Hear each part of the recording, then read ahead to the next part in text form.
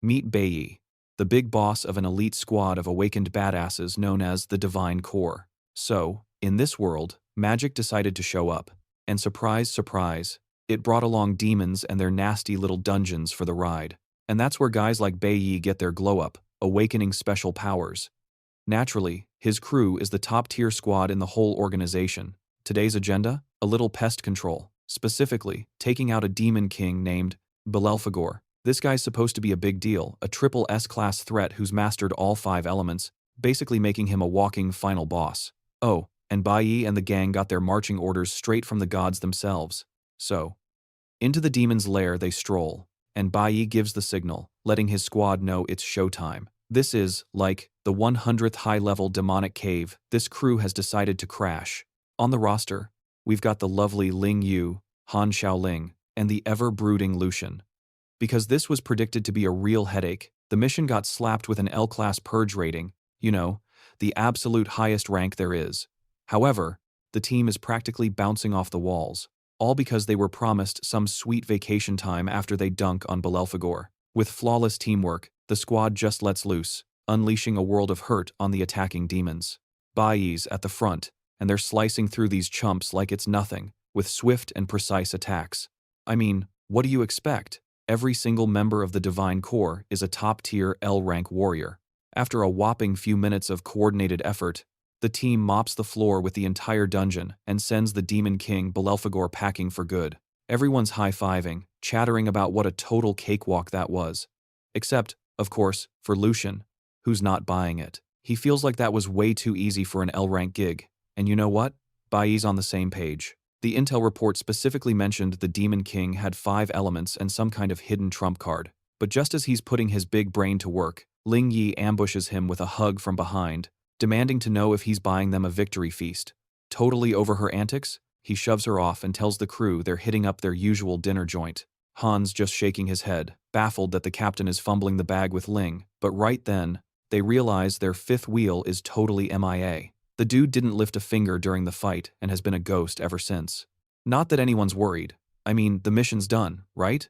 Suddenly, Mr. Missing in Action pops up right behind them, hand raised, and announces that the Time's real-time's purge operation is just beginning. In the next instant, a projectile smashes right into Han's skull. And he's instantly deleted.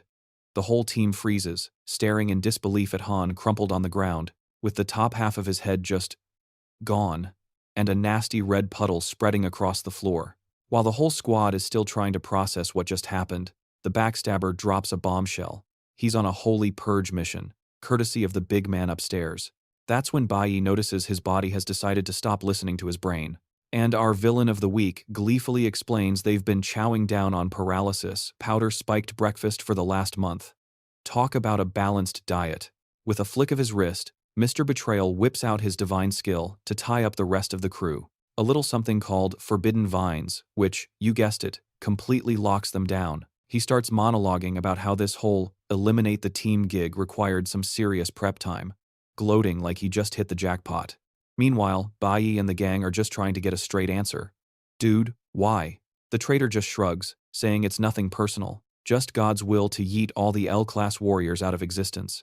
To really drive the point home, he cranks up the vine squeeze on Bayi and his pals, turning their questions into screams of agony. As they start hacking up blood and fading out, they're still stuck on a loop, wondering why their buddy turned on them. Bayi, ever the Boy Scout, sputters that the Divine Core followed all the rules and totally didn't deserve this. I mean, they were total goody two-shoes, right? So Bayi demands to know the reason, and the traitor just smirks.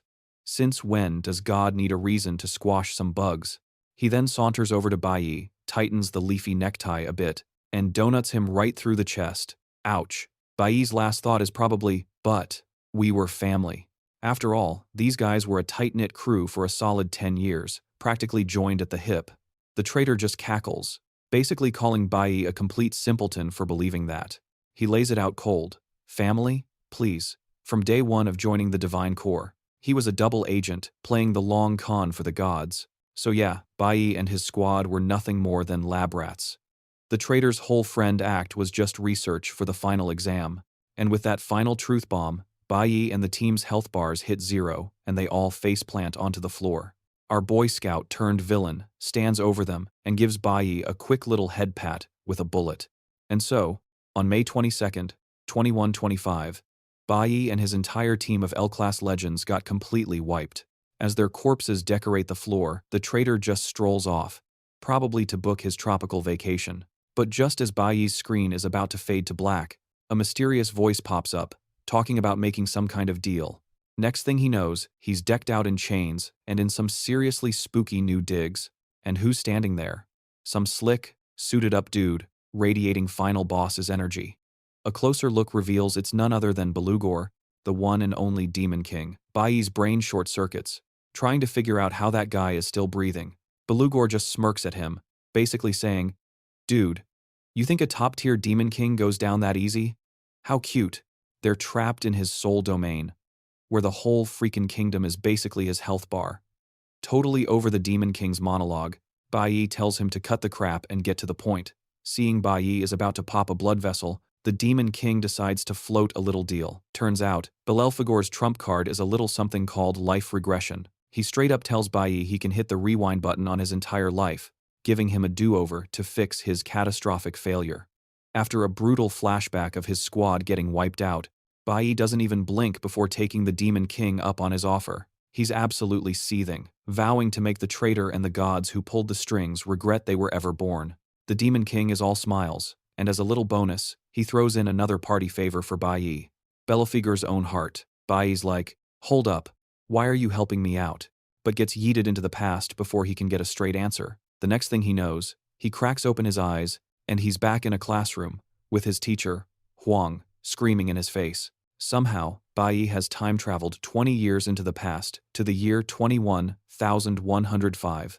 This was back when he was just a middle school punk at the National Awakened Academy, before he even got his powers. Bayi is completely floored, realizing he actually went back in time. Meanwhile, the teacher is ripping into him for snoozing in her class, of all classes, the one right before his big awakening ceremony. As a punishment, the teacher banishes him to the back of the room. Still reeling from the shock, he does the walk of shame to the back, gawking at faces he hasn't seen in almost 20 years. The teacher drones on with her lesson, explaining the 5 main elemental powers: lightning, flower, cloud, nuclear, and stellar. Yeah, flower power is a thing. Apparently, you only get one element, no take-backsies. The teacher then uses herself as an example, flexing that she has the super rare cloud element. She then breaks it down further. Elements are split into 3 categories based on how they sync up with your body: combat, support, and special. She explains that a standard party is basically like a boy band, made up of the 5 elements, each with a different role. She points to the school's own guild team as an example, which has a stellar mage, a cloud warrior, a nuclear bard, whatever that is, and a lightning assassin. The teacher then pumps up the students' egos, calling them all special snowflakes and reminding them that Awakening Day is the biggest day of their entire lives. There are nearly 100 known awakened professions, ranked all the way from dust tier at the bottom to celestial at the tippy top, with ember and abyss ranks somewhere in the middle. These kids only get one shot at this whole awakening thing, and she makes it crystal clear that the stats they roll will pretty much decide their entire future. No pressure, right? After class? Alright, it's Judgment Day, and the students are lining up for their big awakening ceremony. Our boy Bayi spots his classmate, who he so creatively nicknamed 4 Eyes, getting shaken down by some local punk. This chump's name is Hong Zong Shang, who fancies himself a big-shot E-rank stellar assassin, and for some reason, this makes him Mr. Popularity. Bayi just rolls his eyes. Same old story, different day for a professional bully like Hong. Just as Hong's about to collect his protection fee, the teacher swoops in to crash the party. She lays down the law, reminding Hong that school isn't his personal shakedown racket. But Hong, with all the arrogance of a king, tries to spin some tale about how 4 Eyes ran into him, and this was just, fair compensation. Then the dude has the audacity to tell her the only reason she still has a job is because she's easy on the eyes. With his little speech over, he and his goon squad turn to leave, shoving Bayi out of the way like he's a piece of furniture. Bayi, cool as a cucumber, doesn't even flinch. He just watches the teacher make sure 4 Eyes is okay. Turns out, Teacher Huang is a real one, all tough on the outside, but genuinely looks out for her students. And Bayi knows this firsthand, remembering how she helped him out in his past life, right after his own awakening. Speak of the devil, an announcement comes through. It's teacher Huang's class's turn for the awakening chamber. Playing the den mother, she tells her kids to keep their cool so nobody gets hurt. See, in this world, there are two ways to get your superpowers. You've got the natural awakening, which is what our favorite bully Hong experienced, and it's the entire reason his ego is the size of a planet. This natural pop usually happens to jocks and gifted kids when their emotions go into overdrive. Then there's the artificial way, where all the regular folks with a glimmer of potential get shoved into the awakening chamber. This fancy box is the brainchild of some seriously smart scientists. Once you're inside, the thing basically cranks your emotions and adrenaline up to 11. It's designed to force start any dormant powers you've got, because hey, you only get one shot at this. For most people, this is their one and only lottery ticket to a better life. A few of Bayi's classmates have already gone in and came out with some pretty sweet-looking professions. One kid even awakened with the blue tier profession, which is a solid amber class. Finally, it's our main character's turn at the plate. The teacher tells him to stay focused, and with a nod, Bayi steps into the chamber. Now, remember, in his past life, Bayi awakened as an E-rank nuclear warrior, a class so bad it's basically in the dust tier, unanimously voted the most useless profession ever. That pathetic awakening basically put a giant kick me sign on his back for his entire life, and it took him hitting S rank to finally pop his rarest awakening. Stepping into the chamber, Bayi was fully expecting another garbage tier profession, same old story. But then, his jaw hit the floor when the system just glitched out. The chamber sputters to life, detecting not one, but a whopping 5 different elements. A fire ignites in Bayi's core as the system flashes a message he's never seen before. Infinite awakening. The system practically tells him he's hit the jackpot. He can pick absolutely any class from any of the 5 elemental types for his starting gig. And get this, Bayi finds out he can level up the other classes once his main one is maxed out. He nearly faints when he realizes the system also threw in elemental accumulation for free. Turns out, he can stack new classes from the lowly dust rank all the way to celestial, and they keep all their perks. On top of all that, Bayi even gets a shot at unlocking the legendary hidden rank that sits above celestial. It finally clicks. This insane power-up is all thanks to the Demon King's gift. He'd been handed the ability of infinite awakenings, a cheat code that shouldn't even exist. The system then lays out the rules. Pick one starter class, and the other elemental bars get wiped for now. After some serious thought, Bayi makes his choice. He strolls outside to find his teacher, who's practically bouncing with excitement to hear the news. With a perfect straight face, Bayi delivers the tragic news that he awakened as a nuclear warrior, which is pretty much the bottom of the barrel, absolute worst quality in the green class. Huang's face falls, but like the good teacher she is, she rallies and tries to cheer him up, saying, "Hey, even the green class has produced some incredible heroes." She pleads with Bayi not to lose hope, but he just gives her this pitiful look and says there's really no need to comfort him. Of course, Hong just has to overhear this and, like clockwork, shoves his nose where it doesn't belong, immediately starting to trash-talk Bayi. He scoffs, saying the teacher's just feeding him false hope, and that reality is a whole lot crueler. Hong sneers, reminding Bayi that being a dust class means he's officially at the bottom of the food chain. Not done with his ego trip, Hong keeps on running his mouth, telling Bayi that the gods only favor the strong, and the weak are meant to be stepped on. That little mention of the gods instantly sets Bayi on edge, but he keeps a perfect poker face while Hong spouts his garbage. He smugly informs Bayi that he'll have to get used to the back row in class, because that's just how the world works. See, the celestial ranks get the front row seats, followed by Abyss, then Ember, and way in the back, the dust rank losers. Dust rank warriors are basically seen as trash, only good enough to hang out with other low-tier scrubs. Hong doubles down, saying no amount of grinding will ever let Bayi escape his trash-tier fate, calling it a complete waste of effort before getting all up in Bayi's personal space to run his mouth. But Bayi has officially run out of patience, snatching the coffee cup from Hong's hand and giving him a free facial. Hong is absolutely stunned, his brain short-circuiting as he tries to process the sheer audacity. He furiously demands to know what the hell Bayi thinks he's doing, to which Bayi coolly replies that his voice is just annoying static. Bayi's epic combo of disrespect is more than enough to trigger Hong, who decides it's time to teach this F-rank a lesson in pain. He winds up and throws a haymaker straight at Bayi's face. Hang tries to intervene, but it's a lost cause. Little does this chump know, Bayi was ready for this from the start. Just before the fist connects, Bayi casually summons a sword of pure light, effortlessly blocking the attack. He then parries the blow, sending Hong flying across the room and leaving everyone's jaws on the floor. Hong eats dirt hard, while Bayi just stands there, looking like he barely even tried. Spitting up a bit of the red stuff, Hong struggles to comprehend how he just got completely owned. The peanut gallery is in total disbelief at what they just witnessed. Apparently, Bayi didn't screw up. He intentionally picked the nuclear warrior class because he's already a grandmaster with it. See, this was his main class in his past life, so he knows every single cheat code and exploit. Hong staggers back to his feet, his pride completely shattered, and tries to save face by calling it a lucky shot. He puffs out his chest, declaring he's an abyss ranker, a whole different species from bottom feeders like Bayi. But Hang, with her sharp perception, knows that wasn't luck in the slightest. She instantly recognizes that Bayi just pulled off a top-tier movement skill, one exclusive to the warrior class. Hang knows that parry skill is legendary. It not only negates an attack but reflects its full force right back at the sender. And she's absolutely floored to see Bayi execute it so flawlessly, a technique her own master couldn't nail after 10 years of grueling practice. What's really baking Hang's noodle is how Bayi, a total newbie who just awakened, already possesses the combat instincts of a seasoned veteran.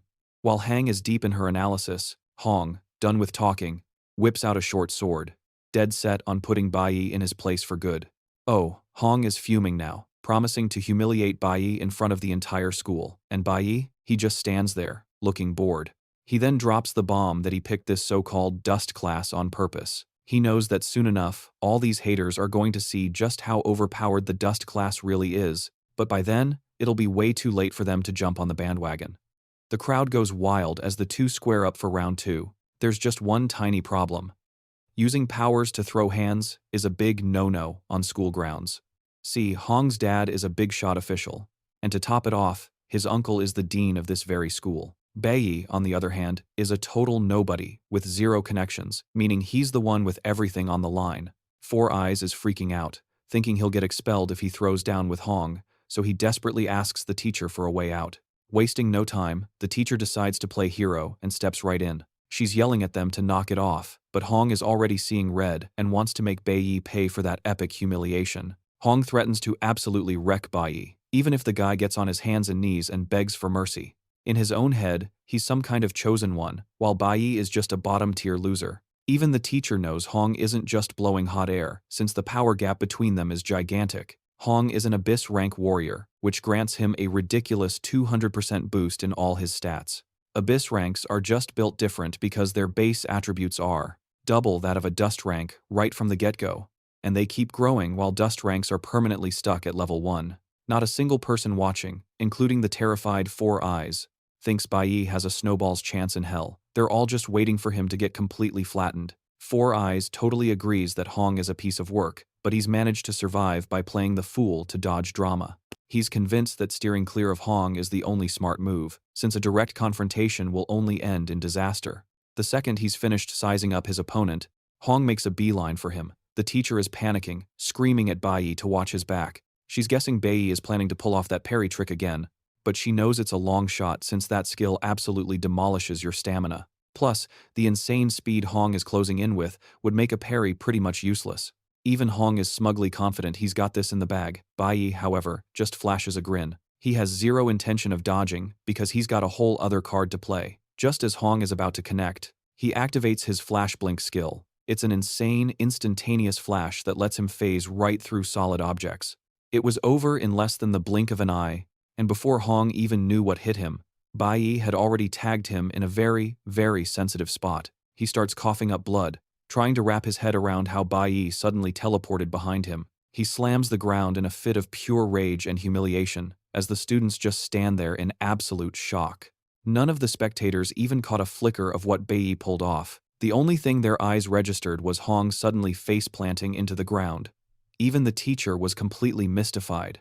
However, the class president, Qian, actually saw the entire, unbelievable move.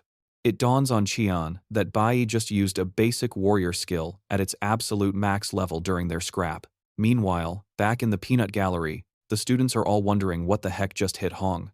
Over on the status screen, Bayi clocks a tiny attribute boost from wiping the floor with his opponent. However, He's completely underwhelmed, thinking the points are basically pocket change. He knows the real EXP comes from hunting demons, and he's itching to get back to it as soon as possible. Still sprawled on the ground like a sack of potatoes, Hong isn't ready to tap out. He screams at Bayi not to leave, yelling that they're not done, then snatches his knife and goes for a cheap shot from behind.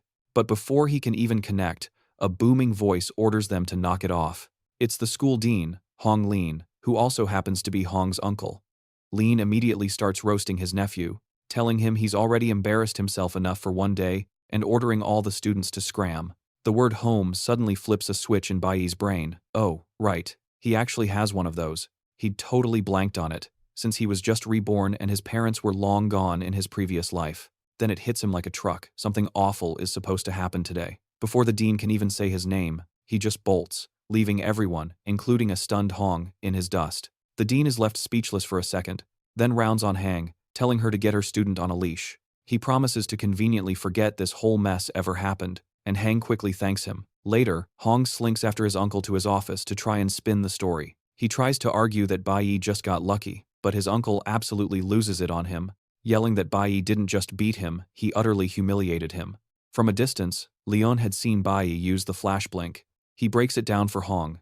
In that single, impossible split second, Bayi pinpointed his weakest spot and struck, leaving him completely defenseless. The dean is ticked off because even with all his experience, he can't pull off the flash skill that flawlessly. The dean basically compares the fight to a pro gamer just toying with a total noob, making it crystal clear to his nephew that Bayi is not some random scrub. Meanwhile, Bayi is hauling ass, his mind racing about how critical it is that he gets home now. He makes it to the apartment building in record time, the memory of how this all went down in his past life burning in his mind. He's ready to change fate, even if it costs him everything. Bayi bursts into the house to find his dad watching TV and his mom doing the dishes. He storms in looking absolutely furious, catching his dad completely off guard, who's just surprised he's home so early. Bayi straight up ghosts his old man and locks eyes with his mom, tears welling up. He chokes out how relieved he is that she's okay. His mom, who can't speak, signs to him that she whipped up his favorite hot and sour noodles. But Bayi's like, nah, not feeling the noodles today. He hits her with a craving for some pickled fish instead. Mom tries to put up a fight, but eventually caves to her son's legendary stubbornness.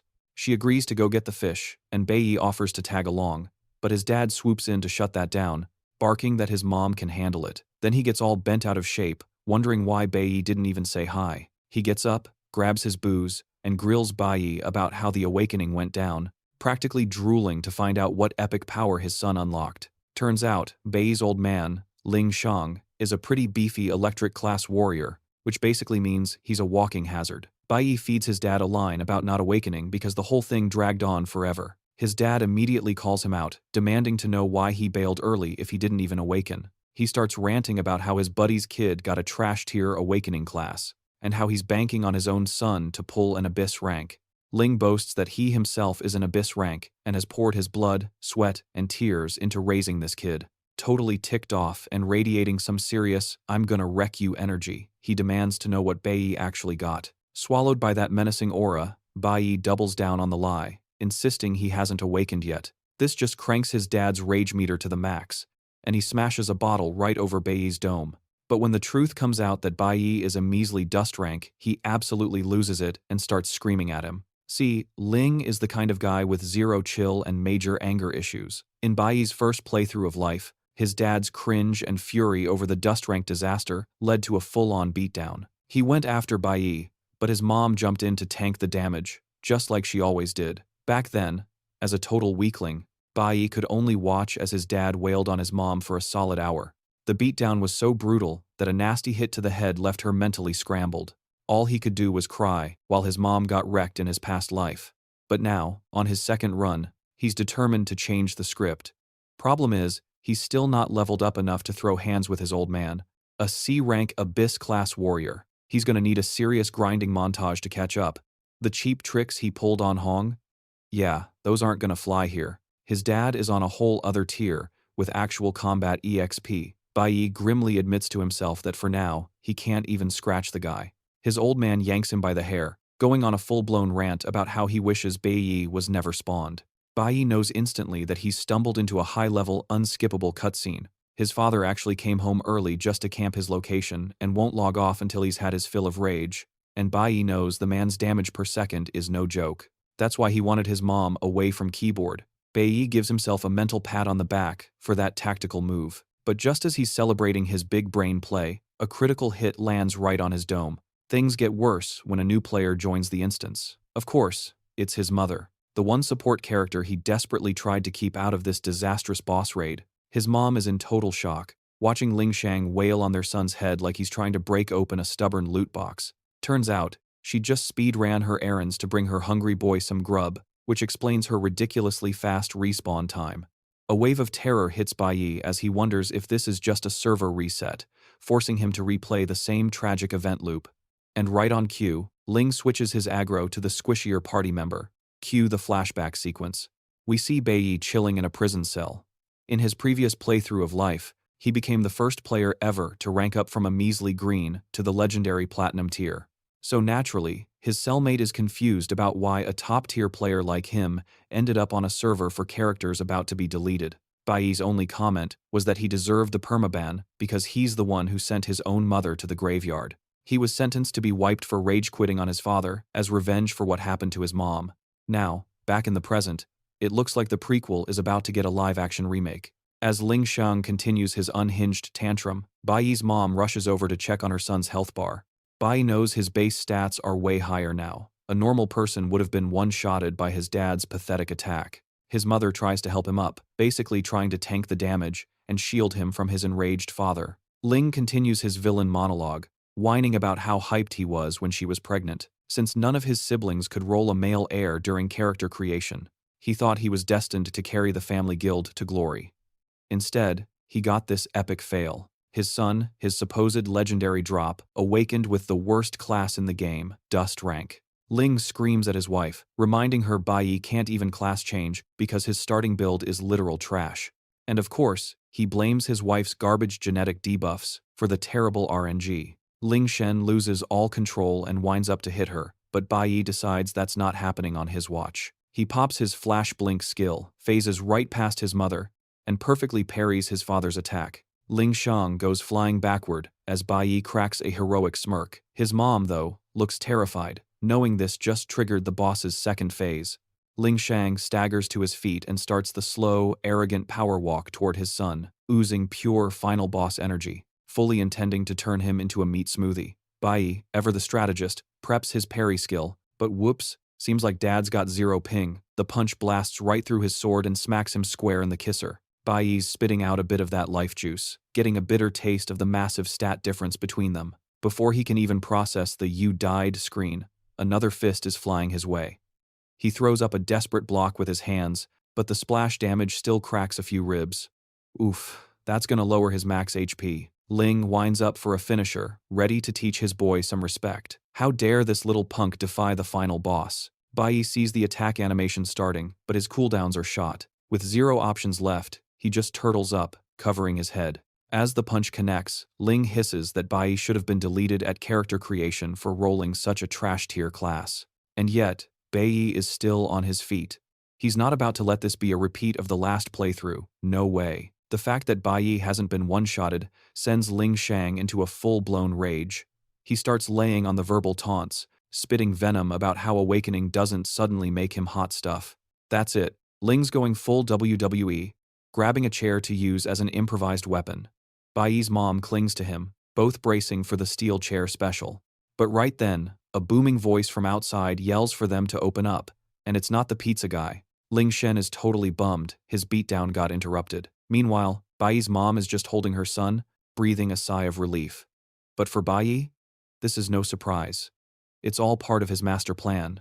Ling Shang puffs out his chest, trying to look all big and bad as he yanks the door open. But that tough guy act evaporates when he sees who's on the other side. Two seriously intimidating dudes are just staring him down, asking what took him so long. Turns out, these guys are investigators from the inspectorate. Meet Liang, the A-rank deputy captain rocking a red uniform, and his partner, Chen Jinwu, a C-rank in blue. Ling Shang is practically vibrating with shock, stammering as he asks what in the world they're doing at his place. Liang just whips out a photo of a wanted criminal, a guy named Snow, and casually asks Ling Shang if he's seen him around. Apparently, their office got an anonymous tip that Snow was hiding in the building, so now they're doing a full sweep, door to door. You can literally see the relief wash over Ling Shang's face, thinking he's off the hook. He even cracks a smile, telling them, nope, he hasn't seen any wanted criminals. He even adds that Snow's face is plastered all over the news, so he'd definitely call it in if he spotted him. And that's when Liang's eyes land on Bayi, who looks like he just went 10 rounds with a truck, and asks Ling what happened there. Ling Shen, quick on his feet, spins a tale about how his clumsy son took a nasty tumble on a grocery run. He even gives Liang a buddy-buddy pat on the shoulder, telling him not to sweat the small stuff.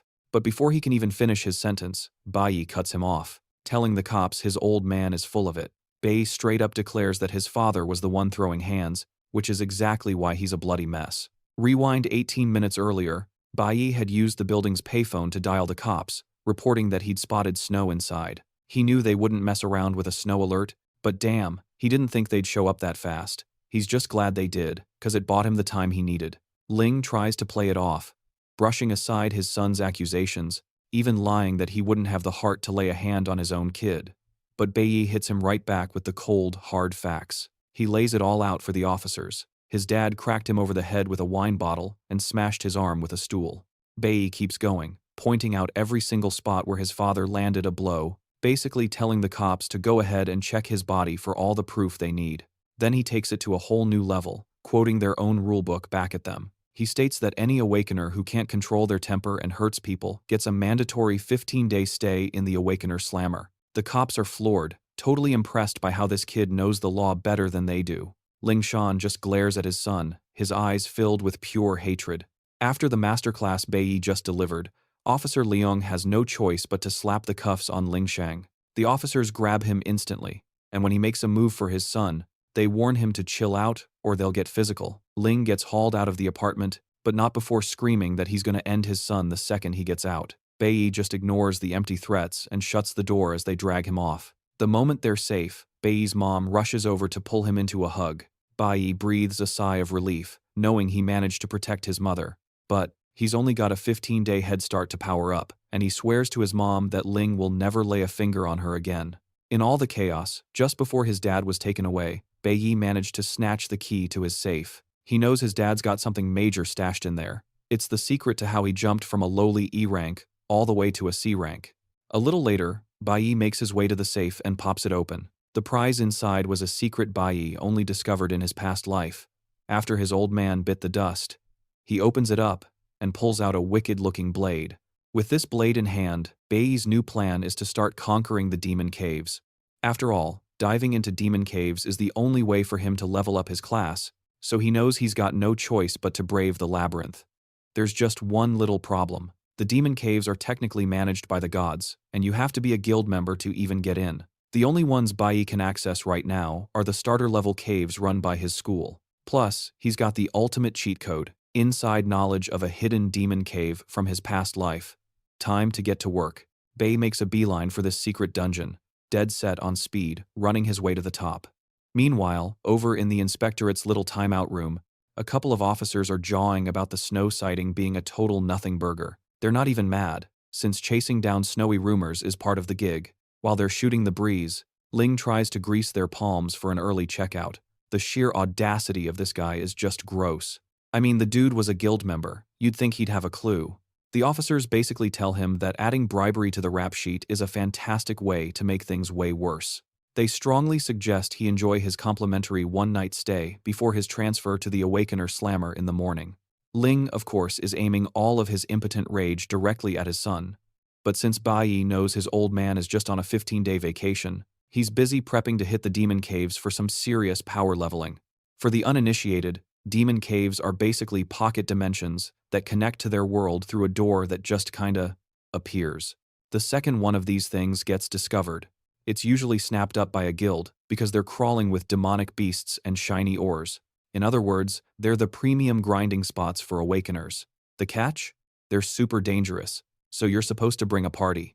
But the one Bayi's about to crash wasn't even found for another 5 years in his original timeline. Talk about exclusive early access.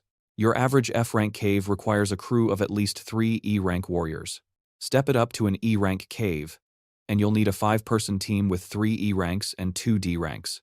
Bayi's pretty confident this little side quest of his is just a measly F rank cave. Look, everyone knows demon caves are a one-way ticket to the afterlife, but Bayi's fresh out of better ideas. It's a solo run or bust. He's got a very personal, very angry motivation to get God tier strong, like yesterday. Armed with the shiny new toy he liberated from his father's safe, he waltzes right into the demon cave. The whole place is a winter wonderland, covered in ice and snow. Bayi immediately clocks it as the domain of a cloud-type magic beast. As he's taking a leisurely stroll through the frozen hellscape, he spots a big ol' ice bear taking a nap. Right in front of it is a charming collection of human skeletons. Looks like a few other explorers already left a bad review. While he's admiring the morbid lawn ornaments, some bloodthirsty forest wolf pops out of nowhere and tries to make him its chew toy. This E-rank doggo is technically stronger than Bayi at the moment. Bayi does a slick back hop to dodge the furry torpedo, but the thing comes right back for seconds. He manages to block its fangs with his blade, though. Bayi then decides it's his turn, flipping the script and one-shotting the wolf with a single, beautiful slash. He's only pulling this off thanks to the A-rank weapon he's rocking. We're talking about a piece of gear that's not even on the market, which is exactly why his old man kept it under wraps. With this bad boy, Bayi can totally close the ridiculous skill gap between him and these beasts. This baby is the legendary Hunwu blade, forged from Hunwu stone. It's so ridiculously sharp it treats iron like it's made of jello. But hey, even with a cheat code weapon like this, Bayi knows it'll still take at least 4 solid hits to drop these tanky monsters. He lets out a sigh, muttering about how much he misses being an all-powerful L-rank awakener. Turns out, he needs to farm 20 wolves to get a single skill upgrade. And since this whole place is a frozen wasteland, all that juicy experience is getting funneled right into his cloud element. It's going to take him 10 of these upgrades just to crawl out of E rank and hit D rank. And just then, Bayi finds himself the center of attention for a wolf pack drawn in by the smell of blood. What a perfect, if slightly suicidal, opportunity to grind some levels. The wolves try to swarm him, but he just falls back on his 2 favorite skills, bob and weave. Then hit him where it hurts. He dances around their attacks without a scratch, while chipping away at their health bars. He wipes out the first mob, bagging a cool 52 experience points for each kill. He also scored some wolf's fangs as a loot drop. After clearing the trash mobs, it's time for the main event, the Wolf King. Using his insane agility, he lands a flurry of strikes all over the boss, giving it 0 chance to even think about healing. The Wolf King bites the dust, and Bayi snags 56 points for the takedown. And for beating the area boss, he also scored a rare Snow Wolf diamond. Now that the first wave is cleared, Bayi's got enough EXP to finally hit D rank.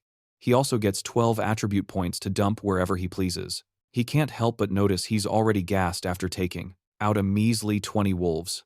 Man, these E-rank bodies are pathetically weak. He also realizes he desperately needs a dimensional backpack to haul all this sweet loot. Bayi has to admit, trying to solo a demonic cave is one heck of a grind. That Snow Wolf diamond he pocketed is a super durable crafting material for special weapons, and it costs a fortune on the open market. He knows the only way to get into the high-tier demonic caves is to get scouted by the Divine Corps. Since the Awakening Academies are basically farm leagues for the guilds, they're always sending reps to poach promising new talent. Getting into a major guild after graduation is the ultimate dream for every student. But if you get kicked off your team, your career is pretty much dead in the water, which is the exact tragedy that befell Bayi's father, leaving him permanently hard stuck at C rank. Taking a quick look around, Bayi figures he's about to burn through his stamina like a wildfire if he tries to solo this entire zoo. Dude's already running on fumes, and just when he thinks it can't get worse, another wolf pack crashes the party. Alright, time to pull a classic troll move from his playbook. He books it, and the puppy patrol follows right on his tail. He leads them on a merry chase into the woods, starts chopping down trees just to get some breathing room. All that ruckus is basically a dinner bell for the forest's other resident monster, the massive cloud python. So now, Bayi's got wolves and giant snakes to juggle. Fun times. To get himself out of this mess, Bayi puts his master plan into action. He sets off a massive explosion, hoping the Big Bang serves as a rude awakening for one very specific, very grumpy resident.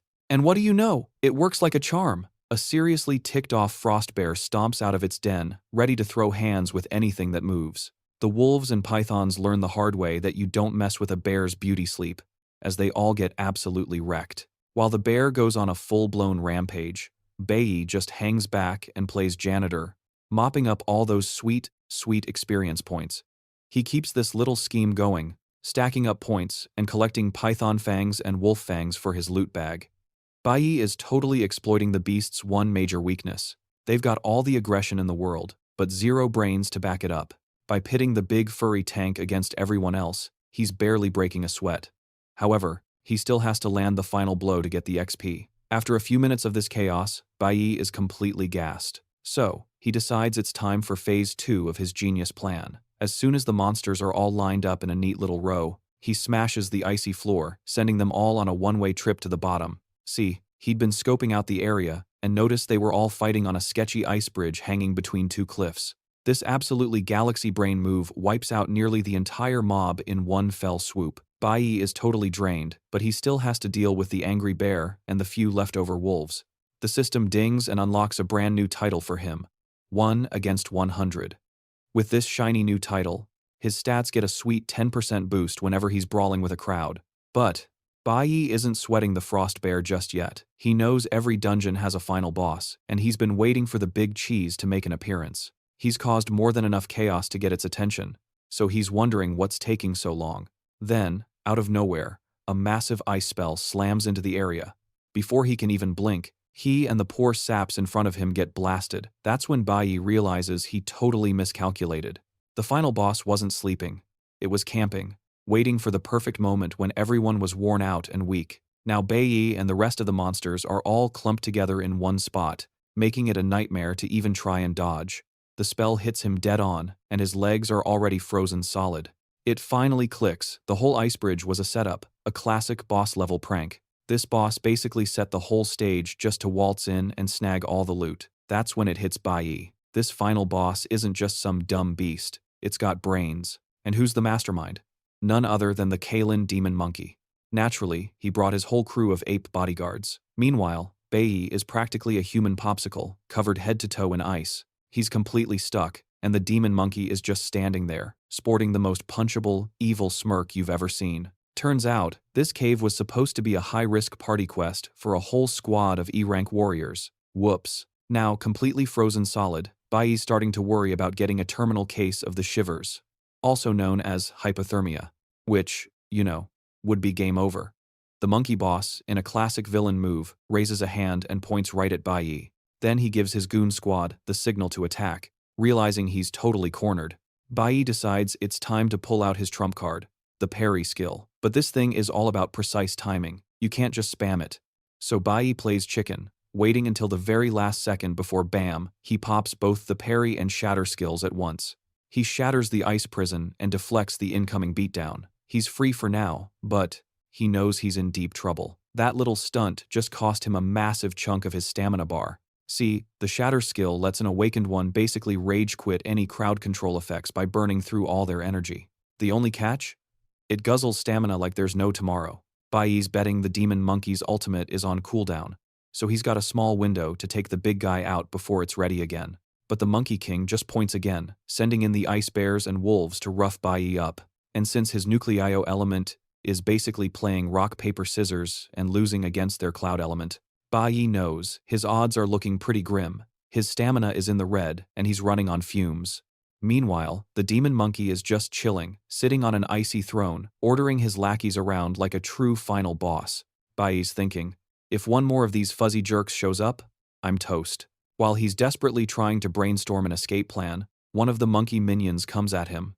The ape tries to turn him into a pancake with a giant club, and all Bayi can do is barely block it. He gets shoved back hard, his knee grinding against the ice as he struggles to stay on his feet.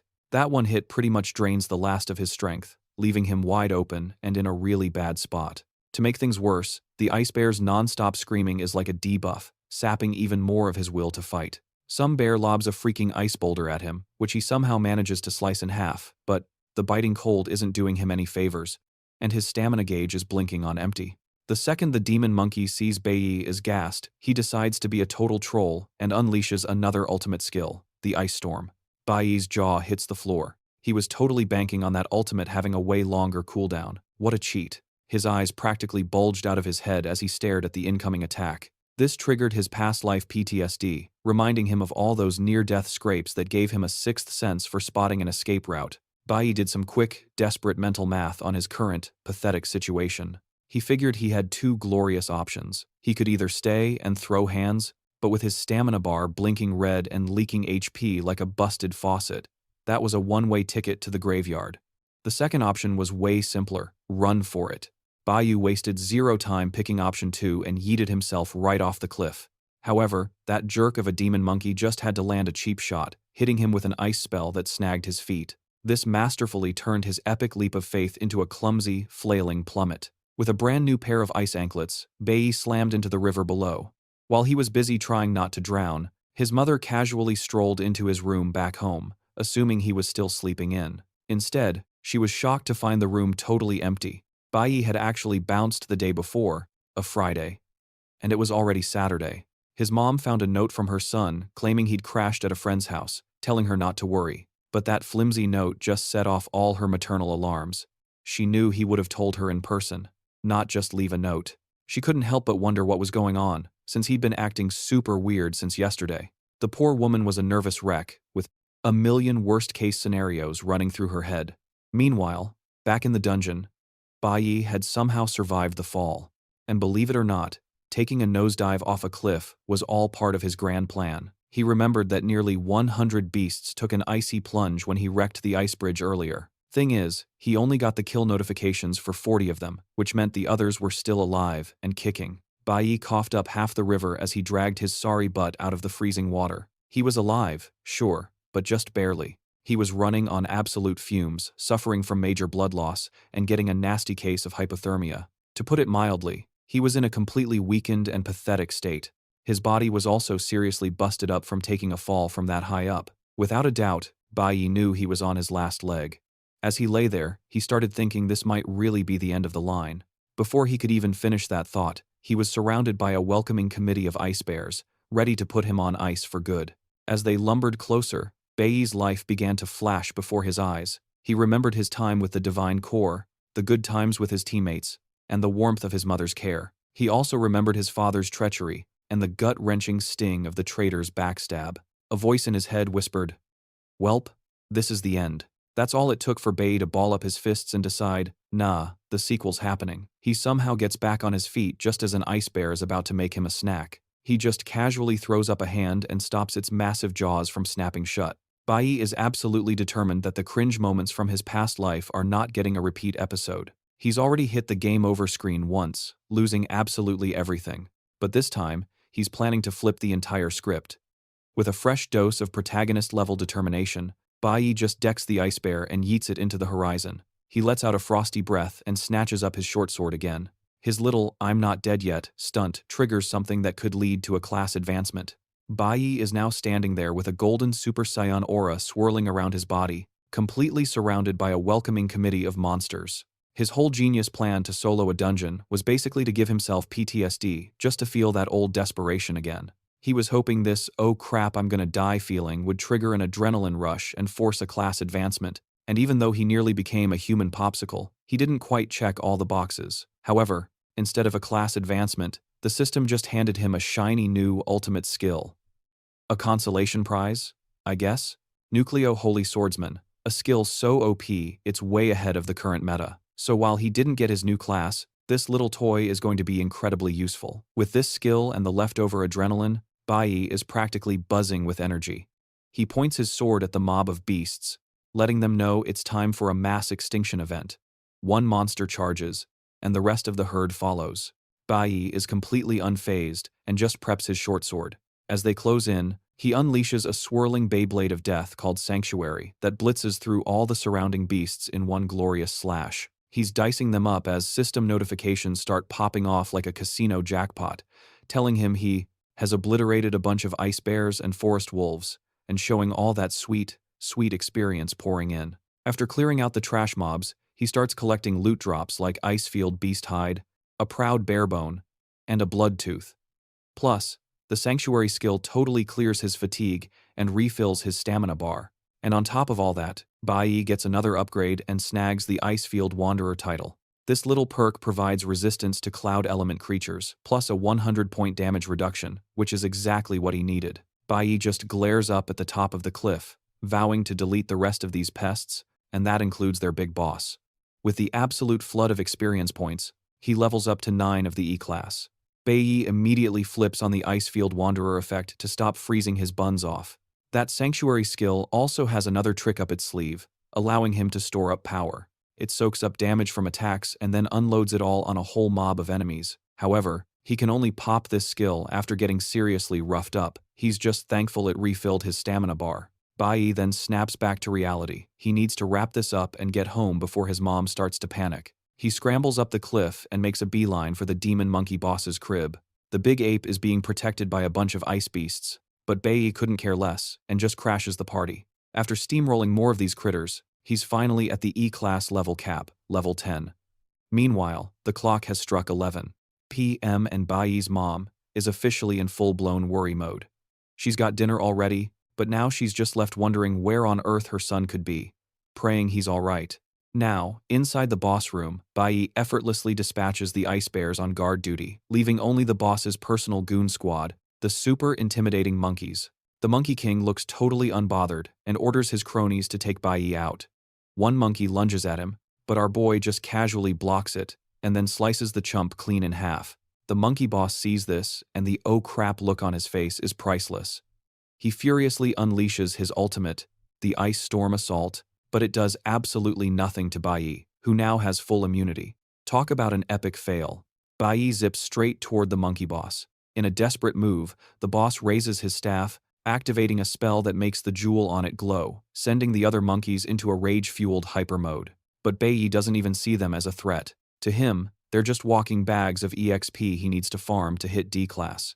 Bayi carves through the juiced-up beasts like they're not even there, before unceremoniously relieving the monkey boss of one of its arms. The boss lets out a blood-curdling scream as the red stuff goes flying. Before it can even think about its next move, it looks up and meets Bayi's bone-chilling death stare. Bayi then rains down a flurry of cuts all over the boss's body, ending it for good. A notification pops up, letting Bayi know he's successfully clapped the D-class cloud element user, the so-called King of the Azure Forest, and has gained a whopping 1,000 experience points. He also officially promotes to D-class Nuclear Warrior. After the dust settles, he spots all the loot waiting to be picked up. Because of all the experience he farmed from a cloud element enemy, the system dings him with a message that a new profession is about to awaken. Bayi is stunned, having completely forgotten about this feature. A wicked red and blue aura starts erupting from his body. He awakens the cloud element mage profession and can now switch between classes anytime he wants. Bayi is absolutely stoked to awaken a red profession, even if it's just E-class, because unlike the standard Nucleo class with its measly 100% bonus, the red class is packing a whopping 200%. This new class is already as strong as his old one right out of the box, so Bayi casually scoops up the mage weapon, a stone of magic, and even finds a magic pouch that can hold a solid 20 items. And while he's busy looting everything that isn't nailed down, the leftover monsters can only stare in helpless confusion. Once he's done, Bayi glances up and notices a few stragglers survived. Well, since he just got a new profession, he figures it's the perfect opportunity for a little test drive and flips on his new mage mode. A menacing red glow erupts from his eyes as he gets ready to absolutely delete them from existence. It's now 5 a.m. The next morning, a lovely Sunday, and Bayi's mom has been up all night, anxiously waiting in the living room for him. The second Bayi opens the door, she practically leaps to her feet. Bayi strolls in with a cheeky grin, apologizing for making her worry as if he was just out for a walk. His mom doesn't say a word, she just rushes over and pulls him into a tight, tearful hug. Bayi's a bit stunned to realize she's been waiting up without even eating, but then he tells her he's got some seriously good news. Turns out, on his way out of the dungeon, Bayi stuffed that new magic pouch with all sorts of valuable goodies. And right after he leaves, he conveniently runs into an ore broker. The broker tries to lowball him with an offer of 800, but Bayi just counters with 8,000, which almost makes the guy's eyes pop out. Bayi doesn't even bother to haggle, he just starts packing his ore away like the deal's off. The broker panics and raises his offer to 2,000, but Bayi just shoots back with a demand for 5,000. The guy swears 3,000 is his final offer, but as he's saying it, Bayi starts his own countdown. and the price magically starts climbing towards 7,000. The broker keeps arguing, but seeing that Bayi is a master-level troll, he finally caves and agrees to the 7,000. Having dealt with these sharks in his past life, Bayi knows exactly how to play them. With the cash he made from schooling the broker, he immediately rents a new apartment for his mother, who had to endure one problem after another in his past life. But this time, Bayi's only goal is to make sure she's cared for and can finally enjoy her life. He signs the lease right in front of his mom, whose jaw drops at the ridiculously high price. By 8 p.m. that Sunday, they were all settled into the new place. Bayi is thrilled to see his mother smiling, a sight he hasn't seen in a very, very long time. But even with a fancy new apartment and a rank up from E to D class, he knows he can't relax for a second, not with his father lurking in the background. Bayi figures he should probably deal with his dad drama first before hunting down his main target. So, he slaps a magic stone onto his right arm, juicing up his area of effect spells by a whopping 50%. Meanwhile, across town, Hong is grinding like a madman to break his limits, speedrunning one labyrinth after another with 0 breaks. He's so deep in the zone that when his own sister begs him to take a breather, he just swats her hand away. Yeah, this dude will do whatever it takes to be number one.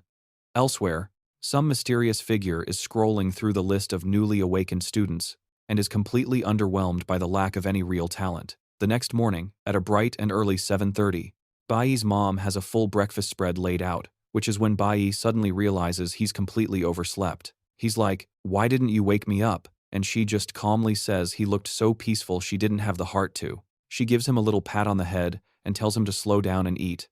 And just like that, with his mom's magic touch, Bayi actually calms down, realizing it's been forever since he slept this soundly or had a breakfast that wasn't a speed-eating contest.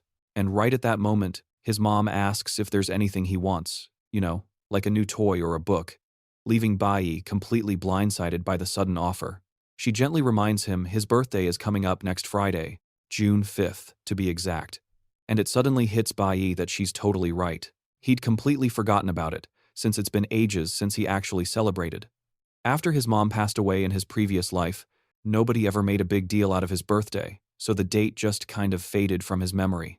So, as he's munching on breakfast, Bayi is racking his brain trying to think of a single thing he wants. But he comes up blank, because the one thing he truly wanted, he already has back. His next big mission, the one that matters most, is to serve some cold, hard justice to the traitor who got him and his whole squad wiped out. When Bayi finally rolls up to school, he finds out they're gearing up for the big combat simulation. The teacher is up front, giving the whole class of fresh-faced awakeners the lowdown. He explains that the whole academy is basically under the thumb of the Divine Guild, and yeah, they'll be watching every single move. This combat simulation, it's their one big shot to impress the guild's top brass. He drops the bomb that this is basically their graduation exam, and it's going to be broadcast live. Whoever comes out on top gets a golden ticket to a special training camp with the high school division.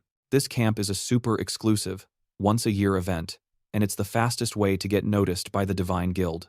Normally, the school gets all the top-tier students from both middle and high school and ships them off together to the Shanghai Nation, which is where the Divine Guild's main headquarters is located. Bayi's mind drifted back to the Shanghai Nation, the place he met his master, and the very same place that spawned that traitor. Funny thing is, that snake never even met the master, having slithered into the Divine Core long after he was gone. Bayi knew he had to absolutely crush this assessment to get into the training camp.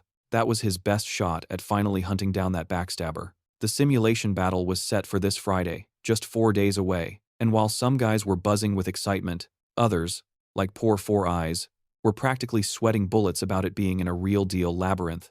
The instructor then jerked a thumb toward the training room for their first session. All right, maggots. Physical conditioning in the gravity room. Everyone starts with 10 sets of shuttle runs, now.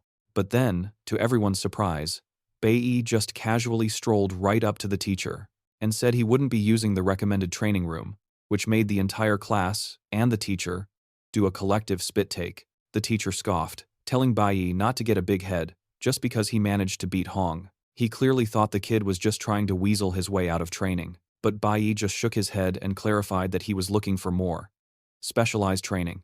The instructor's brow furrowed. "Are you implying there's a problem with my methods, kid?" Bayi calmly explained that, sure, Physical conditioning is vital for most awakeners, so the gravity room itself isn't a bad call. However, he continued, these shuttle runs are really only optimal for classes like assassins and warriors. You know, the ones who rely on pure speed and coordination. But that's not what everyone here needs. He then told the teacher that classes like mages and chanters would be far better off training in the element room. He finished by saying everyone should be allowed to train based on their class's unique needs, since they all fight differently. The teacher just stared at him. So, you're basically trying to teach me how to do my job? Is that it? Qian, who had been listening in, was completely stunned.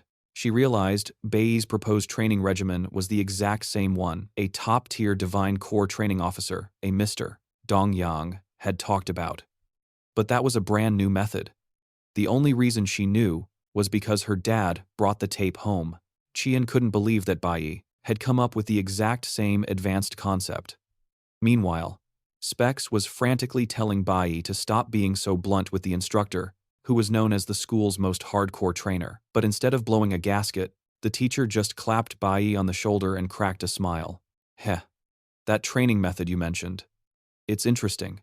The teacher lays it out. With this many newbies, one-on-one coaching is basically a pipe dream for now. He hammers home the point that this combat sim isn't a game. It's how they grade everyone's performance. And if you screw this up, it could totally tank your entire future. Bayi flashes back to his past life. Even with a trash-tier family, his teachers were the real MVPs, supporting him and helping him not turn into a total screw-up. He looks the teacher dead in the eye and promises, I won't disappoint you. The teacher, still skeptical, asks Bayi what his grand training plan is for a nuclear warrior like him. Bayi, with a straight face, suggests cranking the elemental suppression in the training room all the way to max. This insane request leaves both the teacher and Specs completely floored. Bayi then spins a tale about how, even as a warrior, he wants to balance his build by facing his weakest stats head-on, all while sneakily hiding his real goal, grinding levels for his secret mage class.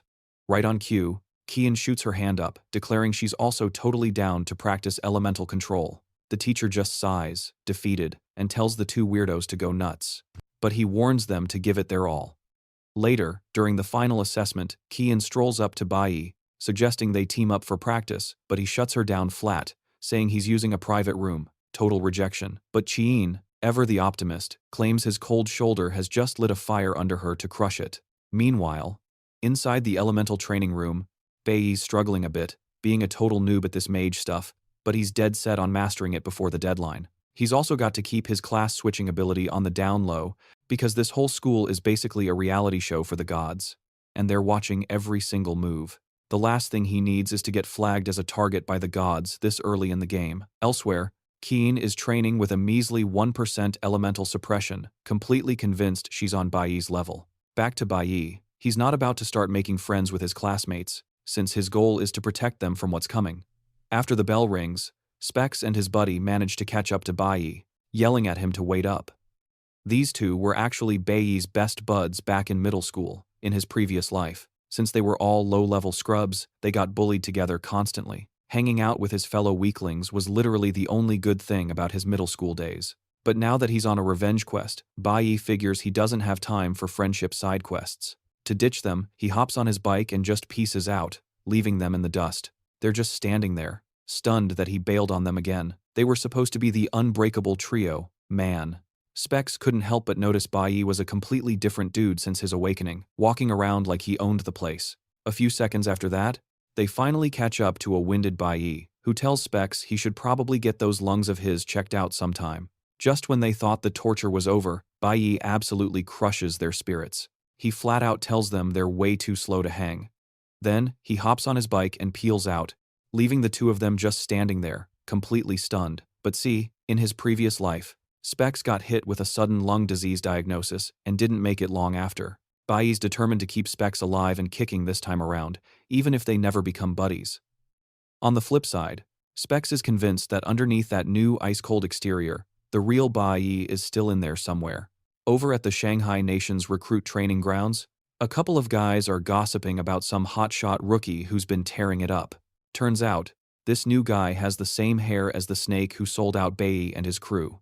Later that night, when Bayi got home, he warned his mom not to go out by herself and promised he'd always be home early with the groceries from now on. Bayi's on edge because he knows damn well the world outside isn't exactly safe for his mom, and he's got to find a better, more secure place for her to live.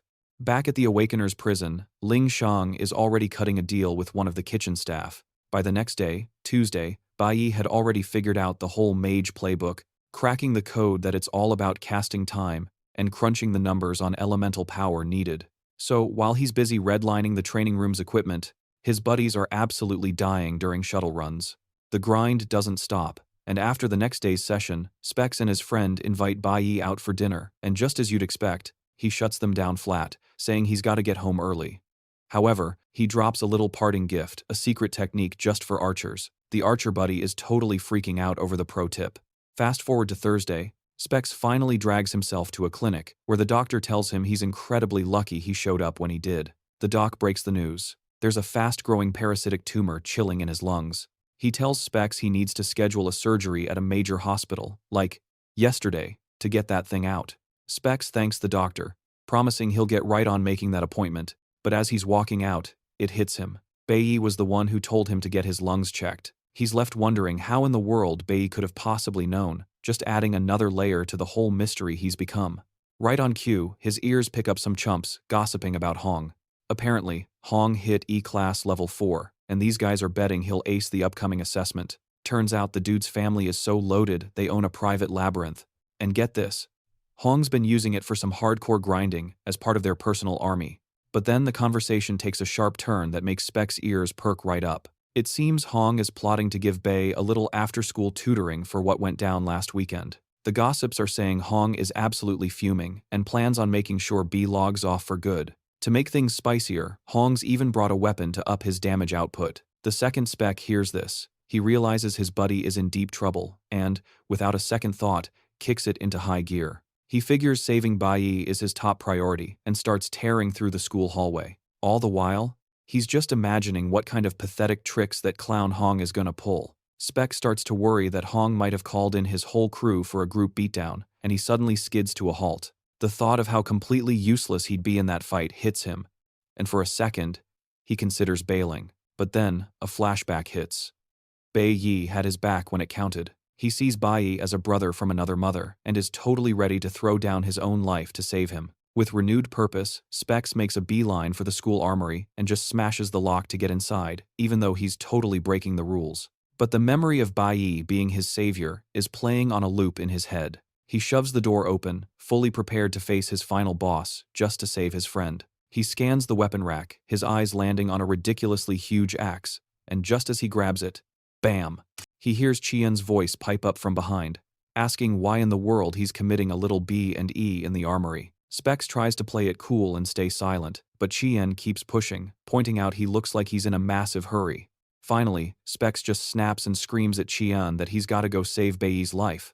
Meanwhile, Bayi, who's not an idiot, has already noticed he's got a tail. He casually leads them into an alley before telling his stalker to show themselves, and who else but Hong steps out. Hong's trying to look all menacing with a sword in his hand, declaring he's here to settle the score. Bayi just turns around with this look of pure pity, asking Hong if he seriously thinks he has the stats to take him on. Hong, full of hot air, fires back that he's absolutely positive he can wipe the floor with Bayi. He shouts this while charging at Bayi, popping his skill called Accelerate like a total noob. Hong brags that he's been on a non-stop training montage ever since their last little encounter. On top of his little speed boost, Hong activates another skill, trying to pull a classic nothing personal, kid, by teleporting behind Bayi. Just as Hong's about to connect, Bayi casually zips out of the way. The moment an opening appears, he snatches Hong up and introduces his face to the pavement. Hong lets out a pathetic gasp. It finally dawns on him that Bayi's attack power is on a whole different freaking planet. He can't wrap his head around it, but Bayi just smirks. "You think you're the only one who's been grinding, bro?" For extra dramatic flair, Bayi whips out his dagger and slams it into the dirt, an inch from Hong's ear. The reality check finally hits. Bayi's stats completely and utterly dwarf his own. They might be the same age, but Hong gets it now. The dude looming over him is a final boss he can never hope to beat. Hong is absolutely floored that Bayi has been leveling up on the sly, too. He completely loses it, screaming, "What's your level?" He's in total denial. He's demanding to know Bayi's secret, whining that he grinded like a madman just to hit level 4. And it was a ton of work. He can't process how Bayi is still so much faster. Hearing Hong complain about his hard training just makes Bayi's grin even wider. Bayi just casually asks, "So, ever died before?" With a blade at his neck, Hong just tells him to get it over with. Hong accuses Bayi of looking down on him, and Baiyi's just like, "Yeah, duh," but he assures the guy that he doesn't actually despise him. Asterisk that times much. Baiyi's actually kinda impressed Hong came alone instead of trying to jump him or calling his posse for a beatdown. Bayi gets it. This was just Hong trying to see how his new stats measured up. Hong goes full edgelord, screaming at Bayi to finish him now or face his wrath someday. He's all, "Stop acting like you can read my mind." Bayi pauses for a sec and goes, "You know what? I take it back. I think I do hate you now." Meanwhile, Specs and Chi have shown up, but they're just lurking in the bushes, watching the show. They're pretty shocked to see Bayi has the whole situation on lock without them lifting a finger. They spot Bayi just chilling on top of Hong like he's a piece of furniture, and Hong isn't even twitching. Then, Bayi leans in and tells Hong he's got a little proposition for him. He dangles a power-up in front of Hong, letting him know there's a way to get stronger, but it's gonna cost him a favor. Fast forward to the next day, Friday. It's time for the big assessment. The teacher announces to the assembled students that it's combat simulation time, explaining that even though he said simulation, they're about to dive into a very real labyrinth. Now, most of the dungeon's power has been nerfed, but it's not exactly a walk in the park. The teacher warns them to play it smart and not bite off more than they can chew, cause the place is crawling with nasty critters. To make sure you all don't become monster food, we've assigned some high schoolers to babysit you. These seniors aren't here to fight for you, but they're basically your panic button if things get hairy. You'll form squads of 4 to 5 people with a senior calling the shots. You get to pick your poison, E-class or F-class dungeons, but let's be real. The E-class dungeons are a whole different level of pain, and the teacher is practically begging you not to try one unless you've got the stats for it. He also casually drops that if you fail, you can kiss your academic credits goodbye, just to show you how much this matters. After laying down the law, the teacher tells them it's time to choose their destiny. He asks for a show of hands from anyone crazy enough to challenge an E-class dungeon. A grand total of 8 students, including Chi Yin and Hong, raise their hands for the E-class suicide mission. Specs is just baffled that some of his classmates are actually volunteering for that beatdown. Out of 180 students, the teacher announces that 8 have signed up for the express train to pain. He tells the rest of the class they'll be randomly tossed into the F-class kiddie pools. But then, Chi Yin notices that our boy Bayi hasn't lifted a finger. Just as she's wondering, Bayi strolls right up to the teacher and drops a nuke. He wants to challenge the school's D-class Spirit Jade dungeon. The entire room just short-circuited. The moment Bayi declared he was taking on the D-class dungeon, you could hear a pin drop in the dead silence that followed. His teacher just stared, his brain buffering from the sheer absurdity of the request. Among the sea of stunned faces, Hong Chen-sheng and the class president, Chi Yin, were looking at him like he'd just sprouted a second head. The teacher finally reboots and tells Bayi he's gotta be kidding, saying no one in their right mind jumps straight to a D-class dungeon and straight up denies his request. However, Bayi's death glare screamed that he was 100% serious. And just then, the dean of the junior high division, Hong Lang, decided to enter the arena. He breaks it down, explaining that D-class dungeons are ridiculously dangerous and are usually reserved for high schoolers who've already hit D-class or higher. Completely unfazed, Bayi clapped back, pointing out that the official rules state students can choose their own level. He then added, "This school's whole purpose is to scout exceptional talent for the Divine Guild, isn't it? And the main criteria for that talent are courage and power." Bayi shot back, asking if the dean was seriously going to deny him the chance to prove he had the goods. Pinned by Bayi's airtight logic, Dean Hong Lang finally cracked, but only a little. He immediately threw another wrench in the works. All dungeons require a team entry, period. Without missing a beat, Bayi replied that he could just do it solo. This totally set the dean off, who bellowed that solo runs are strictly forbidden by school rules to keep students from getting themselves wrecked. Just as the whole argument ground to a halt, Chi Yin's hand shot up as she confidently announced she'd also take on the D-class dungeon, her expression locked in determination. Dean Hong Lang, looking like he was about to have a heart attack, immediately questioned Chi Yin's decision. He practically begged, asking if she'd lost her mind and worrying about how he'd ever face her father if she got hurt. But Chi Yin stood her ground, unflinching. She explained that she was also aiming for the highest score possible and was dying to test her own limits. Flashing a confident wink, she turned to Bayi and offered to party up, only to be met with complete and utter shock. Bayi bluntly shut her down, stating he was planning to clear the dungeon all by himself. Before Chi Yin could even register being rejected for the second time, the teacher stepped in. He plopped a hand on each of their heads and announced that Bayi's refusal was officially invalid. With that, he forced them to form a team, causing the dean to let out a massive, frustrated sigh. He reluctantly agreed, muttering under his breath about how unbelievably arrogant the new batch of students was. The teacher then immediately pointed out yet another problem. Since their team only had 2 people attempting such a dangerous dungeon, it was a snowball's chance in hell that any upperclassman would volunteer to supervise them. Just when it seemed their challenge was doomed, a hand rocketed up from the group of seniors. A ridiculously charismatic young man stepped forward, flashing a dazzling smile. He declared that the budding flowers of the motherland always need someone to protect them. The teacher looked massively relieved, and told the volunteer that with him on the job, he could finally relax. Chi Yin, now standing next to Bayi, instantly recognized the senior who had just volunteered. She whispered to Bayi that his name was Zeeling and that he'd come this close to joining the elite ultimate school team. As Zeeling swaggered over to them with a cocky smirk plastered on his face, Bayi was just wondering who this clown was and what the heck that team was supposed to be. When Zeeling finally stood before him, Bayi simply stated, "Never heard of you." The comment seemed to entertain Zeeling, who thought to himself that Bayi was just some clueless pretty boy, just itching to flex on everyone, completely clueless about his own league. Alright, with the last squad locked in, the teacher got everyone's attention. He dropped the bomb that the teams were set, and the combat simulation was officially a go, summoning a massive, glowing red portal right in front of them. He then casually mentioned their dungeon dive would be live-streamed by pro-grade drones, catching every single glorious or embarrassing move. With one last pep talk, he basically told them to go nuts and see who could rack up the most points. As the other students hyped themselves up, Bayi was locked in, staring ahead with that main character energy. You see, the Awakened Academy was built right on top of a massive demon cave they'd already conquered. And over the years, this Big Daddy cave started spawning a bunch of smaller, low-level portals all over the school grounds for the junior high and high school kids to play in. These fresh new dungeons, with their power levels mostly between F and D class, were basically the perfect training grounds for the students. So as dudes like Specs and his buddy hopped into their portals, the combat simulation officially kicked off. Meanwhile, inside their portal, we find Bayi, Chi Yin, and their designated senior babysitter, a guy named Zeeling, with a little camera drone buzzing right behind them.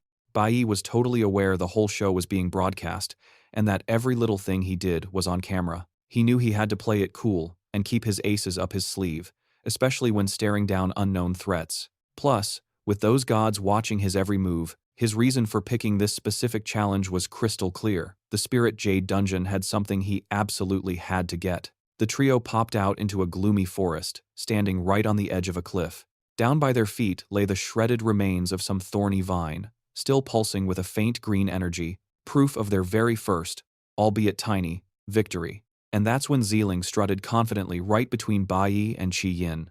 He puffed out his chest and told the 2 rookies not to worry, cause their big bro was here to protect them. He even started bragging about how he'd cleared unsealed D-class dungeons with other top-tier Awakened. As they ventured deeper into the woods, Chi Yin asked Zeeling just how tough the monsters in a D-class dungeon really were. He explained that their levels usually range anywhere from E5 to D5, but, he pointed out, since these were school-owned dungeons, all the really nasty beasts were sealed away, so the chances of running into a true D-class monster were basically zero, and there definitely wouldn't be a boss. Then, with a smug grin, he added that they shouldn't look down on the high-level E-class mobs because their attack power and speed could still pack a serious punch. He laid it on thick, reminding them that as newbies, they were basically just cannon fodder, and Qian totally bought it, nodding along. Zeeling then smoothly shifted his attention over to Chi Yin, promising he'd find some weak sauce monsters for them to grind points off of, swearing he wouldn't let a single hair on her head be harmed. But right in the middle of his big hero speech, he realized Bayi had already wandered way ahead of the group, with this weird green glow pulsing around him. Zeeling just stopped, completely baffled by what Bayi was doing. He shouted after him, warning Bayi not to get too cocky and aggro a monster they couldn't handle. Bayi just stopped in his tracks, glanced back, and flat out told Zeeling he was being way too loud, which completely shut the senior up. Rocking a smug grin and eyes that practically glowed with power, Bayi told Zelling to just hang back and watch the show, cause his help wasn't going to be necessary. All Zelling and Qi Yin could do was watch, dumbfounded, as Bayi just strolled on, taking point like he owned the place. The perspective then flipped to the live stream cam, zeroing in on our trio as the official broadcast for this year's combat simulation kicked off. Meanwhile, back at the academy, massive screens were plastered everywhere, so students and faculty could watch the combat sim streams live, broadcasting every team's progress or lack thereof inside the dungeons.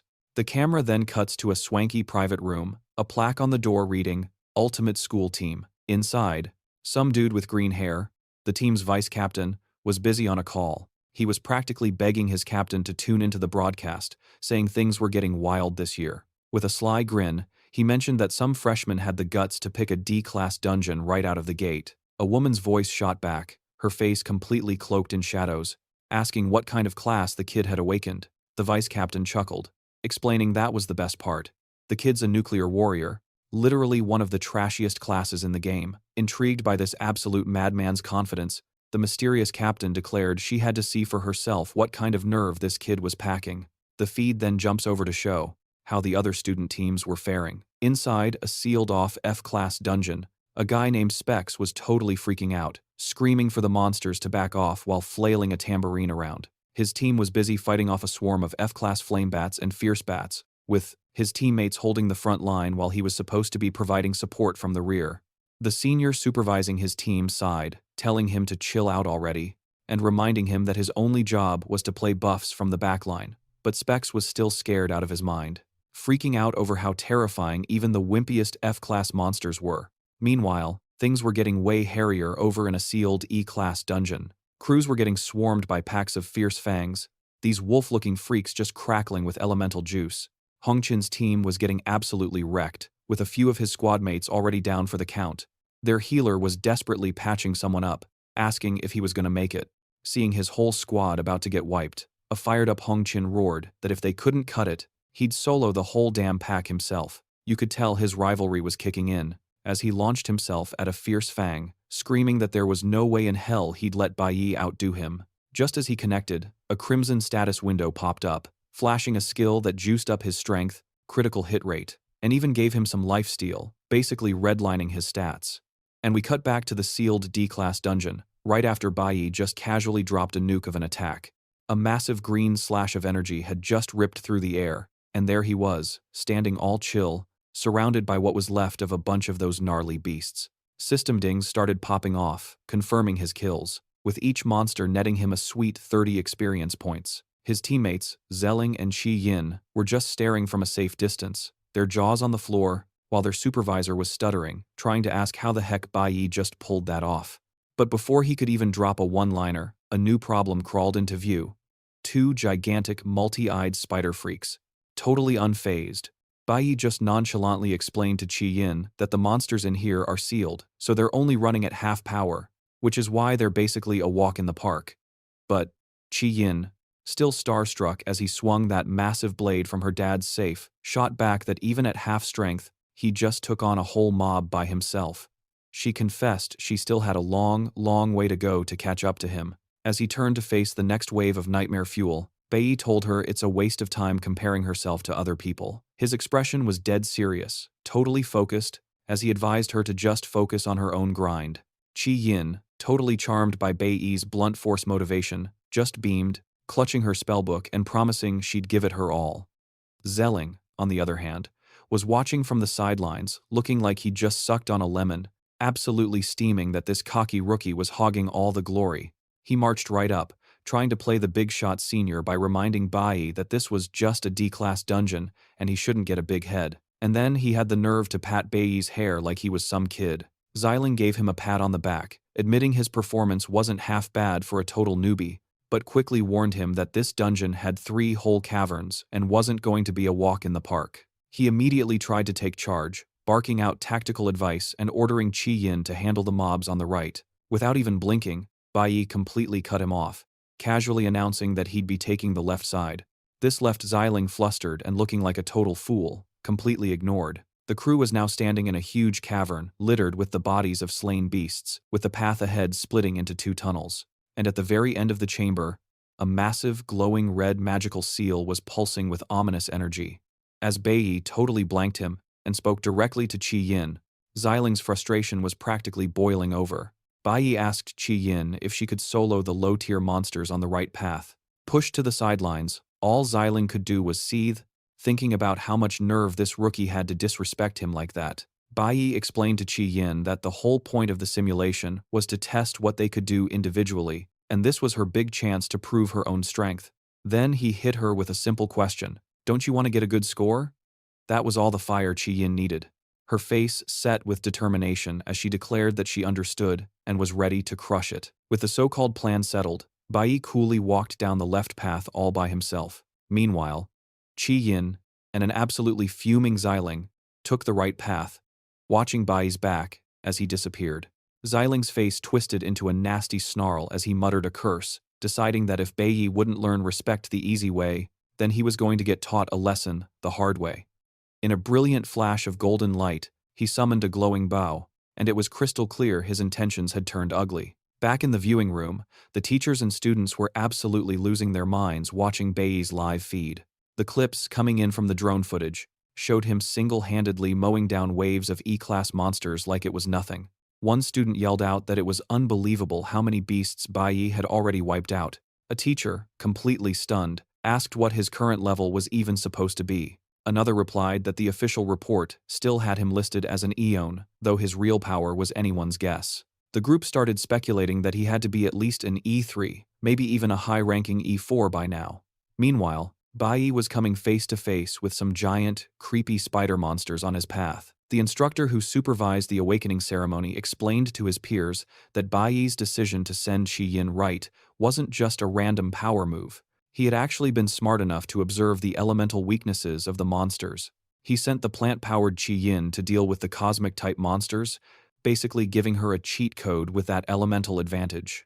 The teacher couldn't help but praise Bayi's genius-level decisions and insane tactical awareness, especially with the pressure on. Thinking back to Bayi's promise not to let him down, the teacher couldn't help but crack a proud smile, realizing the kid actually had the skills to back up his big talk. He leaned in, totally hooked on the screen, wondering what other crazy plays his student was about to pull off. And just like that, the camera pans over to Bayi, confirming the teacher's analysis from the man himself. Turns out, he'd already clocked that the cosmic critters were pouring out of the right-hand cave. Since they were also on the weaker side, it was the perfect warm-up for Qi Yin, who had a massive type advantage against them. As she ventured down her assigned path, Qi Yin found herself staring down a monstrous beetle thing with glowing purple war paint. The beast didn't hesitate, charging at her like a freight train. Reacting in a flash, she slammed her hand on the ground and unleashed a spell, screaming, "Vine Wall." In an instant, thick, thorny vines burst from the ground, wrapping around the monster and holding it fast. But even with the spell hitting its mark, you could see the sheer effort on Qi Yin's face as she geared up for her next move, roaring for another wave of power. With another battle cry, Qi Yin commanded the thorny vines to constrict with all their might. They squeezed the life out of the massive beetle, cracking its shell, drawing blood, and slapping it with a deadly poison status effect. And with that, the creature collapsed, totally defeated. A system notification popped up, confirming her successful takedown of the E-class starbug and granting her a sweet 30 experience points. Qi Yin pumped her fist in a victory pose, her face beaming with pride as she shouted that she'd pulled it off. Over at the entrance to his own path, Bayi had been watching the whole show unfold. He noted that even mages, even at the lowly E-class rank, already have their basic class abilities. In Qi Yin's case, that was her power to conjure a poisonous wall of plants, a skill aptly named Vine Wall. Bayi was actually pretty impressed. For her first time ever in a dungeon, she was staying surprisingly chill while staring down monsters that were stronger than her. Plus, she had the tactical smarts to use her wall skill not just for defense, but to trap the beast and create a tight kill zone. He came to a simple conclusion. The girl was a natural when it came to fighting. Now that he was sure she could handle her own business, Bayi locked his eyes on the prize, a massive, glowing red seal pulsating at the far end of the cavern. Flames representing 5 different elements danced around its edges, and he bet his bottom dollar some nasty D-class monsters were chilling behind it. With Qi Yin busy playing whack-a-mole with the mobs on her path, he was free to focus on his own, much spicier objective. As he strolled up to the seal, Bayi started cooking up a strategy. He was totally sure he could snag a high score while keeping his true power level on the down low, even with those pesky drones live streaming his every flex to the world. Still, a guy had to be smart about it and plan his next move carefully, especially with a seal this beefy staring him down. Meanwhile, lurking back at the entrance to Qi Yin's lane, Xialing was absolutely seething. He couldn't believe the sheer audacity of these rookies completely ghosting their senior. He decided that if they were feeling so froggy, he'd give them a real challenge to jump at. His eyes then landed on the magical seal in the main cavern. In a flash, he popped up right behind Qi Yin, whipping out his golden bow. He didn't aim at a monster, though. Nope, he aimed right at the ground in front of her. With a grin that screamed, "I'm up to no good," he chirped. "Let's try this on for size," and unleashed a blinding arrow of light. The arrow slammed into the earth with the force of a small bomb, missing Qi Yin by a hair but blasting a gnarly dark pit in the floor. Qi Yin whipped around, totally confused by the sudden friendly fire. Xialing, putting on his best innocent face, casually asked why she dodged, claiming he was just trying to help her by adding a buff. But from the brand new pit, a menacing growl started to rumble, and the glowing silhouette of a massive creature began to crawl out. Before Qi Yin could even process what was happening, a ferocious two-headed lion exploded from the chasm, charging straight for her with terrifying speed. A system window popped up, helpfully identifying the new party crasher as a level 11, D-class twin-headed violent lion. The sudden appearance of such a powerful, unsealed monster left Qi Yin completely frozen in sheer terror. The second he sensed that massive surge of demonic energy, Bayi instantly spun around, his attention snapping over to the commotion on Qi Yin's side. The twin-headed lion, now fully emerged, let out a deafening roar as its entire body erupted in flames. Running purely on instinct, Qi Yin shoved her hands forward, desperately trying to pin the beast down with her thorny vines. However, the lion's inferno was way too powerful, easily torching the vines to ash in a heartbeat. With a clear path, the beast lunged, its massive jaws gaping wide, ready to turn her into a chew toy. Completely frozen in fear, Chiang was pretty sure his game was about to be over. From a cozy, safe distance, Xialing watched with a nasty grin, drawing his bow again like he was about to add a little more spice to the disaster. But just as the oversized kitty was about to make its move, Bayi slammed the button on his accelerate skill. A system notification popped up, confirming a temporary 50% boost to his speed. He blasted forward like a human bullet, intercepting the fiery beast in the middle of its lunge. That little stunt caught Xialing completely off guard.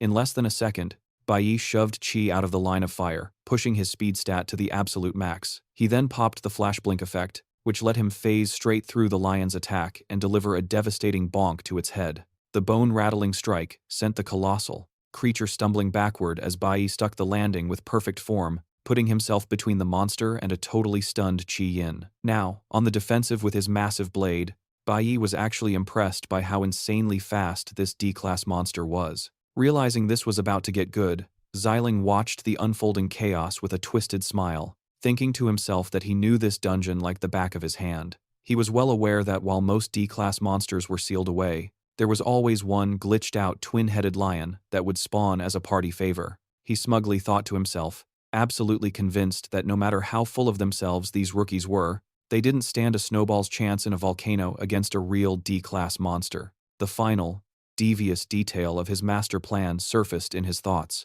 The lion had been secretly buffed by his own skills. A glowing red status window appeared over the enraged beast, confirming Xialing's little cheat. The lion was now in a light arrow state, which meant its gravity was nerfed, while its damage and speed were jacked up to ludicrous levels. In his head, Xialing was calling it the fastest twin-headed lion to ever live. And for good measure, another status window showed the lion was also berserk, giving it another 10% attack and a 50% speed boost. Facing this impossibly overpowered enemy, Bayi's expression got seriously grim. He clutched the dagger he'd snagged from his father's safe, wondering if he was about to have to drop the act and go all out just to survive. Turning to Qi, he told her to fall back to a safe spot, flat out saying this was a monster she couldn't even scratch. Qi could only watch, fuming at herself and cursing the fact she had hesitated just moments before. The enormous, flame-engulfed, twin-headed lion soared into the air, hurtling like a meteor straight for Bayi and Qi Yin. Just as Bayi steeled himself to face it alone, With a look that could kill, Qi Yin shot her hand out and bellowed the name of her spell, Vine Wall. And just like that, a gnarly mess of thorny vines erupted from the floor, snagging the lion right out of the air and hog-tying it in a thorny embrace. But she wasn't done yet. Qi Yin dumped even more juice into her spell, screaming for a second layer. With one last battle cry, she slammed it with a freaking triple-layered vine wall, completely gift-wrapping the fiery beast and putting its rampage on a timeout. Bayi just watched, a flicker of amusement in his eyes at her sudden power trip. She then turned to him and asked if she could get in on the action, swearing she wouldn't be dead weight. She declared that even if it was a D-class monster, she was ready to throw down right alongside him. Meanwhile, on the sidelines, Xiling was staring like she'd just seen a pig fly, wondering if the girl was completely nuts since she was almost lion chow a second ago. A tiny smirk played on Bayi's lips as he commented, "Huh, you got your nerve back quick," he admitted. "I honestly figured you'd still be frozen stiff from the whole near-death thing." Qi Yin shot back with a newfound fire in her eyes. "I've worked way too hard to get taken out in a place like this." And just like that, they stood shoulder to shoulder, ready to take on the trussed-up D-class monster together. The real party was just getting started. Shooting Bayi a grin full of confidence, Qi Yin said, "I'm putting all my faith in you. As long as you're here, I know I won't kick the bucket." Bayi, ever the party pooper, immediately brought her back down to earth, reminding her, "Hey now, that triple-layer trick just drained a huge chunk of your mana. You're not running on infinite energy." Qi Yin just replied, "I know." That simple exchange sent Bayi's mind reeling back to his past life. Even way back in middle school, she was already the main character. He remembered it clearly, a younger Qi Yin, standing in front of the whole class without a shred of doubt, announcing her dream was to join the legendary Divine Guild and become a divine priest. Bayi recalled she was always confident, annoyingly optimistic, and genuinely kind. She came from some big-shot family, but you'd never know it. She was friendly to everyone, and was a damn good class president. He'd lost touch with her somewhere down the line in his past life, just figuring she ended up living some normal, boring life. But in this timeline, he knew one thing for damn sure. This girl was someone he could bet on. And with a solid ally like her watching his back, Bayi was pretty sure he could cruise through this assessment without even breaking a sweat or revealing his real power level. Meanwhile, Xiling, our resident spectator, was having a good chuckle from the cheap seats. He practically snorted at their pathetic attempt at teamwork, a full-on sneer plastered on his face. What a couple of clowns, actually thinking they could take on this monster. That flimsy little weed wall? It wouldn't last more than a few seconds. Real fights aren't won with just guts, you morons. He fumed internally, absolutely certain their puny power levels were a complete joke. They stood zero chance against the souped-up D-class beast he'd sixed on them. A nasty little smirk crept onto his face. Yeah, Xiling figured he'd just chill for a bit, let him flail around and eat dirt for a while. He'd make his grand entrance only when they were crying and begging him to save their sorry hides. That's when he'd drop a serious life lesson on them about knowing their place and respecting their betters. And right as that genius-level plan finished cooking in his brain, the two-headed lion let out a world-ending roar and with a massive power-up, absolutely shredded the vines like they were wet toilet paper. So, with one very ticked-off monster now off its leash, Bayi didn't even blink, already cooking up a new strat. He yelled to Qian that he'd pull aggro, calling out the beast as a nuclear type. He told her to get ready for the perfect opening to drop the hammer. Qi Yin got it instantly. With a war cry, they broke formation, expertly goading the flaming lion into a brainless, head-on charge. Bayi knew that since he was the one who'd landed the first good hit, the monster's hate-o-meter was cranked to max and pointed squarely at him. He expertly kited the furious beast straight towards a huge pool of water on the far side of the cave. Without a second thought, he took a swan dive, and the lion, too blinded by rage to think, cannonballed right in after him. Underwater, Bayi turned on the jets, zipping around the now clumsy, waterlogged kitty cat. He spotted the perfect opening while the lion was flailing about in the water, totally out of its element, and screamed up to Qi Yin, "Now's our shot." Reacting in a flash to his signal, Qi Yin unleashed her vine wall spell. The second the lion burst from the surface, a sopping wet mess of fur and fury. Its fiery aura fizzling, it got completely hogtied by the thorny vines. It roared in pure frustration, its power levels obviously taking a nosedive. With a look of deadly focus, Qi Yin commanded the vines to squeeze the life out of it. The plan went off without a single hitch. Textbook. The water had totally nerfed the lion's fire attacks and scrambled its nuclear core. A series of system pings confirmed it. Berserk state, failed. Nuclear state, failed. The beast was now poisoned and completely immobilized. Just then, Bayi smoothly surfaced, landing on the shore right next to her. He struck a pose with his huge blade, oozing pure confidence. He shouted that the overgrown kitty wasn't going anywhere, and it was time to wrap this test up and snag that top score. Meanwhile, from the bushes, Xiling was watching the whole show unfold, his face a picture of pure disbelief. He couldn't wrap his head around how a single layer of vines had trapped that monster lion, especially considering even he would have had a tough time with that beast. And he was the one who secretly juiced it up in the first place. All he could do was stare and mutter curses under his breath. Back in the viewing room, however, the teachers and staff were practically geeking out over the genius-level strategy. One of the instructors broke it down, explaining the beautiful simplicity of it all. Luring a nuclear-type lion into the water completely nerfed its main skills, while simultaneously giving a massive buff to Qian's flower-type abilities.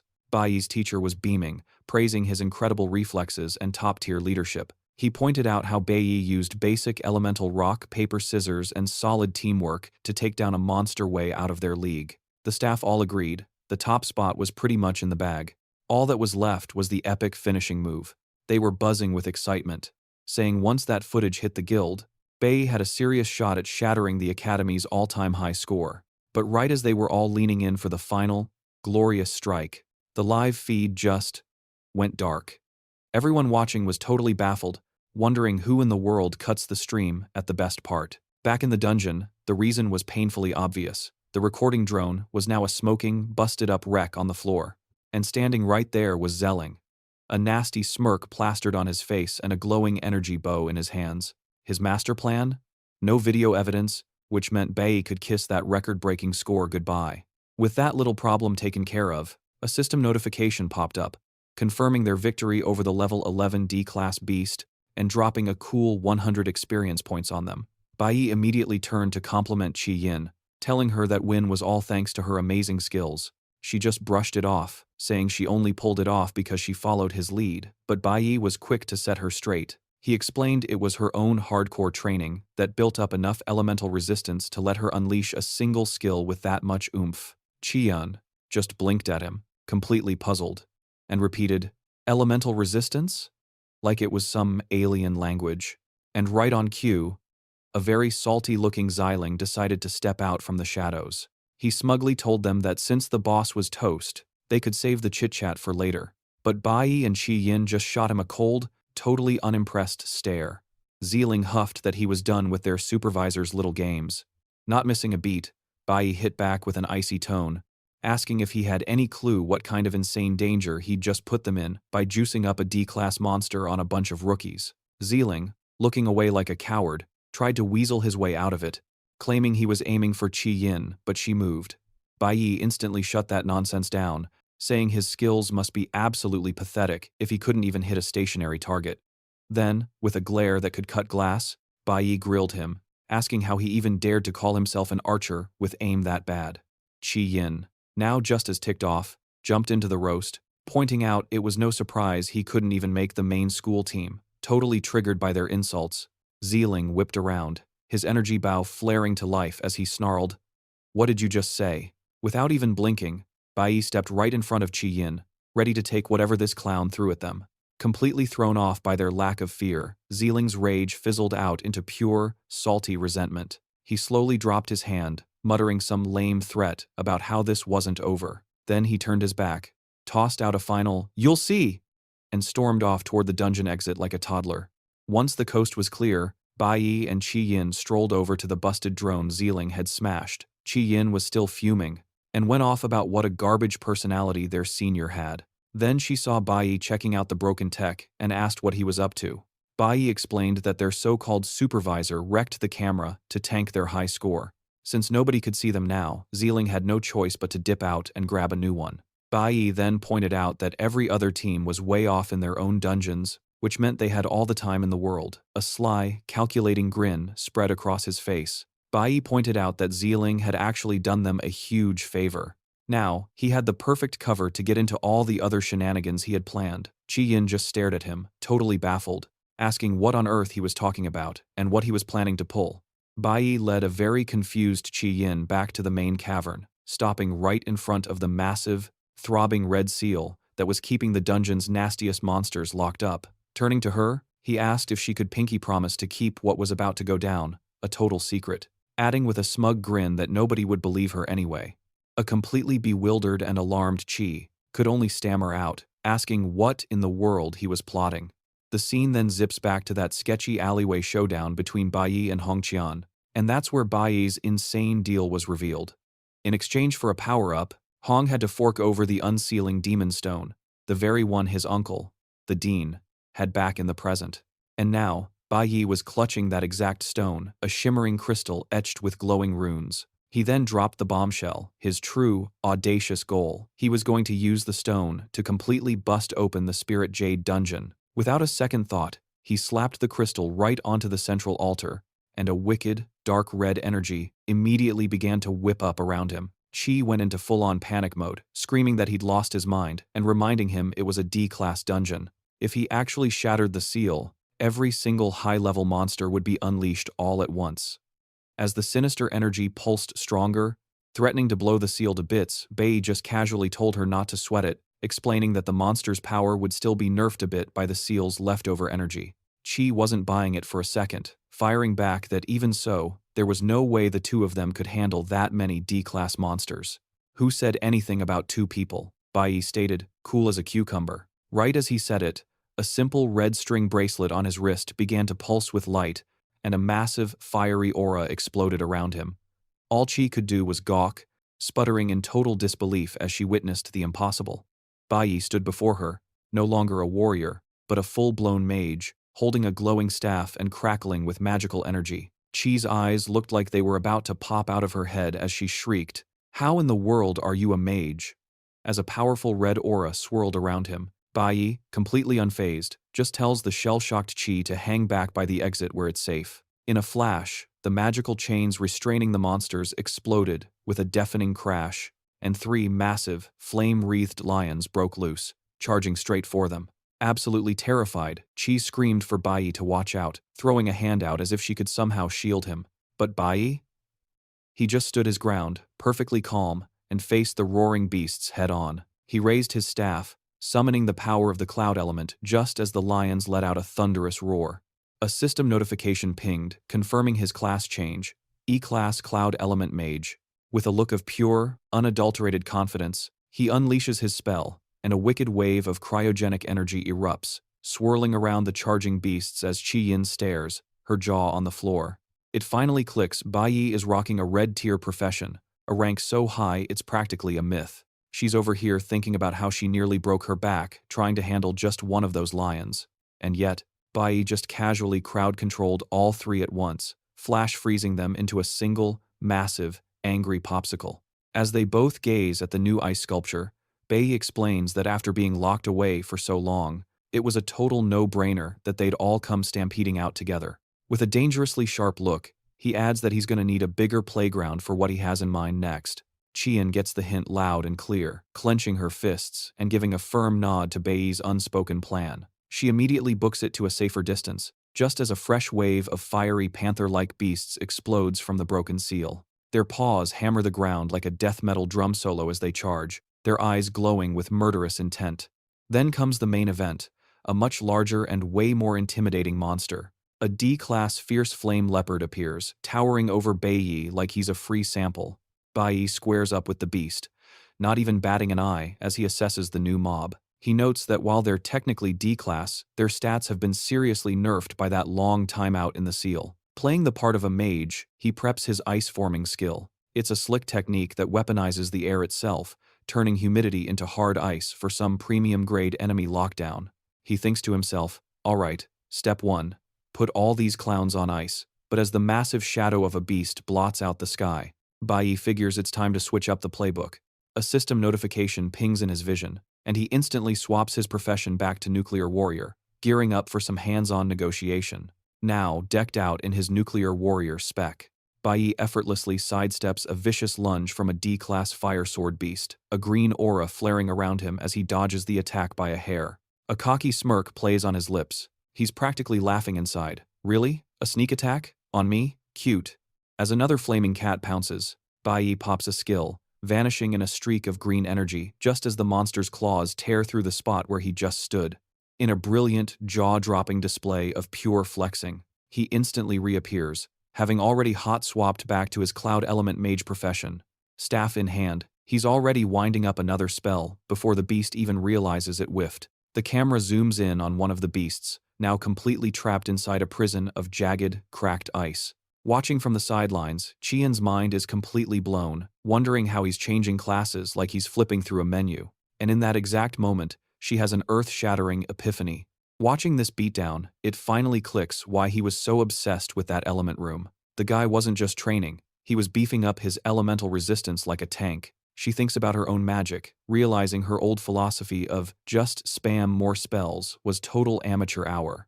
But now, after witnessing Bayi's absolute masterclass on spellcasting, she gets it. Real strength isn't about raw power, it's about having that power on a leash. Qi Yin mulls over how elemental power is basically a wild animal, straight from nature and a total pain to tame. She now sees that only by getting complete control of that inner beast can you unlock the really slick and powerful techniques. She just stares, completely starstruck, as Bayi starts playing with the ice he created like it's putty in his hands. He's turned a beginner-level skill into a death machine, launching ice daggers at the trapped mobs. A light bulb goes off in Qi Yin's eyes, while Bayi just stands there looking utterly unimpressed. Yeah, that entire monster horde, they're now just frozen, bleeding decorations in his ice palace of pain. It's a straight-up flex of his insane skill. Qian's jaw is practically on the floor, absolutely floored that this dude has already maxed out his abilities so perfectly. Seeing Bayi's total domination, Qi Yin hangs her head and balls up her fist, a shadow crossing her face as she thinks, "Yep, he's left us all in the dust." But then, as she's stewing over his ridiculous power level, that look of despair melts into a blushing smile as she admits to herself, "Okay, but he's also incredibly cool." Right on cue, the whole cave starts shaking from some seriously heavy footsteps. And lumbering out from the depths is the dungeon's real times, final boss. The one and only Spirit Jade Demon Cave Lord. A freaking gigantic D-class fierce mammoth with glowing red eyes and an aura that just screams, "I'm evil." A status window pops up, helpfully noting that its stats are nerfed because it's still in a sealed state. Now, any other student would be soiling their pants, but Bayi's eyes just start glowing with excitement. He's not even a little bit phased. All he's thinking is, "Ah, there you are. Took you long enough." Basically admitting he was waiting for it the whole time. The mammoth roars and begins its charge, easily hopping over the icy graves of its fallen minions. Bayi's response? He's suddenly engulfed in a swirl of green energy as he swaps back to his nuclear warrior class. He declares in his head that the exact item drop he needs is on this big fella. He stands his ground, not moving an inch, squaring up for the main event as the oversized furball barrels right for him. In a ridiculous flash of speed and power, Bayi launches himself into the air, lining up a perfect, devastating strike on a weak spot right between the mammoth's eyes. That's a critical hit, and it's a gusher.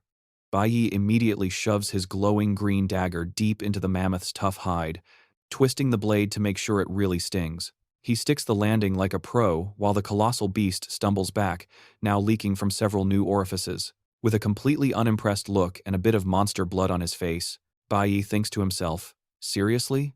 This sealed level 15 mammoth is way weaker than that level 10 monkey boss." Screaming in agony, the wounded mammoth throws a tantrum, thrashing its giant head before charging Bayi in a blind rage. Its thunderous stomps crack the very ground beneath its feet.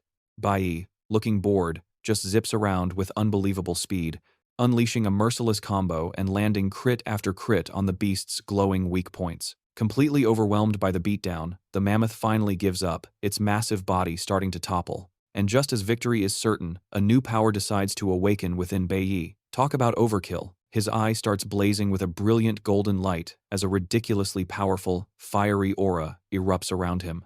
Gripping his dagger, he gets ready to drop the hammer with one last, spectacular finisher. He flicks on his title, 1 against 100, and unleashes his ultimate skill, Sanctuary. A massive, screen-clearing wave of golden energy explodes out from him, ripping through the cavern and swallowing the mammoth and every other mob in its path.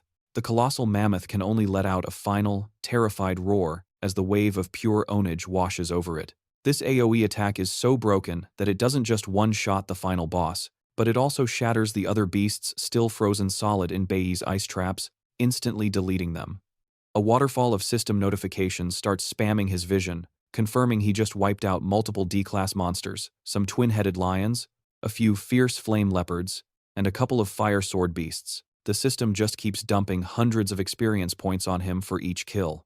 The final notification confirms the kill on the level 15 D-class fierce mammoth, netting him a juicy 1,000 experience points.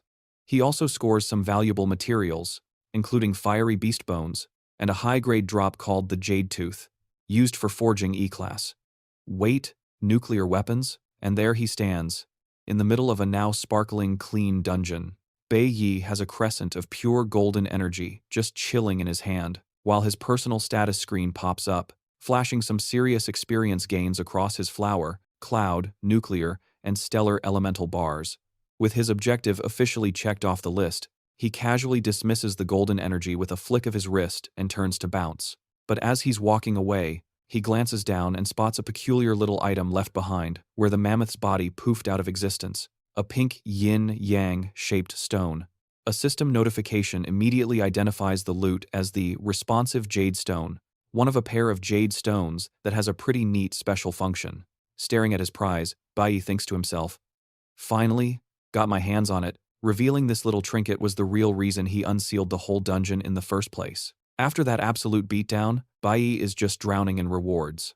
A stream of system notifications confirms his insane power-up. His nuclear warrior class is now D-class level 13, and his cloud element mage class has shot up to D-class level 11. While scrolling through his new stats and holding the responsive jade stone, he smirks, satisfied that even his mage side hustle got a nice level boost. His 1 against 100 title has also evolved into the much cooler one-man army, which now grants a 20% boost to all stats and a 10% lifesteal effect when he's fighting solo. Meanwhile, Chi-Yin is walking silently through the cavern, which is now littered with the corpses of defeated monsters, still trying to process the ridiculous display of power she just witnessed.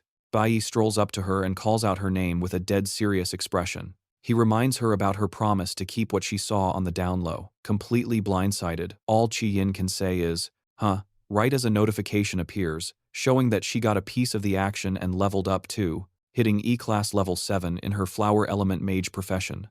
Back at the academy, however, the massive energy surge from the broken seal has thrown the entire staff into a full-blown panic. The teachers, and yeah, that includes Bayi's homeroom teacher, are seen tearing down the halls. The teacher is shouting that they've never detected an energy spike this massive before. As they're all rushing like mad towards the dungeon entrance, they run smack into Xiling, who is just calmly taking a walk. The teacher immediately confronts him, demanding to know why in the world he isn't inside, protecting the junior students. Before Xiling can even answer, the teacher yells that the seal is broken and they've got no time for chit-chat. He and the rest of the faculty practically trample a shocked Xiling, scrambling to handle the so-called crisis. Once he's alone in the hall, Xiling's fake concern dissolves into a twisted, evil grin as he starts cackling, thinking to himself, "Well, look at that. Payback arrived way ahead of schedule." The teachers come crashing into the dungeon cavern, screaming Bayi and Qian's names at the top of their lungs. They freeze in their tracks, finding the two students standing there, completely safe and sound. The head teacher just sputters, totally confused, while Bayi casually greets him, asking what all the fuss is about. The baffled teacher glances past them at the main seal in the back, which is perfectly untouched. He mutters out loud, wondering if the monitoring system just had a major glitch. Breathing a sigh of relief that the kids are okay, the scene cuts to Friday, May 29th, just before school lets out. Xiling's in a meeting with the green-haired vice captain of the ultimate school team. Sporting a grin that's way too confident, Xiling asks if the materials he submitted are finally enough to lock down that last open spot on the team. But the vice captain just gives a little smile and an apology, letting Xiling know that their captain already picked someone for the job. Xiling is absolutely floored, then furious. He grabs the vice captain, demanding to know who got picked instead of him. He's screaming that the spot was meant for the most valuable person, and starts questioning if his own power and family connections weren't good enough. Right then, a woman's voice cuts in from the doorway, saying they've already found their MVP. It's a self-assured woman with brown hair, the team captain, who strolls in with a smirk. A status window pops up, identifying her as Ling Yua, a golden lightning assassin with a level that's off the charts. She remarks that this student, Bayi, is quite the interesting character, making it crystal clear that he's the one who caught her eye and snagged the position. The scene then jumps to Friday evening, May 29th, at a roadside noodle stand. Inspector Chen Jin-woo is sitting across from Bayi's old man, Bing Shang. Taking a drag from his cigarette, Chen Jin-woo warns Bing Shang to keep his nose clean, reminding him he pulled a lot of strings to get him out of the slammer early. As he slurps his noodles, Bing Shang casually says he gets it, but his face quickly twists into a look of pure resentment. The second the inspector's back is turned, Chen Jin-woo slides in like he's sharing state secrets. He whispers to Ling that there's a rumor on the street. Dean Honggang is touching down next Friday. Then he hits him with the classic, "You get what I'm saying?" But Ling just tells him to take a chill pill. Right on cue, Chen Jin-woo's phone starts buzzing. It's the big boss on the line. Looking seriously ticked off, Chen Jin-woo shoves his chair back and gets ready to bounce. He tells Ling Shang he's got to get back to the squad, and that Ling Shang should probably call it a night, too. Watching the inspector stomp off, Bing Shan is all like, "Oh yeah, totally, I'm heading home right away." But the moment he's alone, while still munching on his food, his face contorts into a look of absolute fury. His eyes start glowing a demonic red, the very thought of home fueling his insane rage. And a system notification pops up, hinting that a date with Destiny is scheduled way earlier than anyone thought. Then, we get a classic lore dump, explaining the legend of the responsive Jade Stone. Apparently, it's the tale of some big-shot master of a fierce mammoth, who got all smitten with a girl and crafted this magical teleporting Jade Stone just for her. But, plot twist, the dude fell for another chick and, like a total savage, ghosted the first girl and yeeted her precious Jade Stone into a dungeon. Meanwhile, back at his old dump of an apartment, he finds it completely empty, which only cranks his rage meter up to 11. He starts roaring, demanding to know where his wife and kid have scurried off to. In a fit of pure, unadulterated rage, he sends a poor, unsuspecting stool flying across the room. He's screaming every curse in the book, absolutely livid that they had the nerve to hide from him. His anger boils over as he swears that if he ever gets his hands on them, he's going to make sure they both take a permanent dirt nap. He emphasizes this point by introducing his fist to a mirror, shattering it instantly. On the flip side, in the cozy safety of their new place, Bayi presents his mom with that very same responsive Jade Stone he snagged from the dungeon. He hands her one half of the stone, beautifully set in a necklace. He tells her to keep it on at all times, then flashes a comforting smile, revealing he's got the matching piece. Bayi then breaks down the item's special ability. If she's ever in a tight spot, all she has to do is crush the stone, and he'll get the signal instantly, which means he can teleport directly to her side in a flash. He gently takes her hands, admitting he just couldn't relax knowing she was alone without this little insurance policy. As his mom clutches the necklace, Bayi gets a little down, thinking about how she's never had nice things like jewelry or any of the simple pleasures a woman deserves. But his mom, ever the worrier, turns her concern back to him, gently tries to tell him he shouldn't be wasting his weekend playing babysitter for her. She's basically shoving him out the door, telling him to go cause some trouble with kids his own age. Bayi just grins and tells her not to sweat it, claiming he's got zero need for that kind of thing. Yeah, that doesn't exactly calm her down. In fact, her mom's senses start tingling, and she insists that everyone needs a crew, a squad, asterisk someone times in their corner. Her little speech actually makes him freeze up and go dead silent. He turns away, mulling over her whole important people comment. His brain immediately boots up the memory files from his past life, and a flashback of his old Divine Core teammates, Ling, Yui, Han, Xiaoling, and Lucian, flickers through his mind like a sad movie montage. A sudden wave of the big sad hits him as he wonders if he'll ever get to see them again in this new playthrough. Later that night, at exactly 11:58 p.m., Bayi is posted up in front of a wild D-class demon cave. He figures that with the responsive Jade Stone now acting as his mom's personal bodyguard, he can finally stop being a helicopter son and focus on the grind. This is another one of those secret dungeons he knows about from his past life's cheat codes, a spot that only opens for a measly 1 hour each night between midnight and 1 a.m., leaving him basically no time to mess around. With his mom safe and sound, it's time to focus 100% on his own power leveling. Dagger out, he marches into the demonic portal like he owns the place. The second he's in, his mind gets hit with another PTSD flashback. He remembers that even after becoming a top-tier warrior, strong enough to solo the D-class Bloodflowers in this very cave, he was still completely useless when it came to saving his team. The agonizing memory of watching his buddies get wiped resurfaces. His mom's words about needing friends are ringing in his ears, but the memory of being stabbed in the back makes him scoff at the whole idea. He decides to channel all that emo energy into pure, unadulterated violence and launches himself into action, absolutely shredding one of the monstrous plant freaks. With a blur of ridiculously fast slices, he turns the blood flower into a salad. A system notification pops up, confirming the kill, dropping him 260 experience points and 3 blood flower petals. As he bags his loot, he's already muttering to himself about how friends are completely overrated, thinking they were nothing but a one-way ticket to Paintown. Bayi starts thinking about how pointless all his past grinding was. He realizes that it didn't matter how OP he got. If the gods felt like trolling, he and his team were getting deleted. No questions asked. He pours all that rage into the fight, sidestepping a massive attack from one of the hulking creatures with a burst of speed so insane it cracks the ground beneath him. He's seen so-called legends with all the power in the world get absolutely nothing in the end, not even a decent hole in the ground. That little memory fuels a perfectly aimed critical hit right into the monster's face.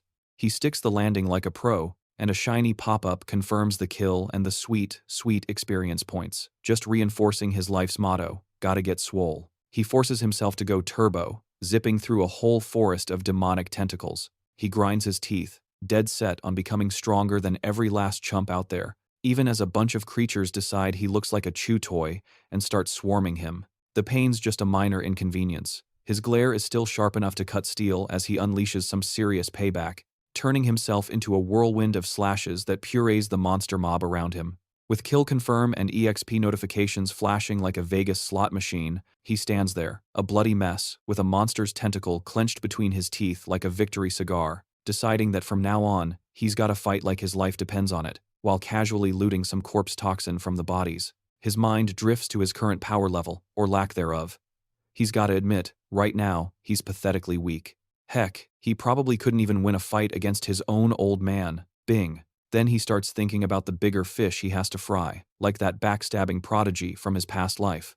Wiping a smear of blood from his lip, he has a grim little epiphany. He gets it now. There are no cheat codes or easy mode settings for him. He has to plant his feet and face down every single enemy, no skipping the boss fights. With this new fire in his belly, he stands tall before a seemingly infinite horde of monsters, totally ready to carve his way through the whole disgusting crowd. Facing this absolute mosh pit of demonic freaks, Bayi decides it's time to unleash the big guns. He activates his ultimate skill, Sanctuary, swinging his dagger with enough force to change the weather. A catastrophic wave of pure golden energy just explodes from his blade, completely swallowing the creatures as they scream their last. The flashy attack instantly deletes the entire swarm, and a tidal wave of notifications floods his vision, confirming all his kills, dumping hundreds of experience points on him for every single busted bloodflower and corpse orchid. After that massive light show, Bayi lands, his body still crackling with golden flames as he tries to catch his breath. Battered and blood-soaked but looking absolutely ferocious, he glances at the timer and realizes the demon cave entrance is gonna slam shut in just 20 minutes. His eyes scan the freshly cleared battlefield and lock right onto the dungeon's main event. He knows the clock's ticking, and he's gotta take down this boss before time's up. It's Saturday, May 30th, at a cool 12:39 a.m., and Bayi is standing face-to-face with the final boss of the dungeon. The thing's a gigantic, wood-like creature, just glowing with a seriously powerful green aura. He gets his weapon ready, and pretty much tells the monster it's about to get wrecked. But to his complete surprise, the boss doesn't play along. Instead, it just zips away with unbelievable speed, disappearing in a flash of green light. This creature, a level 20 D-class lord named Yaya Warren, pops back into existence and unleashes a ferocious attack. It catches a stunned Bayi off guard, forcing him to dodge, but he recovers instantly, swinging back with a massive counterattack. He cleanly lops off one of the monster's arms. But, of course, that victory was ridiculously short-lived. The boss stays completely calm and starts gathering green energy in its one good hand. It then goes and activates a self-healing skill, and Bayi can only watch in absolute shock as the arm he just cut off completely grows back in seconds. He can't even believe these insane regeneration hacks. Before he can even process what just happened, Yaya Warren slams its fist into the ground, causing a ton of sharp, vine-like tendrils to just erupt from the earth. But even with the boss's crazy healing and the floor turning into a spike trap, Bayi turns to face the creature, looking totally unfazed. However, That cool expression gets shattered when the bloodflower monsters he already defeated start rising from the ground again, roaring back to life. He watches in pure disbelief as the resurrected monsters charge straight for him, wondering how in the world they're back on their feet. He knows for a fact a D-class lord shouldn't be able to just resurrect its minions, and this freaky development is putting him on high alert. While his attention is locked on the charging horde, a shadowy, whip-like attack lashes out from his blind spot.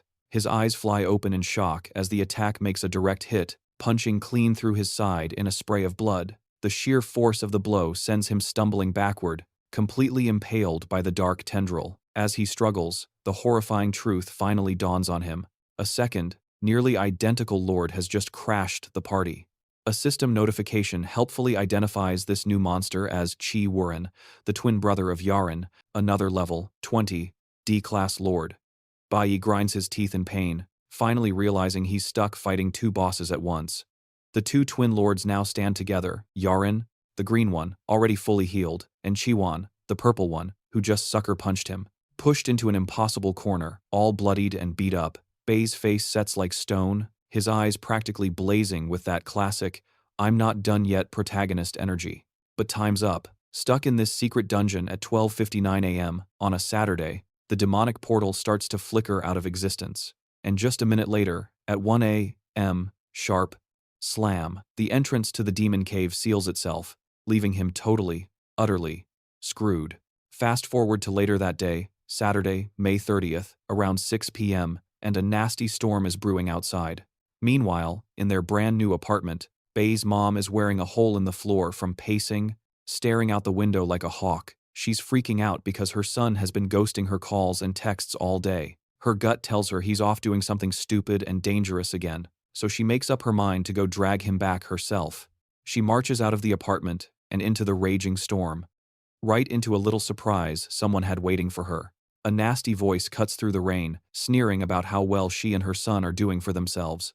And the source of that lovely commentary? None other than Ling Shen, who dramatically drops a bunch of empty liquor bottles on the ground. He's just standing there, soaked to the bone and practically vibrating with rage, whining about how they had the audacity to get a new place without his permission. With a perfectly timed flash of lightning, he glares up at their building with pure disgust, muttering, "Well, look at this nice little place." His face is a perfect picture of unhinged, crazy ex-fury, his eyes glowing with that special brand of psycho-level malice. At the same time, Bayi's mom walks right through the security gate and out into the open. And then, she just stops, dead in her tracks. A wave of pure dread hits her, and she instinctively grabs the glowing jade stone around her neck. Her eyes go wide with terror. She knows she's in deep, deep trouble. Back in the demon cave lockdown, Bayi is running on fumes but is somehow still swinging. He's panting, clutching that oversized sword of his, and thinking to himself, "Great, this is the fifth freaking wave. It doesn't matter how many times he slices and dices them, the stupid things just keep respawning." Another one of those resurrected bloodflowers lunges, and he carves right through it. But get this, the system notification pops up, and he's only getting a single, pathetic experience point per kill. It clicks pretty fast that farming these things is a total waste of time. No XP, no loot, nothing. Now that he's had his big brain moment, he figures he's got to find whatever's bringing these mobs back and smash it to pieces. His gaze locks onto the two glowing D-class bosses in the room, Yaoren and Chi Wuren. Pinpointing them as the source, it turns out the healing juice is flowing directly from the bosses themselves. With a new game plan, Bayi completely ghosts the resurrected horde. He becomes a total blur, zipping past the small fry and making a beeline for one of the twin lords, T. Wuren, to put an end to this party. With absolute laser focus, Bayi locks onto his target. He lunges forward, ramming his blade deep into T. Wuren's chassis, landing a series of heavy-duty stabs that make the monster crack and start to shatter. Except, psych. His attack is completely useless. He just watches as the boss's wounds seal up and its body regenerates in a brilliant flash of green light. And that's when it clicks. The other twin, Ya Wuren, is playing pocket healer, constantly patching up its brother. Bayi remembers the other one also pulled that instant regen trick, even after he, lopped its head clean off. He's thinking this ability is so broken, it's way beyond what even an S-class healer could dream of. This gets him wondering where the heck they're getting all this power. questioning if they're hooked up to some hidden battery pack. But before he can overthink it, one of the lords just blinks out of existence and reappears right beside him for a cheap shot. Using his pro-gamer instincts, Bayi nails a perfect block with his parry skill, taking 0 damage. He immediately claps back with a vicious counterattack, slashing upwards. As he lands the counter, Bayi notices something a little bit off. The boss has started to learn his moves, straight up copying his combat style. After his own counterattack, Bayi finds himself face to face with Warren, and to his surprise, the thing actually speaks. It says something like, "Hey, you're pretty tough." Then, its twin teleports back in. Both bosses brace for the next round, but Baiyi's whole expression just shifts. He's spotted something critical. His gaze shoots past the bosses as he thinks to himself, "Finally found you." A smug grin spreads across his face while his weapon begins to hum with power. He gets it now. In a plant-themed dungeon like this one, the massive trees have to be the power outlet. So, he completely ignores the boss and sprints toward one of the huge, glowing trees in the background. As he zooms past the baffled boss, he casually relieves it of its arm. He finally understands. The boss's ridiculous healing factor is only possible because it's leeching power from these trees. The boss looks down in total disbelief at its severed limb, which, for the very first time, isn't growing back, and lets out a shriek of pure disbelief. Baiyi's new strategy is crystal clear. He's got to pull the plug on these bosses by taking an axe to their power source, those enchanted trees. He unleashes a wicked slash that rips straight through a massive tree trunk. Bayi knows that once he cuts off their juice, he can finally put these guys on the permanent dirt nap list. With his new game plan locked in, Bayi blitzes right past the twin lords, Warren and Warren, making a beeline for those enchanted trees that act as their personal power plants. Before they can even react, a system notification dings, announcing Bayi has swapped to his cloud element mage profession. Raising his staff high, he starts chanting a seriously powerful ice spell, unleashing a massive wave of absolute zero energy that instantly flash freezes both D-class lords solid. With the bosses properly chilled out, Bayi lands and immediately swaps back to his nuclear warrior class.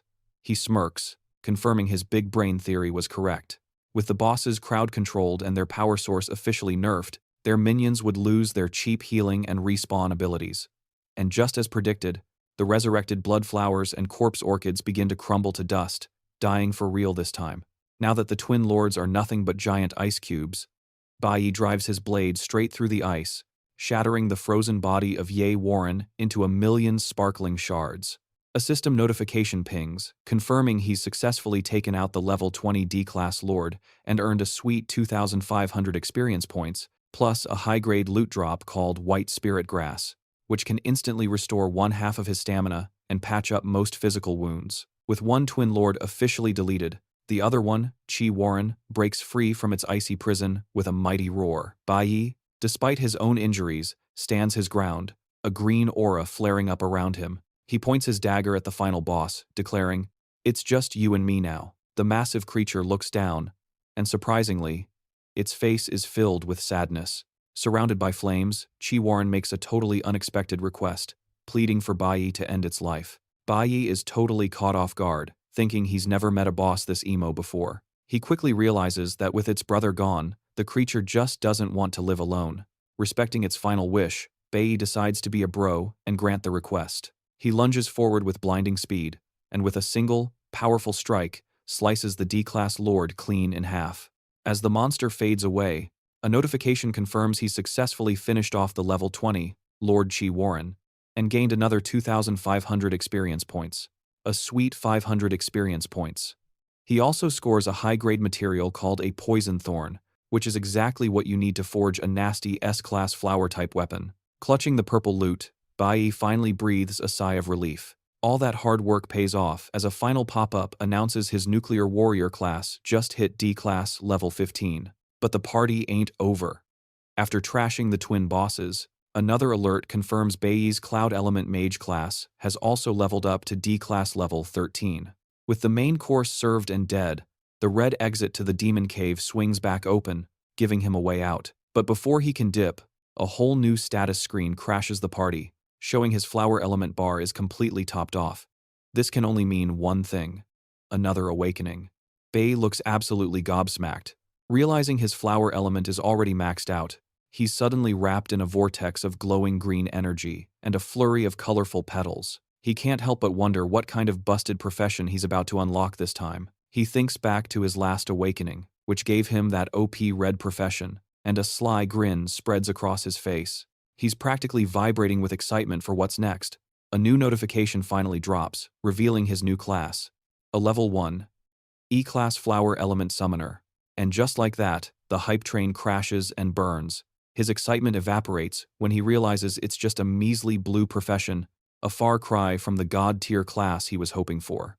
After a beat, he just shakes his head and gets over it, figuring that summoner classes don't need crazy stats anyway, and starts wondering what its main gigs are. Right on cue, a skill description window appears, spilling all the tea on his new abilities. His active skill is Flower Spirit Contract, which lets him yoink the soul of a defeated flower-type demon and force it to be his new lackey. The passive skill, Flower Field, lets him see the ghostly souls of any flower-type demons that were recently unalived. Bayi's eyes light up as he scans the description. That part about making a contract with a demon's soul really gets the gears turning. A wicked idea starts to form. Bayi wonders if he can pull a fast one and form a contract with the two powerhouse bosses he just bodied. With his Flower Field passive now automatically online, he glances over and spots the glowing blue souls of the twin lords, Yawarin and Tivurin, just hovering over their corpses. Rocking a determined smirk, Bayi decides it's time to cash in. A notification flashes, confirming he's activating the Flower Spirit Contract skill. He thrusts his hand towards the two souls and, with a trollish grin, commands them, "Get over here." In a dazzling vortex of pure blue mana, the Twin Lord's souls get yanked over to him, snapping back into their beefy physical forms, now officially on the payroll as his brand new summons. Cut to a gloomy Saturday night, 6 p.m. Sharp. And would you look at that, it's Bing Shen, looking like a drowned rat and packing some serious cutlery, creeping around the apartment complex, with a look in his eyes that could curdle milk. Right when he's about to get down to some permanent redecorating. His phone buzzes, totally killing the vibe. Super annoyed, he picks up, only to hear the voice of none other than Inspector Chen Jin Wu. Turns out, the inspector is dangling one heck of an opportunity in his face. A dinner invite from the big man himself, Dean Hong Liang, which is basically a golden ticket back into the guild. The guy is absolutely ecstatic. Bing Shen swears to Chen he's gonna grab this chance by the horns and not screw it up. After hanging up with a seriously evil, over-the-top grin, he gloats that today turned out to be a great day after all. With his little revenge tour on hold, he figures he'll go check in on his wife instead, still radiating some seriously bad vibes as he strolls off. Meanwhile, having ditched the apartment to find her son, Bayi's mother is now just standing out in the middle of a downpour. She's clutching that reactive jade stone on her necklace as a wave of pure oh no hits her, when suddenly, a voice cuts through the rain. She spins around to see Bayi, holding an umbrella and a bag of groceries, like a true hero, asking her what in the world she's doing out in this weather. She jumps out of her skin at first, but you can see the relief wash over her face when she realizes he's okay. He gives her a soft smile and says they should head back home. A little later, safe and sound in their new place, Bayi's mom is checking out a gorgeous new bracelet he got for her. She's thinking about how her sweet, silly kid told her he stayed out late just to buy her a present. A sad, knowing look appears on her face as she thinks that just because she can't talk doesn't mean she's clueless about the crazy stuff he's getting into for her sake. Back in his room, Bayi is chilling on his bed, doing a classic main character power-up review. He's mulling over the 3 classes he's currently juggling: a green-tier nuclear warrior, a blue-tier flower element summoner, and a totally busted red-tier cloud element mage. A holographic status screen pops up, showing that his 2 main DPS classes, the mage and the warrior, have both hit D class, while his shiny new summoner class is still stuck in E class. But even with all these gains, he knows it's nowhere near enough to coast. His thoughts shifted to his father, Ling Sheng. He figured it had been 10 days since the old man was locked up, which meant there were only 5 days left on his sentence.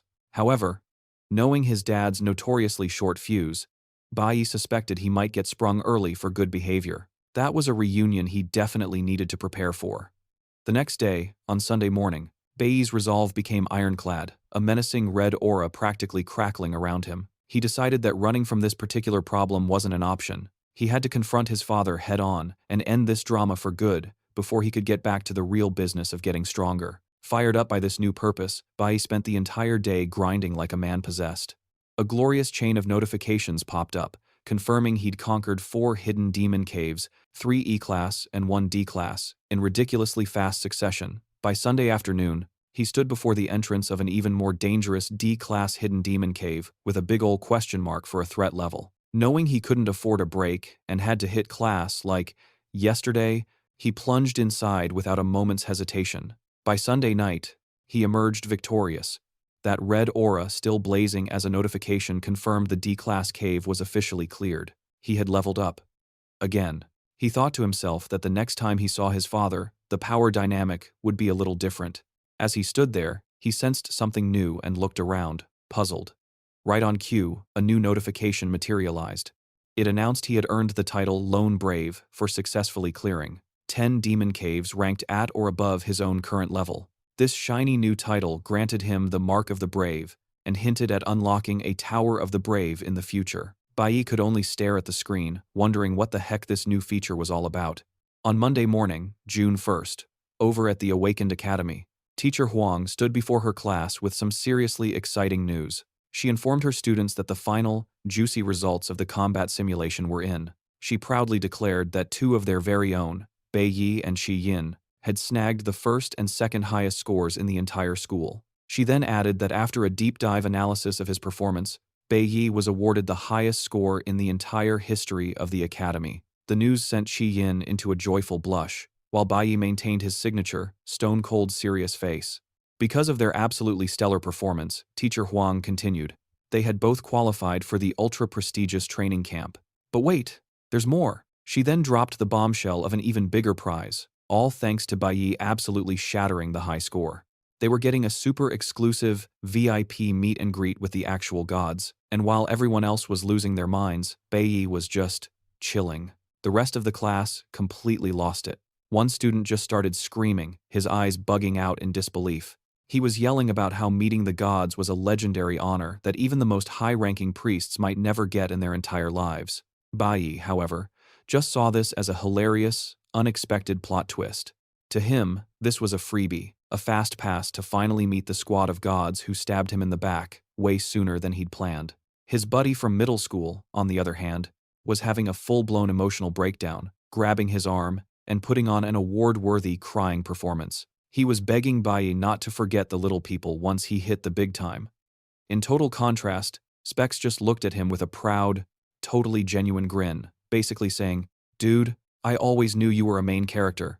Meanwhile, over in the dean's office, Honggang was having a little heart-to-heart with his nephew, Hongch. The dean flat-out asked Hongchen Shen why in the world he was ditching the training camp. He even threw in that it was a rare chance for some father-son bonding time, but Hongchen Shan just clenched his fist. You could practically see the edgy anime monologue happening in his head. He shot the idea down, declaring that since he only managed to snag 3rd place, he hadn't earned the right to even be there. He then went on a rant about how he was sick of everyone thinking he was just riding his dad's coattails and needed to prove he wasn't a total nepo baby. Dean Hong Liang looked surprisingly impressed by his nephew's sudden burst of pride. He commented that the kid had finally grown a spine and hoped Hong's old man would actually notice his character development. Seeing his opening, Hong Qian decided to go for broke and made a ridiculously bold request. He asked his uncle for the keys to the sealed for a very good reason, D-class demon cave in the school's backyard. The dean's eyebrow shot up, clearly shocked by the absolutely unhinged request. But with a look of pure, unadulterated determination, Hong Qian-sheng declared he was going to get OP all by himself. And now, let's cut to the principal's office for our next scene of family drama. We find Zeeling desperately pleading with his uncle, who just so happens to be the head honcho of the school. He was whining that he absolutely had to go on the training trip, pulling the "I'm the only heir" card like his life depended on it. The principal, a seriously stern-looking guy named Kui Yunqing, was having none of it. He coolly chewed Zeeling out for acting like a total moron when he should know the weight of his family's reputation. The principal's expression then went ice-cold as he leaned in to confront him. He asked why he thought it was a good idea to power up a monster to attack his own underclassmen during the simulation. Busted. Xiling just stood there stammering, his brain completely short-circuiting as he failed to come up with a single lie. With a boom that rattled the windows, the principal slammed his hand down on the desk. He roared that the bigwigs upstairs weren't a bunch of clueless morons who'd fall for his half-baked scheme. He then dropped the bombshell that the only thing keeping Zilling from getting booted out of the academy was him. His aura was so intense, Zilling started vibrating like a cheap cell phone on silent. Overwhelmed, Zilling's legs gave out, and he crumpled to his knees, blubbering apologies like a busted faucet. With his eyes flaring like a final boss, the principal commanded the petrified little punk to get back on his feet. As the sniveling Zilling scrambled back up, the principal strolled around his desk to drop one last, juicy bit of info. He laid it out plain and simple. Zilling's boneheaded stunt had some serious, unforeseen blowback. Namely, it put a massive spotlight on some dude named Bayi, right in front of the top brass. The principal revealed that the powers that be now think Bayi is a super shady character. Kwon King kept laying into his nephew, spelling out how Bayi's power leveling was way too fast, like he was using a cheat code. This, naturally, set off all the alarm bells for the big shots. And because of that little mess, he revealed the gods themselves had summoned Bayi for a face-to-face. After letting that sink in, the principal actually caved and gave his nephew what he wanted. He told the little troll he could go on the training trip, but he'd better ditch the trashy attitude and learn to fly under the radar. Then came the final warning shot. If Zilling pulled one more stunt, Uncle Kwon King wouldn't be able to save his sorry hide. Zilling, of course, was ecstatic at the news, a massive grin splitting his face as he promised to be a good little boy. However, the second he was out the door, his face twisted into a nasty sneer as he balled his fists. He thought to himself that Bayi better watch his back, because payback was coming for him on that trip. Then his creepy thoughts drifted to Ling Yui, and his expression got even uglier. He swore he'd make her his, one way or another. Flash forward to that Monday afternoon, right before the final bell, when the classroom was absolutely electric with gossip. Bayi's buddy was clutching a freaking golden envelope, shouting about how it was an invite from the legendary school team. The letter was a formal, "You're in," addressed directly to Bayi, a bombshell that sent the entire class into a state of total shock. Everyone started freaking out, explaining this was the Academy's most OP team, a one-way ticket into the Divine Guild itself. Then another kid chimed in, saying it was founded by none other than the one and only golden rank assassin the school had managed to pump out in years. Minds were officially blown. Keep in mind, people would normally fight tooth and nail just for a shot to get in. Yet Bayi gets a personal invitation, and a high school team scouting a middle schooler is practically unheard of. Totally floored by his buddy's ridiculous success, Bayi's friend starts the waterworks all over again, wailing about how unbelievably amazing Bayi is. Amidst all the drama, Bayi coolly walks over and plucks the golden invitation from his sobbing friend. And then, to the absolute, jaw-dropping shock of everyone in the room, he strolls over to a nearby trash can and just casually dumps the invitation inside.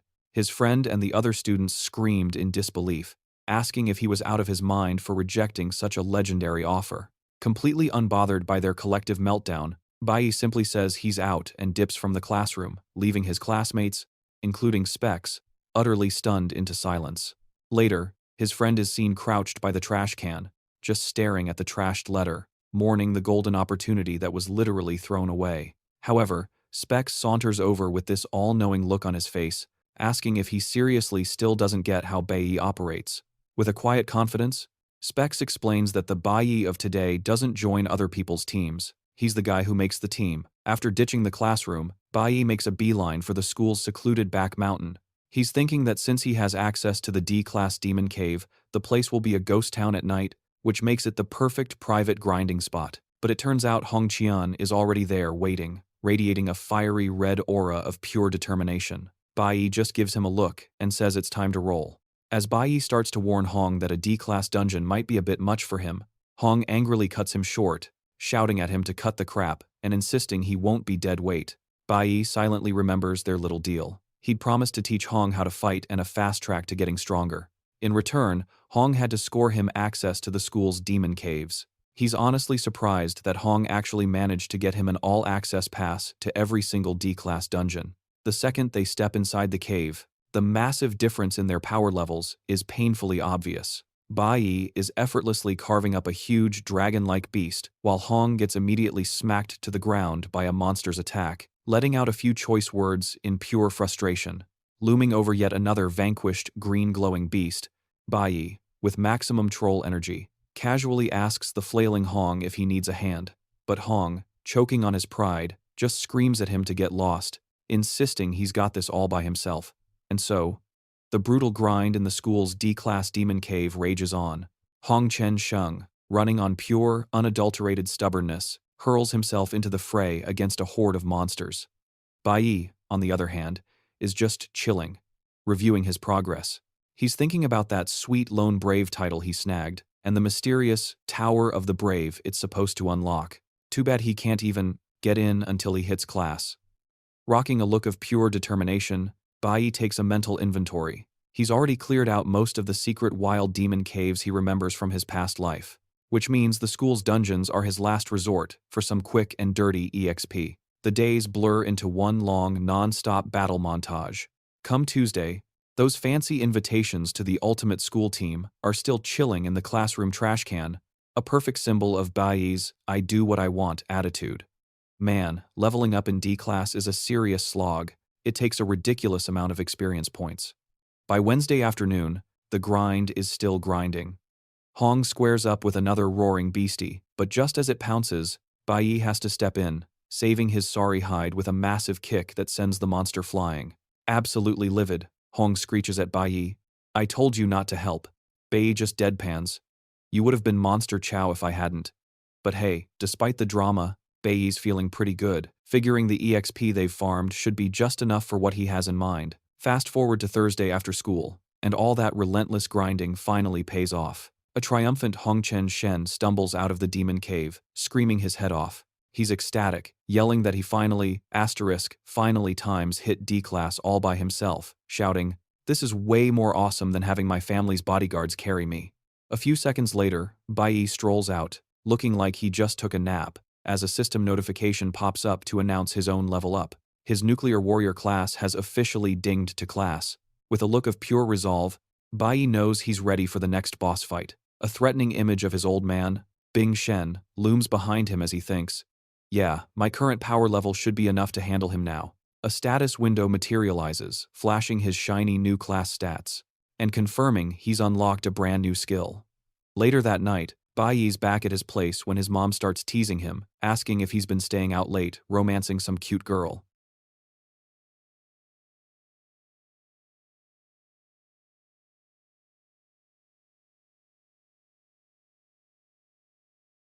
Bayi is a flustered mess, completely denying it and trying to pull the "I'm just a kid" card.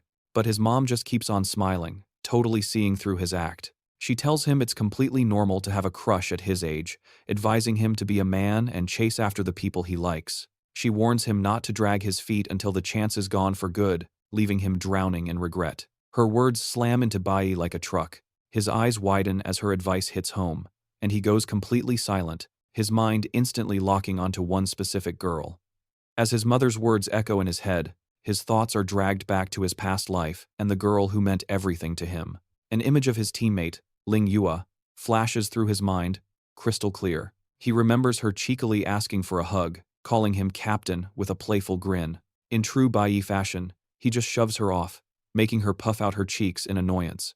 Then, the memory shifts to the aftermath of a hellish battle. The entire field was a graveyard of defeated monster corpses. A wiped-out but victorious Ling Yua was sprawled on the ground, happily yelling that they'd crushed it again. The Bayi, from before his regression, just as battle-worn, just grunted that it was time to move out. Still totally drained, Ling Yua playfully asked if he'd carry her. A flustered Bayi instantly shot her down, telling her to get one of the other teammates to do it. He left her pouting about what a big meanie he was, but that sweet memory is instantly shattered by the traumatic nightmare of their team's betrayal. The scene twists into something dark and grim. He's forced to watch Ling Yua's final moments again, seeing her light fade as she was overwhelmed. The image of his own face, twisted in pure, powerless rage, is burned into the back of his eyelids. Snapping back to the present, Bayi is left with the bitter taste of that agonizing past. He recalls that in his last life, he only met Ling Yua after his master had literally saved him from death row. They had just happened to meet in the capital city. In this new timeline, he has absolutely no idea where she could be. And a grim realization dawns on him. The chances of them meeting again are practically zero. He forces himself to accept the cold, hard truth of this second life. All he has left of her are these memories, and even if they somehow met, he knows things could never, ever be the same. Meanwhile, in another part of the city, The vice captain of the ultimate school team is reporting to his captain that Bayi still hasn't replied to their invite. He just assumes the guy blew them off and isn't interested. The scene then cuts to the captain, alone in her bedroom, holding the very same golden invitation that Bayi had thrown away like trash. His total lack of interest just makes her laugh. She's thinking, well, look who's getting interesting. Rocking a smirk that could kill, a status window pops up, identifying her as Ling Yue, the Golden Lightning Assassin and freakin' captain of the ultimate school team. She decides, forget the messenger, she's gonna meet him herself tomorrow and hand-deliver that invitation. Fast forward to Friday, which just so happens to be his birthday. Bayi's just chilling at his kitchen table, staring at a gift box his mom put in front of him. She's sitting right across from him, beaming, and tells him it's his birthday present. A little taken aback, Bayi eyes the gift for a second before popping it open. And inside, he finds a scarf. He's totally baffled, thinking, why on earth would she get me a scarf when summer's literally right around the corner? But tucked in with the scarf is a note with a super heartfelt message, wishing her dear son eternal happiness and telling him to go out and bravely live whatever life he chooses.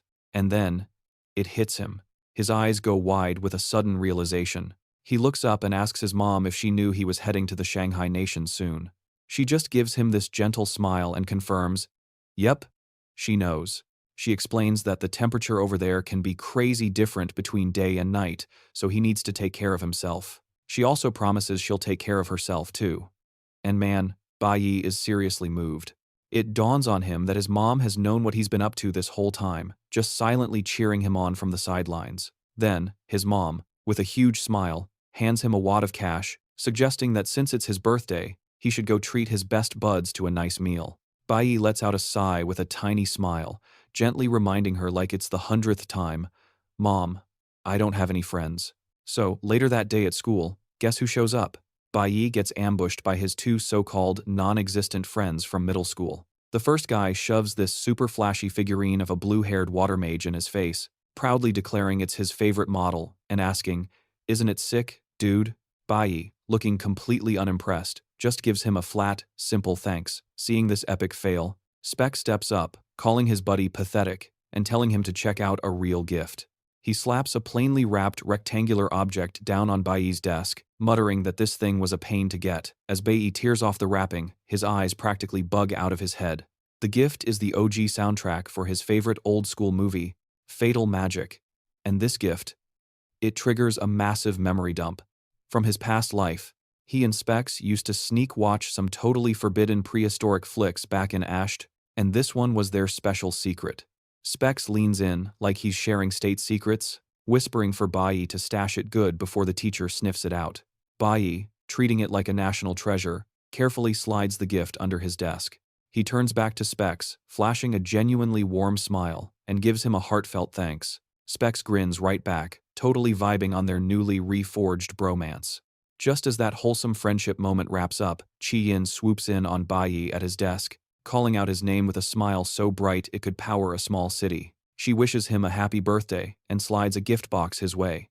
Meanwhile, his two buddies are gawking from the sidelines, their jaws hitting the floor as they process what's actually in that box. Because sitting inside, nestled on a plush little pillow, is a ridiculously huge, sparkling gemstone that a system window pings as a rare, unappraised A-rank mage weapon. Even Bayi is completely floored by this insanely over-the-top gift. He tries to push the box back to her, telling her there's no way he can accept something this crazy valuable. But Chi-Yin isn't having it, smiling as she points out that she wouldn't have even made it to the training trip without his help. Then, she just casually drops that it's not even that big of a deal for her family, because they've got tons of these, and she knows it'll be a massive upgrade for him. Bayi pauses for a beat, his hand just hovering over the box like he's defusing a bomb.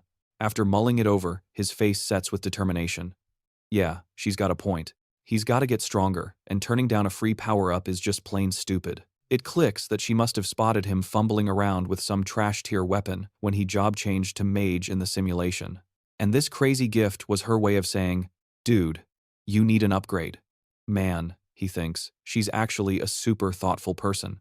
Sitting there with his 3 birthday presents, Bayi is feeling seriously touched. He's just thinking, he never in a million years expected them to remember his birthday, much less hook him up with such awesome gifts. Suddenly, his whole lone wolf plan of ditching this place without getting attached seems kinda shaky.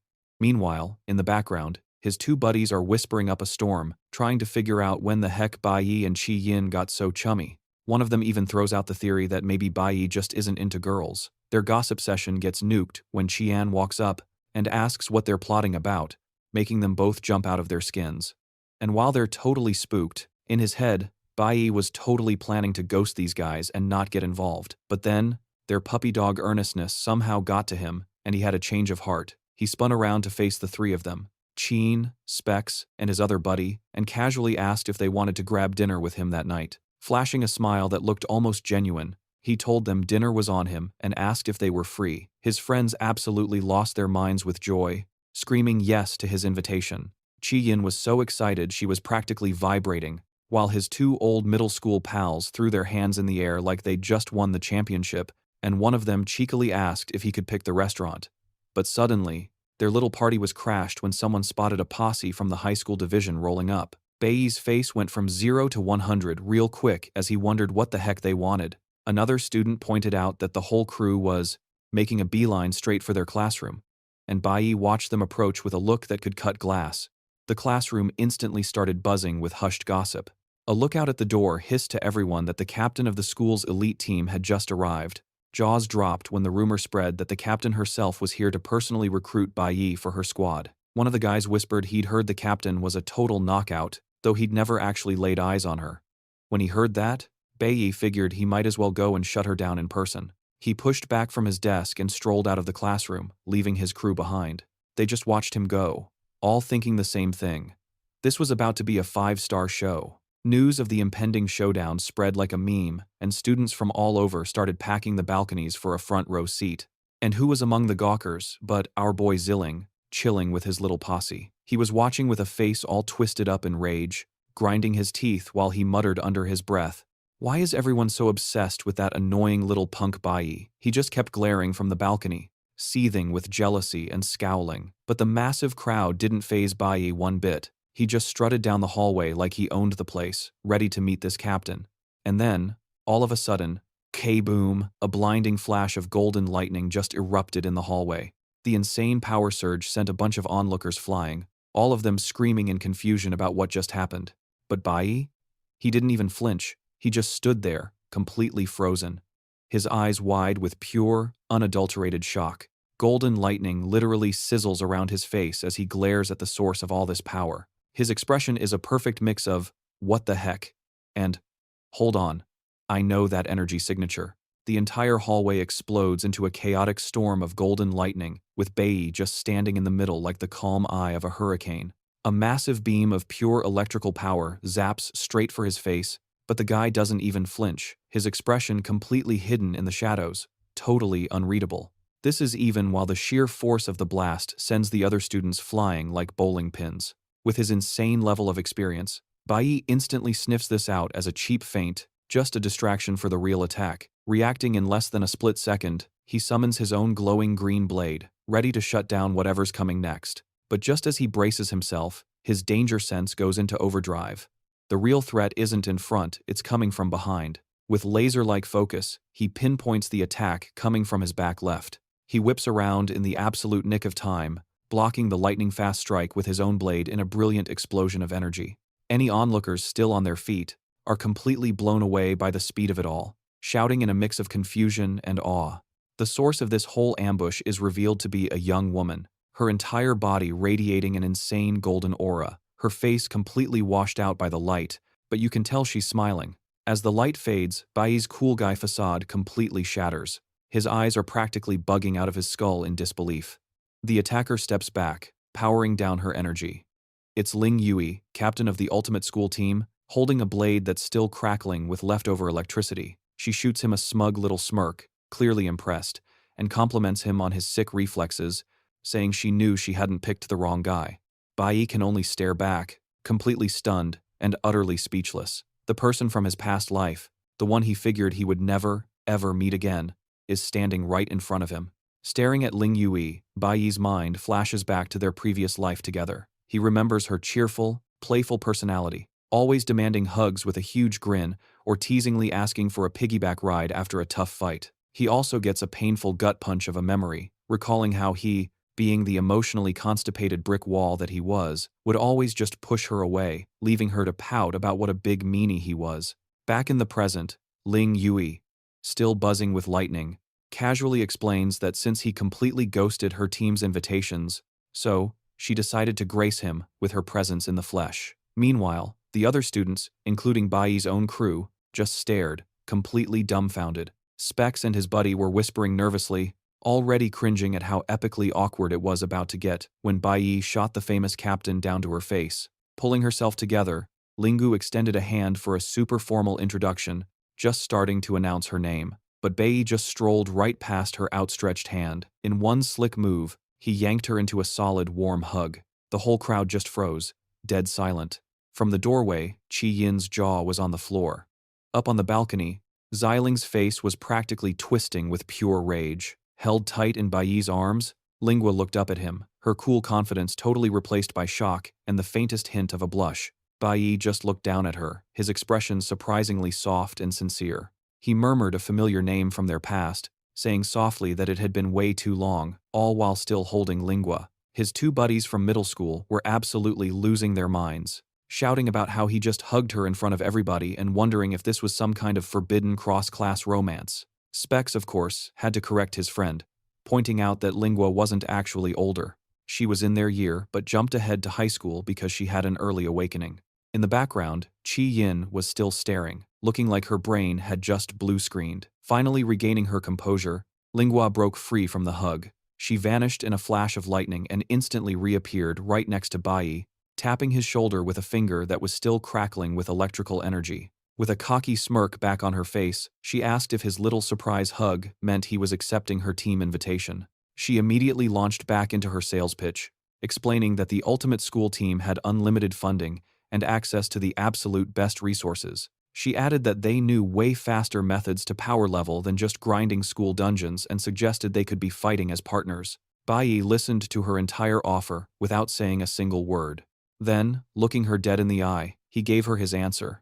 No hesitation. He told her straight up he wouldn't be joining the ultimate school team, adding that since he wasn't planning to stick around this school for long, joining some club would be completely pointless.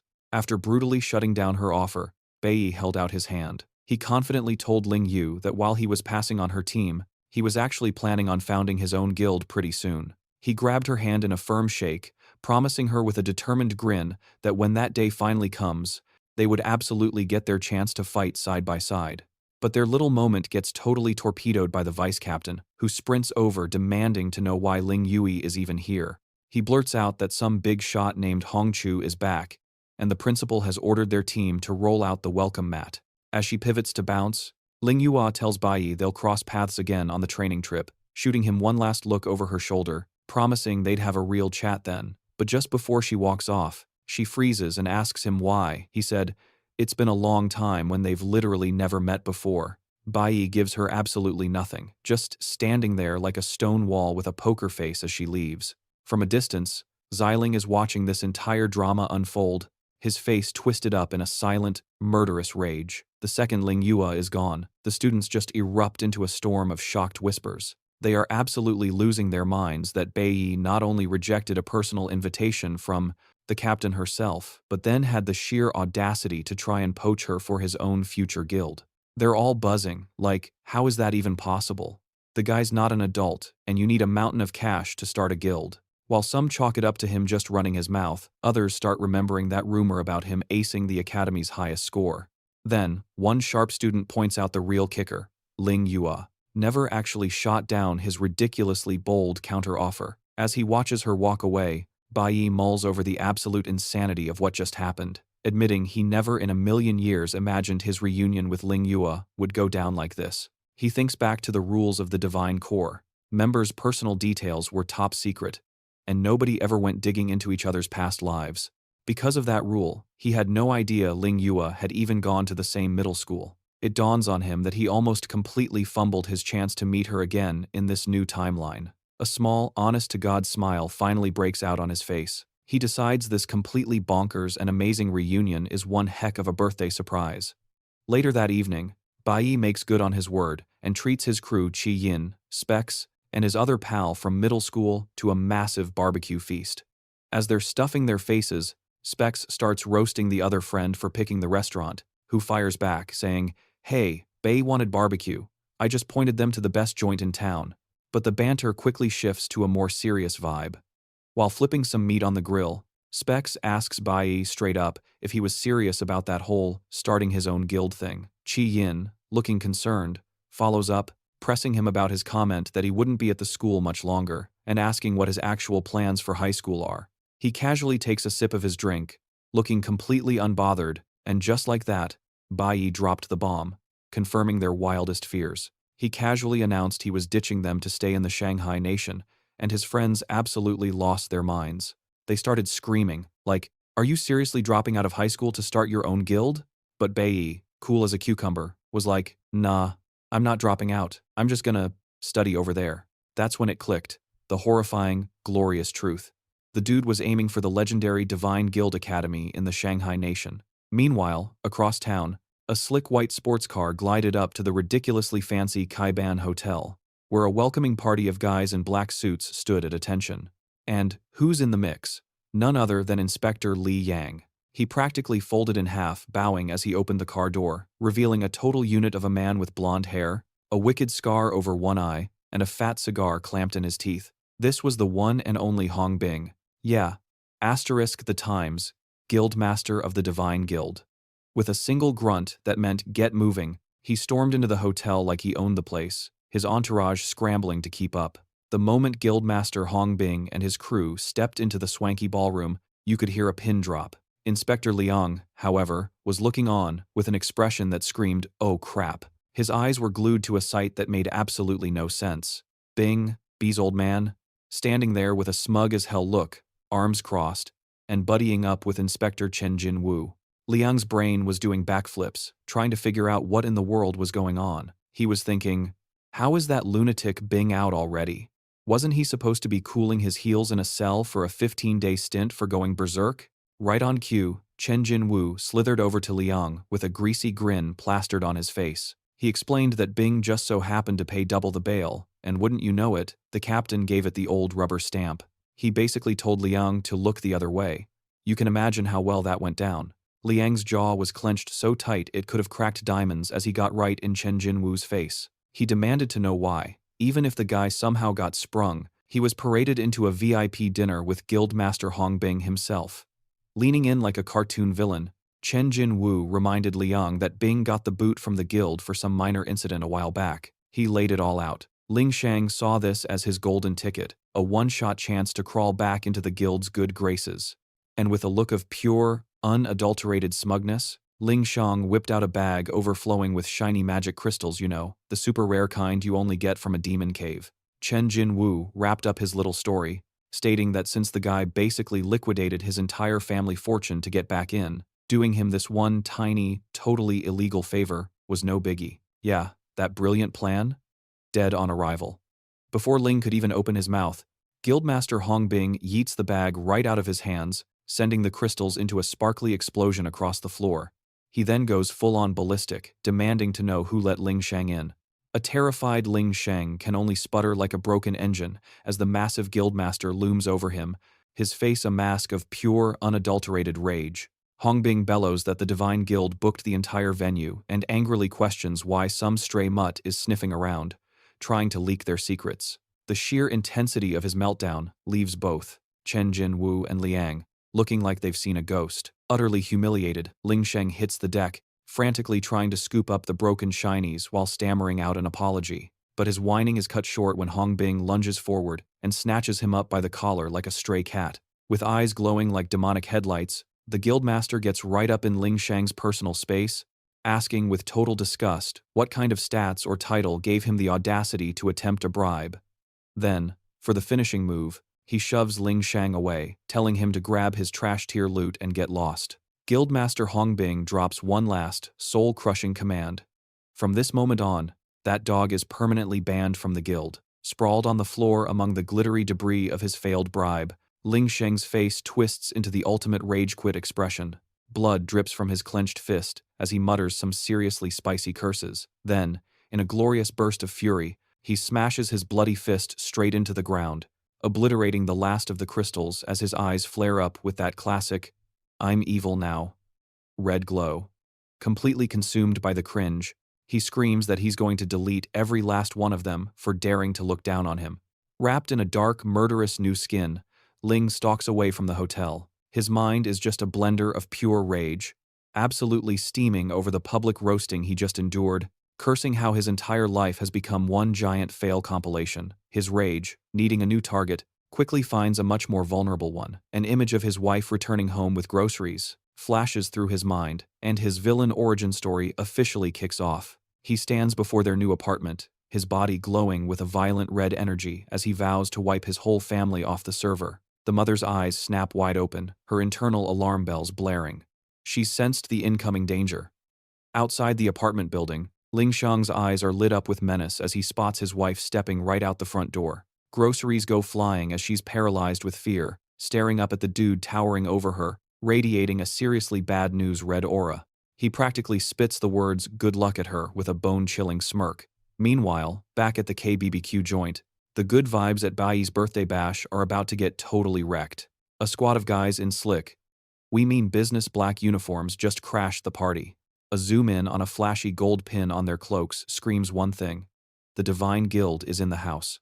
Bayi, cool as a cucumber, just sips his drink and casually mentions to his crew, "Yep, that's a Divine Guild squad." Chi Yin immediately starts geeking out, gushing to Bayi that if he aces the Divine Guild Academy entrance, those guys will be his future work buddies. Then she corrects herself with a grin, adding that he'll probably end up being their boss. This news hits Bayi's other friend right in the feels, and his face just drops. He whines that he didn't realize this was a goodbye dinner, but Chi Yin fires back. "Who said anything about goodbye?" She declares with total conviction that she's gonna grind just as hard to get into that academy and stick by his side. But as Bayi watches the guild members walk past, his protagonist's senses start tingling with a weird, sinking feeling.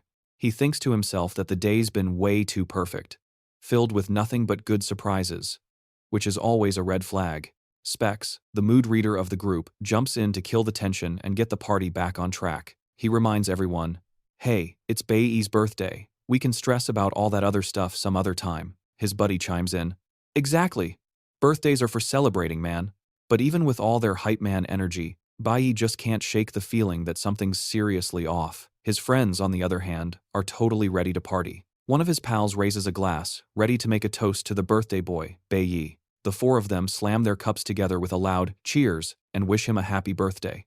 But right at that moment, as their glasses meet, the camera snaps to a close-up of the glowing jade stone around Bayi's neck. At the exact same instant, his mom is seen shaking in pure terror, clutching her own matching necklace. She looks up, her eyes wide with horror, at her husband, Bing, who's standing over her, his entire body pulsing with that same sinister red energy. Her legs give out, and she crumples to the floor as he starts to mock her, asking if she's gotten so comfortable living it up behind his back that she's forgotten where she truly belongs. She tries to scramble away from him, absolutely desperate, but he just keeps laying into her with his venomous words, spitting poison as he demands to know which man she's been mooching off of to build this pathetic new life. His eyes are practically glowing with pure, unadulterated psycho energy, and a grin that could curdle milk spreads across his face. He pops his knuckles like some B-list movie villain and finishes his little monologue, spouting some nonsense about teaching her a lesson. Fueled by pure rage-a-hole, Ling Shang winds up to throw down on his terrified wife. But wait, his tiny brain gets sidetracked by something shiny on her wrist. He's totally stumped where she got it. It's a seriously expensive-looking bracelet, pulsing with a faint, ominous green light. While his wife is frozen in fear, his brain connects two dots that weren't even on the same page and comes to a galaxy-brained conclusion. He starts cackling like a madman, convinced she's been seeing some sugar daddy on the side, because that's obviously the only way they could afford this swanky apartment, right? In a totally predictable burst of loser energy, Ling Shang launches a haymaker at his defenseless wife, who's already bracing for impact on the floor. But just as his fist is about to connect, bam! The bracelet goes supernova with brilliant green energy, throwing up a solid magic shield, and from that blinding light, two absolutely massive, monstrous figures materialize. To Ling Shang's utter, slack-jawed disbelief. A giant, armored hand just casually snatches his fist out of the air, killing his attack dead in its tracks. He just stares, his brain buffering, completely unable to process what the heck just happened. Now standing guard in front of Bayi's mom are two epic-level summoned beasts, Yawaran and Chiwaran, acting as a living wall between her and her scumbag husband. The newly summoned bodyguards turn to Bayi's mom and tell her not to sweat it. They've got her back and will protect her to their last breath. And right then, Bayi's mom gets hit with a flashback. She remembers her son, Bayi, handing her the bracelet, saying it was a little something for Mother's Day. He'd made her promise to wear it 24/7, especially when he wasn't there. Snapping back to the present, one of the summons, Chiwaran, wastes zero time and lunges forward, its eyes blazing as it blitzes straight for Ling Shang. Ling Shang barely manages to scramble out of the way of a devastating strike infused with crackling purple energy. Suddenly, my dude finds himself on the back foot, forced into a 2-on-1 against Chiwaran and the other beast, Yawaran. And yeah, even with all his supposed combat experience, he is getting absolutely wrecked. A massive blow from Chiwaran connects clean, slamming into him with ridiculous force. The impact sends him skidding across the floor, and he's already leaking health points from a gash on his side. But instead of crying or, being scared, a messed up, bloody grin just stretches across Ling Shang's face. Wrapped in a crackling aura of edgy red lightning, he declares this beatdown is the perfect stress reliever he's been looking for. His eyes start glowing with that classic villainous light as he prepares to unleash his own final boss power. A wicked grin stretched across his face, absolutely buzzing for the beatdown to start. Just as Bayi was about to chow down on some birthday grub with his crew, the whole vibe just crashed and burned. He glances down, and yup, the jade artifact he's wearing is glowing. His face instantly goes ice cold. He knows exactly what that activation means. It's the "mom's in trouble" alarm. Not a single word escapes his lips. He just bolts upright, telling his totally bewildered friends he's got to handle something real quick. And with that, he's a blur, rocketing out of the restaurant. Tossing a bee right back, over his shoulder, he leaves his friends gawking at his empty seat. The second he's outside, Bayi's already on the phone with Hong Qianshen, demanding an update on that intel he asked for. Hong's voice on the other end confirms Bayi's absolute worst nightmare. His old man, Bing, got sprung from the joint early. And get this, Hong says the dude immediately crashed a party hosted by Hong's own father, only to get completely roasted and booted out on his butt. Hong wraps it up by saying that after that little stunt, Ling's location is a complete mystery. As the pieces start clicking into place, his call to his mom's phone goes straight to voicemail, which is all the confirmation he needs. Standing in that grimy alley, Bayi's brain is working overtime, connecting the dots. He has a gut-wrenching realization. The hotel his fuming deadbeat dad got kicked out of is practically spitting distance from the new apartment he just set his mom up in. He knows if his old man, in his current rage-fueled state, stumbled upon his mom, she'd be in for a world of hurt. A surge of pure adrenaline hits him, and he grips the handlebars of his bike so hard the metal groans. He vaults onto his trusty steed and tears off into the night. His eyes blazing with that classic, OP protagonist glow as he pedals like a madman to get home and save her. While Bayi is breaking the sound barrier on two wheels, he's still stressing, but then he remembers he left his summoned beasts, his so-called nameless brothers, on bodyguard duty.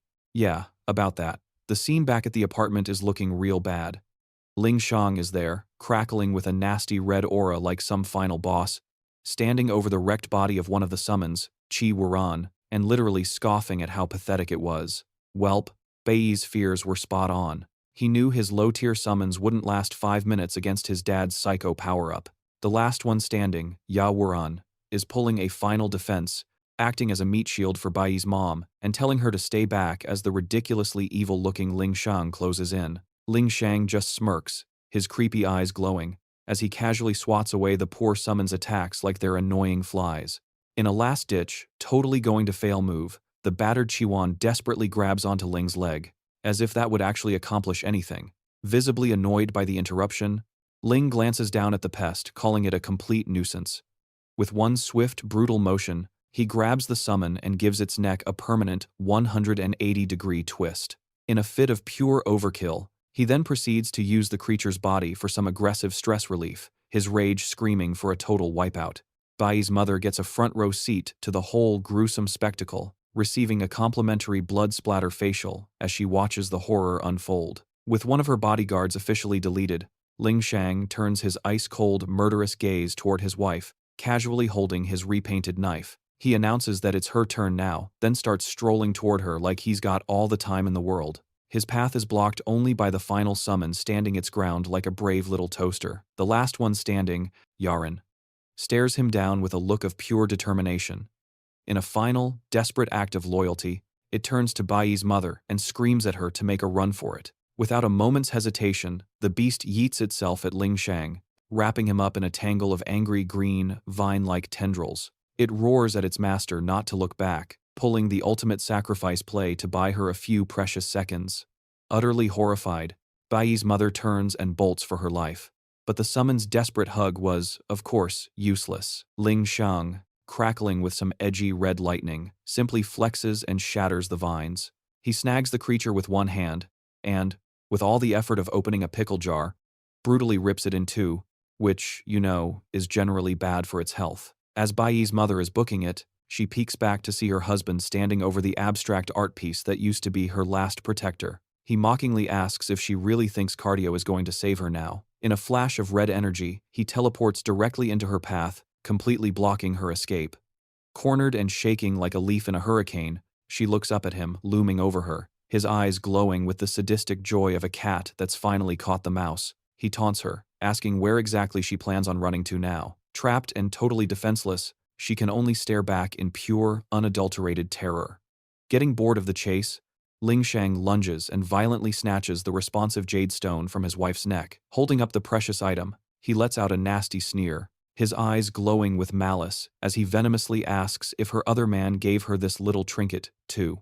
Without even waiting for an answer, he clenches his fist and crushes the stone to dust, shattering his wife's last sliver of hope along with it. His face a mask of pure fury, he raises his knife, ready to hit the game over button on her life. Just as the psycho is about to swing for the fences, his wife is completely paralyzed by sheer terror. But then, a faint pink glow envelops her as she clings to her son's promise, his words echoing in her mind. He told her, "Mom, if you're ever in deep trouble, just smash this little rock." His voice, a beacon of hope in her memory, swore that the second that stone shattered, he'd be there in a flash. And right on cue, just as the blade is about to make contact, a hand casually snatches it out of the air, pinching the razor-sharp edge with nothing but his bare fingers, stopping the attack cold just inches from her face. Yep, Bayi has made his grand entrance, materializing in a flash of light to play hero between his dear old mom and dad. His mom is just staring, her eyes bugging out, completely unable to process how her son just pulled a magic trick out of his hat.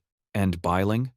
Oh, he's just as gobsmacked, his face twisting into an ugly mask of shock and rage at this party crasher. But with a look that could kill, Bayi just squeezes the blade a little tighter, and a seriously intimidating aura starts to flare up around him. He locks eyes with his so-called father and lays down the law. This little family drama?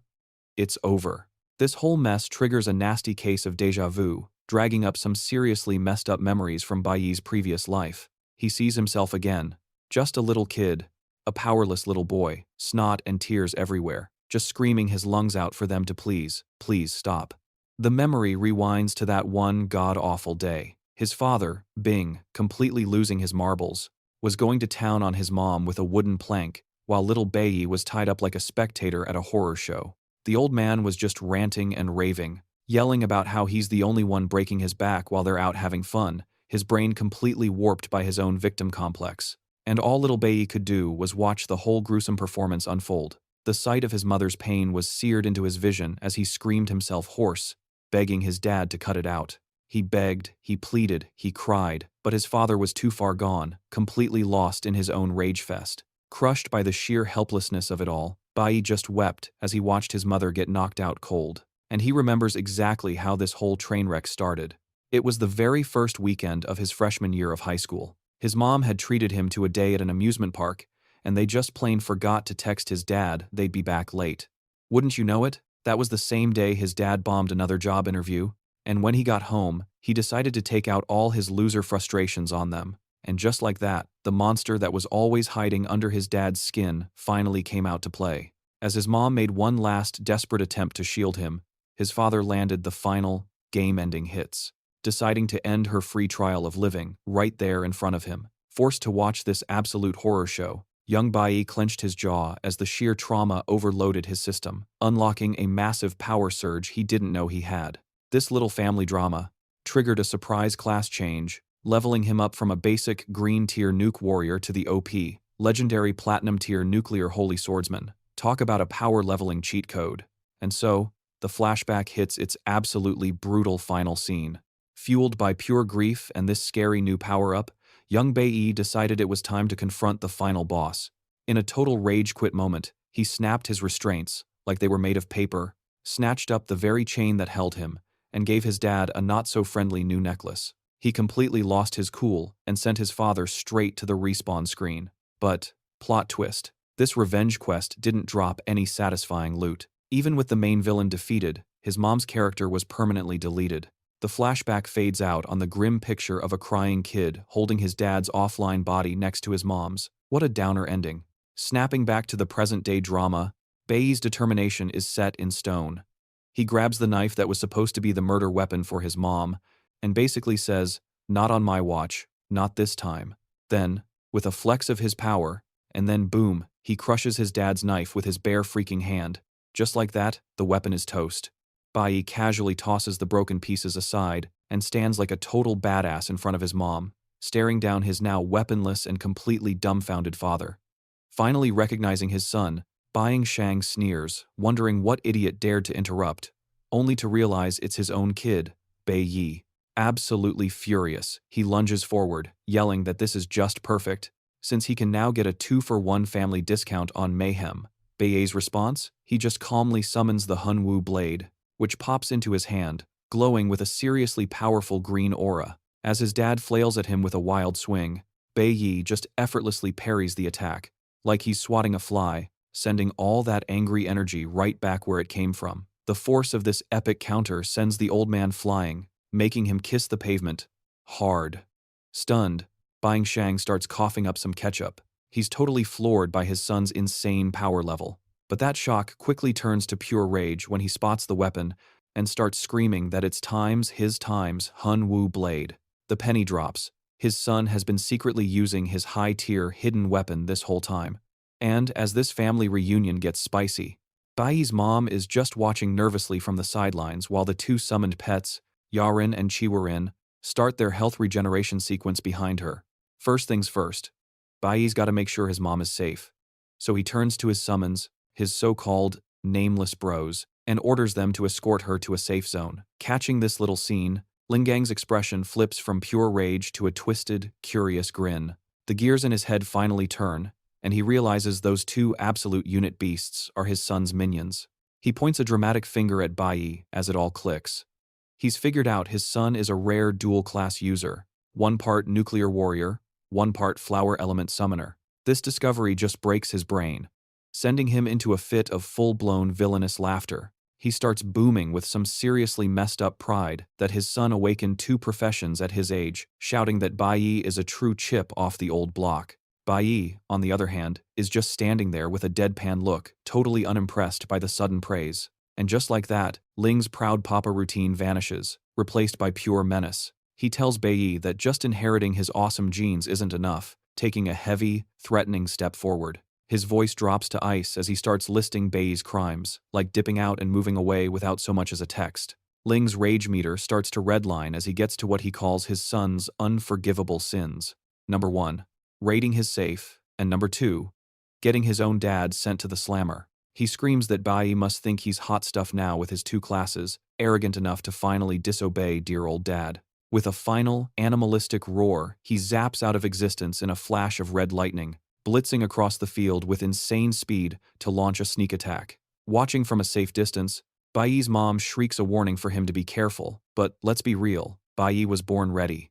A brilliant blue energy starts crackling around his hand as a system window pops into view. The notification confirms it. He's class swapping to Cloud Element Mage. His eyes sharpen, instantly locking onto his father's position just as he reappears to land the blow. With a single, almost bored command, Bayi unleashes a literal tidal wave of ice, catching his dad mid-attack and trapping him in a frozen prison.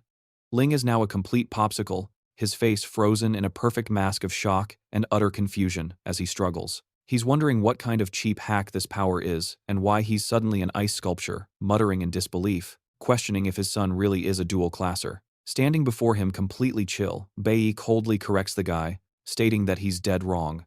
The two now stand face to ice block. The power dynamic has been completely flipped, with Ling Shang trapped and totally helpless, as Bayi continues, his voice completely devoid of any emotion, telling his father that the number of classes he can awaken has absolutely nothing to do with him, before delivering the final, soul-crushing blow. From where he's standing, his old man is now officially worthless. That sick burn makes Ling's eyes bulge with pure rage, and he thrashes around in his ice trap, absolutely screeching about what his son just spouted. Totally triggered by this defiance, Bingshan lets loose a crackle of angry red lightning, scoffing at Baiyi's audacity. He tries to pull rank, reminding his son that while Bayi might be a freshly awakened rookie, he's a battle-hardened S-class veteran, roaring about who the Times Real Times head of the household is. With that, he shatters the ice prison in a massive explosion of pure boomer energy. However, Bayi is completely unbothered, now that he's rocking his new nuclear warrior class. He casually readies the Hunwu blade and parries his dad's furious punch with a slick swing of his own. Not even giving the old man a second to process what just happened, Bayi pumps a ton of energy into the blade and zips forward, landing a devastating stab that goes right through his father's defenses like they were made of wet paper. Ling just stares down at the sword sticking out of his chest, his face a perfect picture of disbelief. He can't wrap his head around it, muttering that it's impossible for his son's attack to have pierced his guard. Wincing like he stubbed his toe, he yanks the blade out of his body and crumples to his knees, clutching the fresh new hole in his shirt and wondering how Bayi is dishing out so much damage. He insists a newbie E-class warrior shouldn't even be able to scratch his paint job, let alone hit this hard. Bayi just looms over his defeated father like a final boss, a sinister red aura swirling around him as he announces that, as of today, their family subscription has been officially cancelled, adding that his mother is cutting ties with him too. With an ice-cold, dead-eyed stare, Bayi tells Ling that in his world, he's now less than a zero. Utterly crushed by both the physical and emotional damage, Ling Shang starts trembling on the ground. Then, a creepy little chuckle escapes his lips, which slowly builds into a full-blown maniacal cackle as he kneels before the son who just completely wiped the floor with him. Refusing to accept this massive L, Bing Sheng just screams at his kid, trying to guilt-trip him by asking if he knows who slaved away to bring home the bacon for the family. He desperately insists that Bayi will always be his son, and that's a fact that can't be changed. Calling his son an ungrateful little punk, Ling Shang lunges forward for one last desperate swing. But Bayi effortlessly sidesteps the attack and counters with a swift, powerful kick right to his dad's face. The sheer force of the blow sends Ling Shang ragdolling across the pavement. While his old man scrambles to his feet like a newborn giraffe, Bayi casually strolls in for the finisher. Bing Shang throws another wild punch, a real swing and a misses special, but Bayi dodges it with zero effort, probably yawning. Absolutely mauling, Bing Shang lets out a frustrated roar, wondering why his hit stat is apparently set to 0. Spotting the massive opening, Bayi decides it's time to test out his new rapid-fire punch combo. Completely overwhelming the old man's pathetic defenses, the battered and broken Bing Shang staggers backward like a glitching NPC, spitting out some health potion, oh wait, that's blood, and muttering in shock that he's a class red tier warrior. His tiny brain is still buffering, completely unable to process how he got so thoroughly dominated. Bayi strolls over, yanks his dad up by the hair, and icily asks if he needs his ears checked after that last memo. His face contorted with rage, he spells it out for the old man. You are so far beneath me, you're not even playing the same game. And cue the trauma-fueled flashback. Bayi's mind starts playing the highlight reel of his father's worst dad of the year moments. He recalls the horrific scenes where his father would train on his mother, while a young, helpless Bayi was tied up and forced to watch the cowardly spectacle. Bayi remembers his father's go-to move was unleashing his inner beast at home, all because he was too much of a coward to challenge anyone stronger than him out in the real world. He sees his father for what he truly is, not a warrior, just a weak, useless piece of trash. He relives the classic head meets pavement moment, courtesy of his dad, before snapping back to the present. Bayi grabs the thoroughly tenderized Bing Shang by the hair, yelling that he doesn't even qualify for the title of man. Fueled by pure, unfiltered rage, he reintroduces his father's face to the pavement, with feeling. Peeking from behind her summoned meat shields, Bayi's mom watches the whole beatdown, absolutely terrified, weakly calling out her son's name as the final boss lies defeated on the ground. Bing Shang starts crying for him to stop, trying to play the "I'm your dad" card, and begging him to remember their so-called family bond. That family bond line? Yeah, that was the rage trigger. It just cranked Bayi's anger up to 11. His eyes go absolutely arctic, filled with a cold, terrifying fury. He grabs his father by the collar and roars, asking where this precious family bond was when he was busy redecorating the walls with them. And just like that, Bayi's memory cues up another episode of My Father, the Monster. He flashes back to a time when he was just 7 years old, when his father grabbed him by the ear as he cried in pain, before repeatedly using his head to tenderize a nearby wall. He remembers pleading that he was wrong, while his terrified mother begged her husband to stop his insane rampage. But his pleas were on deaf ears. His father just gripped his ear even tighter, ripping a piece of it clean off and making him scream in unimaginable pain. Bayi's fury boils over as he recalls that the abuse wasn't a single event. It was a subscription service. Even with his ear shredded, Bayi's mind flashes back to the countless beatdowns his mom had to endure. He remembers it all, stretching back to the very day he was born. His mother was practically a regular at the ER, making almost monthly trips because his old man would throw hands for any stupid reason. The food was a little off? Pow. He was just in a bad mood? Wham. Bayi roars at his father, calling him out for using them as his personal punching bags. He screams that because of this pathetic excuse for a man, they never had one single, solitary, normal day. Fueled by a final, epic surge of fury, he smashes his father's face into the pavement one more time. Towering over the broken geyser, Bayi just scoffs at the nerve of his father to bring up family ties now, of all times. He asks him if a piece of trash like him even deserves a family. Bailing just lies there, a motionless sack of garbage on the cracked ground, completely and utterly defeated, struggling just to push himself up. He starts whimpering pathetic apologies, admitting he was wrong, and begging for another chance. He keeps promising he'll change, that he'll never be like that again. Finally, Bing Sheng goes full-on grovel mode, dropping to his knees and planting his forehead on the ground, bawling his eyes out about how he's truly sorry. All the while, Bayi just stares down at him, his eyes glowing with an icy light, totally unmoved by this pathetic performance. Bayi gazes down, his own eyes now flaring with a brilliant golden power. He tells his father this is a rerun of an old show.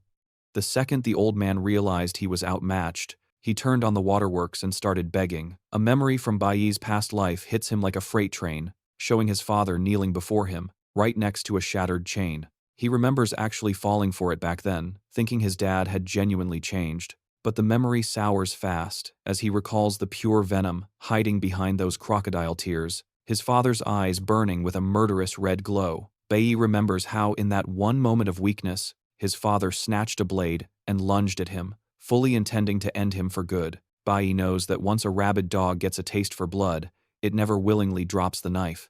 And with that grim reminder, his resolve hardens into pure, unyielding steel. Right on cue, the system windows start popping up in his vision. A notification chimes, showing his adrenaline is spiking. Bing Shang looks up from the dirt, his face a bloody mess, but his expression is twisting from pathetic fear into raw defiance. More system alerts flash. Adrenaline is surging. His ultimate skill, Sanctuary, has begun to evolve. Engulfed in a blinding golden aura, Bayi hefts his Hun Wu blade, ready to deliver the final, game-ending blow. Ding! A system alert flashes, announcing he's just unlocked a brand new skill, Binary Judgment. Just as Bayi's about to test it out, his mom lets out a desperate scream of his name, her hand reaching out like she could actually stop him from here. Bayi just scoffs to himself. A scumbag suddenly finding remorse? Yeah, right, as if. Nah, it's way more efficient to just make sure his old man can never pull this kind of stunt again, permanently. He casually swings his blade, unleashing waves of golden energy that neatly disconnect his father's tendons. Bailing just shrieks like a banshee from the hit, collapsing into a puddle of his own making. Bing Sheng wails about his now useless limbs, looking absolutely terrified and completely wrecked. Bailing starts begging for his life, pulling out the "Oh, but I'm your father" card like it's some kind of trump. Bayi's not buying it. His face stays as cold and unbothered as a frozen tundra. Time for a class change. Switching over to Cloud Mage, Bayi whips up an ice shard and slaps a silence debuff right on his dad's mouth. That shuts him up real good. With a dead serious look on his face, Bayi lifts his weapon, ready to deliver the finishing move. He remembers, oh yeah, I already deleted this guy's save file once in my last playthrough. So really, what's the big deal about a repeat performance? But just as he's about to swing for the win, a voice cuts through the air, yelling at him that that's enough, which totally throws him off. He's like, who the heck was that? He can tell it's a woman's voice, and get this, it's coming from one of his own summons. It's Urin, his flower elemental summon, who's standing guard right behind his mom. Turns out, the little plant is acting like a long-range walkie-talkie, beaming his mother's voice straight into his head. Through the summon, his mom is begging him, telling him not to stoop to his father's level and become a monster too. She explains that the old man has already lost everything he ever cared about, his pride included. Her words actually seem to land a critical hit on his resolve. He pauses, looking back at her, his icy expression finally starting to thaw. She keeps going, explaining through Urin that his dad will now have to live every single day stewing in his own failure and resentment. And honestly, for a guy like him, that's the worst punishment imaginable. Bayi's face is a mess of conflict, but his mom isn't done with her speech. She's pleading now, saying she can't bear to watch him become the family's next villain. Even worse, she doesn't want his future to be some dark, edgy tragedy, and that triggers a nasty flashback from his previous life. He remembers getting locked up for taking out his old man, sentenced to rot away in a cage for the rest of his days. Man, the combined weight of his mom's words and that awful memory hits him like a ton of bricks. With a new kind of determination, he looks up and tells his mom, I get it. Then, he turns back to his dad, who's still stuck as a popsicle with a very concerned look on his face, and lays down the law. He's not going to end him, but getting anywhere near them again is completely off the table. Bayi's hand tightens around his glowing blade, the energy practically humming. He's about to drop a classic from his past life, unleashing the ultimate troll move, Binary Judgment. A brilliant, cross-shaped wave of golden energy erupts from his sword, a truly devastating sight. This bad boy is specifically designed to straight-up delete the awakened power of anyone at his level or below. The attack slams into Bing, and a system window pops up with the glorious confirmation, Awakened Power. Deleted. Bayi looms over his father, who's now just a regular, powerless dude. He casually sheathes his weapon and delivers the final verdict. His old man has until tomorrow to get out of the city and stay away from his mom for good. With the trash taken care of, he strolls over to his mom, who's safely guarded by her summons, and drops one last, ice-cold warning. He lets his father know that his summon, Ya Warren, has his scent locked in. If he ever dares to come within 3 kilometers of his mom again, he doesn't care if it means a life sentence in some awakened prison. Bayi will hunt him down and erase him without a second thought. Lying on the ground, utterly broken and stripped of everything that made him a threat, Bing can only stare at the sky, tears streaming down his face as the last of the ice melts away, whispering that he gets it. He's accepted his absolute, crushing defeat. And just like that, after the brutal showdown, the city night falls silent. Back in the safety of their apartment, Bayi stands in front of his mom, who's on the couch, flanked by her 2 loyal summons, Ya Wuran and Chi Wuran. He tells them to patch his mom up and make sure she's okay. One of them, Chi Wuran, chimes in, telling Bayi not to sweat it, because his old man never even laid a scratch on her. Kneeling down beside his mom, Bayi lets out a sigh of relief, glad he made it in time, but she just gently comforts him, reminding him she was perfectly fine. With a warm smile, she lets him know she's all right. As she pats his head, Bayi insists that's not good enough, muttering that he'll have to find her another magic jade stone for extra security. And then, out of nowhere, they both just freeze solid. They're just staring at each other, completely dumbfounded. Bayi is the first to break the silence, asking if she just talked. And she, looking just as shocked, asks the exact same thing back. Did I just talk? Bayi's shock melts away, replaced by a massive, ear-to-ear grin. He realizes it wasn't the summon's telepathy that was her actual voice. His mom covers her mouth, totally floored. She can't believe it, wondering how on earth it's even possible that she can speak again. Ya Warren reports that his mom's speech issue was just some minor nerve damage, a total piece of cake for it to patch up. A few days cruise by. Bayi's just chilling on a massive tree branch, surveying the city, when his summon, Ya Warren, pipes up, asking if he really has to bounce. The big guy points out the obvious, like, dude, your mom and your pals are right here. And, even suggests he could just ditch this whole revenge quest and, live a normal, boring life. But Bayi's like, nah, my mind's made up, explaining that he's already got everything sorted out. He tells them he's already covered the rent and plans to straight up buy the place once he's rolling in the dough. Plus, he's hooked his mom up with a brand new magic jade stone, so if she ever gets into another jam, he can teleport right to her side in a flash. For every other moment, he's basically making them her personal, oversized bodyguards. The two absolute units of summons are literally bawling their eyes out as they accept their master's mission. A little while later, Bayi's just watching from the dining table as his mom cheerfully cooks, with his two giant summons hilariously stuffed into aprons, trying to help out. He's thinking to himself that even though his mom thinks he's just off on some training journey, she has no clue he's not the same simple kid she raised anymore. His mind drifts to the messed up memories of his past life and the gnarly weight of all the hate he's got to deal with. He glances at the invitation on the table, his golden ticket to the so-called divine nation. That backstabbing punk is there, and this is his prime shot at some serious payback. An image of that traitor dude, with his creepy skull mask and white dreads, flashes in his head. Bayi knows that with this little piece of paper, he can speedrun his way to the divine nation way faster than in his last playthrough. Later that night, while standing in a crowd with his mom, he stares out at the city lights, pondering the insane road ahead of him. He's real with himself. He has no idea if he'll pull this off or even make it back in one piece. This could totally be a one-way trip, but it's a quest he's got to see through to the end. And then, out of nowhere, his mom gasps, "Oh my goodness, I completely forgot what time it is." A totally bewildered Bayi asks what she's on about. She just grins and says it's June 25th, which means it's time for the annual prayer thingy. She reminds him that on the first full moon of the summer solstice, the big-shot mage from the Flower God Temple always makes a comeback tour to their little county. Bayi's brain finally booted up and remembered a tiny detail. His mom was a card-carrying member of the Flower God sect. He realized she never even asked when he was shipping out, and he conveniently forgot to mention he was leaving, like, tomorrow. He figures this is probably for the best, and decides to just ghost. Watching his mom pray, he admits he's always sucked at those mushy, face-to-face goodbyes anyway. Cut to a hospital room where Specs is laid up in bed, fresh out of surgery. A doctor's trying to calm his folks down, telling them the whole operation was a piece of cake. He's explaining it was just a minor tune-up, but Specs will need to chill for a few days. He also mentions they got super lucky their boy caught the issue before it got nasty. Totally freaking out with relief, Specs' parents start thanking the doc for basically saving their son's life, and his mom immediately starts nagging Specs not to even breathe too hard. From his bed, Specs is like, "Guys, chill. The doctor literally just said it was no big deal." But his mom wasn't having any of it. She goes full-on drama mode, insisting there's no such thing as a small surgery and orders him to stay put. Specs just sighs and looks away. Man, he thinks, could this timing be any worse?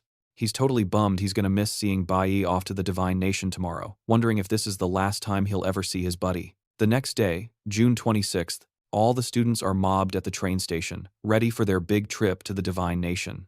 Over on the platform, one mom is having a full-blown meltdown saying goodbye to her daughter, Chi Yin.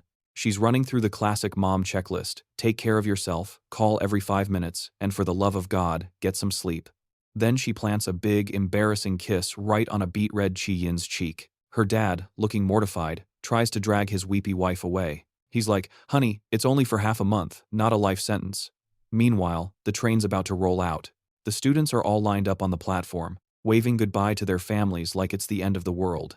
Amidst the chaos of the train station, you've got students swarming the platform, all surrounded by their doting families who came to see them off. And then, in total contrast, you've got Bayi, standing all by his lonesome at the far end of the platform like a classic lone wolf protagonist. Teacher Hang strolls over with a big ol' smile, asking why he's flying solo and if his parents couldn't make it.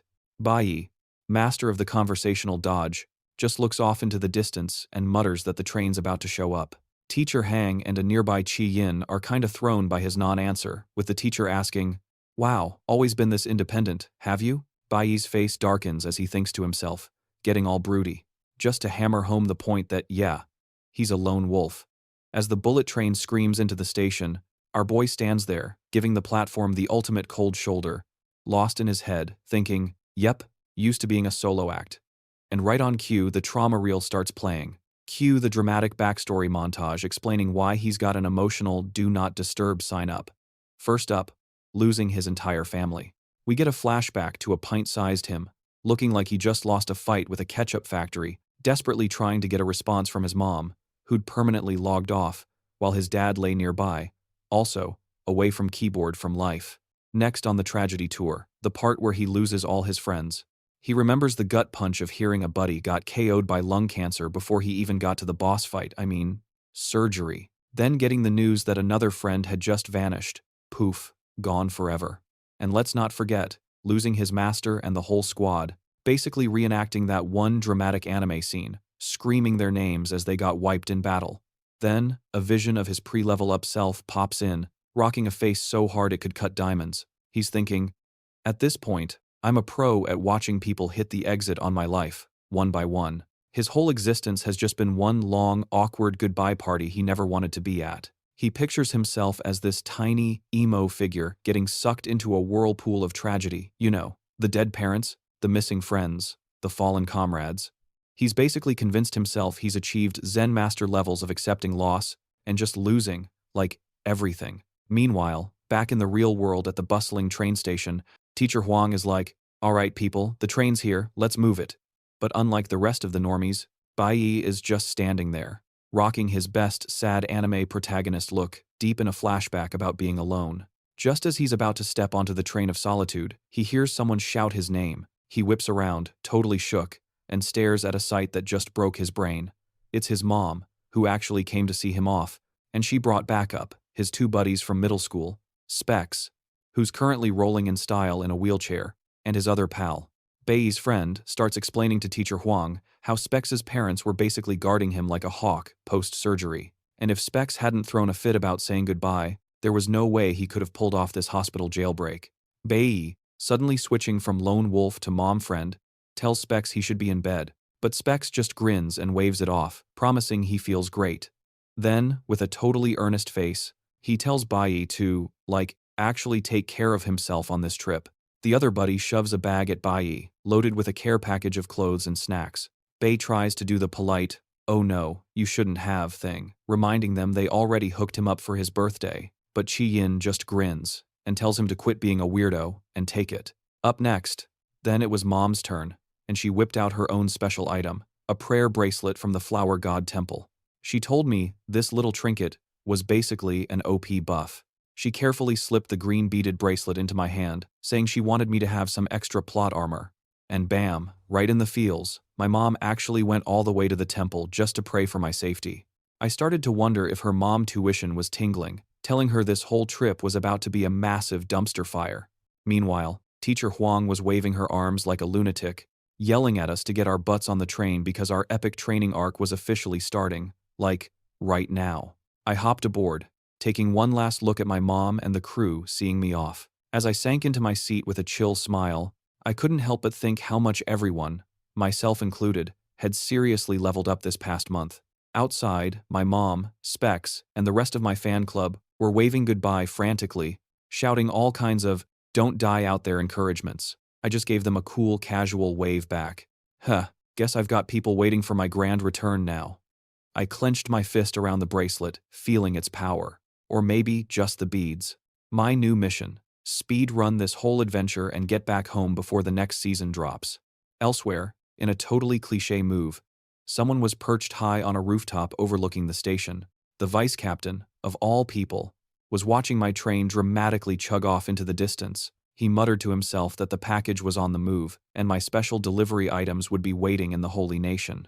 Turns out this dude is Liu Zhongzhang, the S-rank big boss of the Flower God sect. He spoke into his comms, probably asking if there were any other last-minute side quests. Then he sighed, figuring from here on out, it was all on me. Cue the dramatic cut to me on the train, looking all thoughtful and main character-like.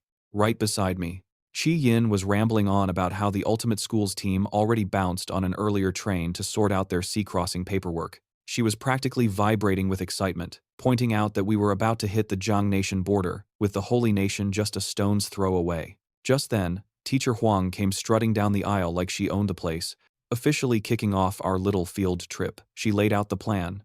It's a full day's journey just to step foot in the Holy Nation, So we'd be having a little slumber party at the border, but not before a fun field training exercise.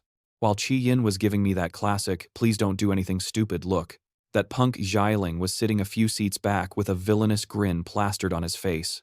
I could practically hear his internal monologue. Oh, this is gonna be good. Bayi has no idea what kind of welcome party I've planned. As our budget bullet train screeched toward the station, an announcement declared our imminent arrival in the Holy Nation. Teacher Huang started her spiel, laying down the ground rules for the students. She recited the usual propaganda about how the gods created their world and are still watching over them like glorified babysitters. She hammered home that the gods' families have all the power and that the Holy Nation is the turf for two of these so-called divine clans. Her tone got real serious as she laid down the law for the students. They had to follow the gods' rules to the letter, or they'd be asking for a world of trouble. Baiyi's jaw tightened as he listened, the very mention of the gods making him see red. Teacher Huang then switched gears, breaking down the bureaucratic nightmare of the entry process. She explained there were 3 checkpoints to get from the Jiang Nation into the Holy Nation, and that they'd already cleared the first one. That was just the formality of flashing a special invitation pass from the Divine Guild to get on the train. The second checkpoint, she continued, is this border station we're pulling into right now.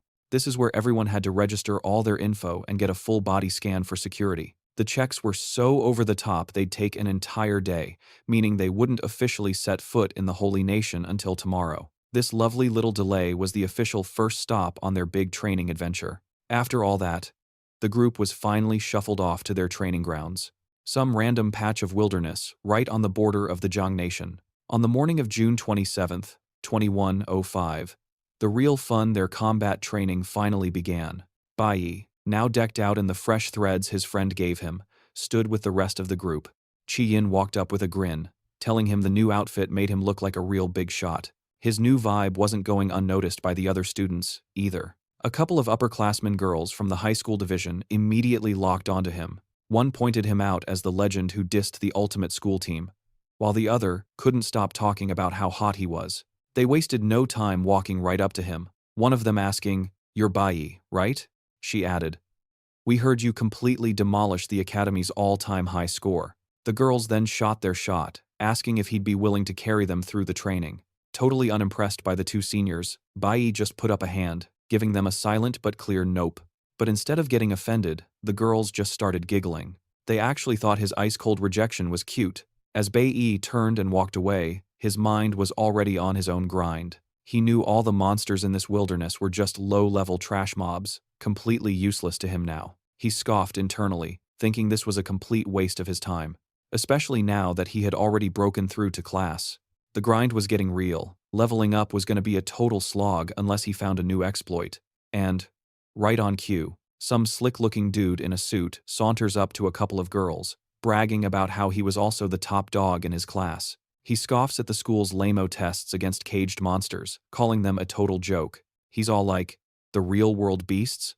They're a whole different ballgame, ladies." He smoothly drapes an arm around one of the girls, gives a cheesy wink, and purrs, "This is where the real pros show their stuff, you know, actual combat." Turns out, this peacock is Yoongjun, a class stellar warrior from the high school division, and just like that, the girls are totally smitten, begging him to let them tag along for the training exercise. Jongjun, loving the attention, just laughs and agrees, while our boy Bayi strolls right past the whole cringy scene without even blinking, completely unbothered by their little soap opera. A little while later, Teacher Huang wrangles all the students together for one last pep talk. With a bright smile, she reminds them that they're all supposed to be the school's best and brightest. So, she launches into the rulebook for the millionth time, starting with the safety checklist: train only within the designated area, people. No lone wolf shenanigans. And please, know your limits with the monsters. And be back at the campsite by 8 p.m. sharp. But before she could even continue, the antsy students, with Jongjun leading the charge, just start yelling that they've heard it all before. A whole mob of them just stampedes into the forest, all hyped up to start smashing some monsters. Meanwhile, standing off to the side, Zeeling watches the lemmings run off to their doom with this wicked little smirk on his face. Yeah, you can just tell his master plan is already cooking. Cut to the capital of the Holy Nation. Guildmaster Hongbing rolls in and gets the whole welcome back boss treatment from his underlings. They get him up to speed. The big hunting competition is about to kick off, and the captain of the Shannon team has been twiddling his thumbs waiting. We've got Vice Captain Lu Jung on the scene.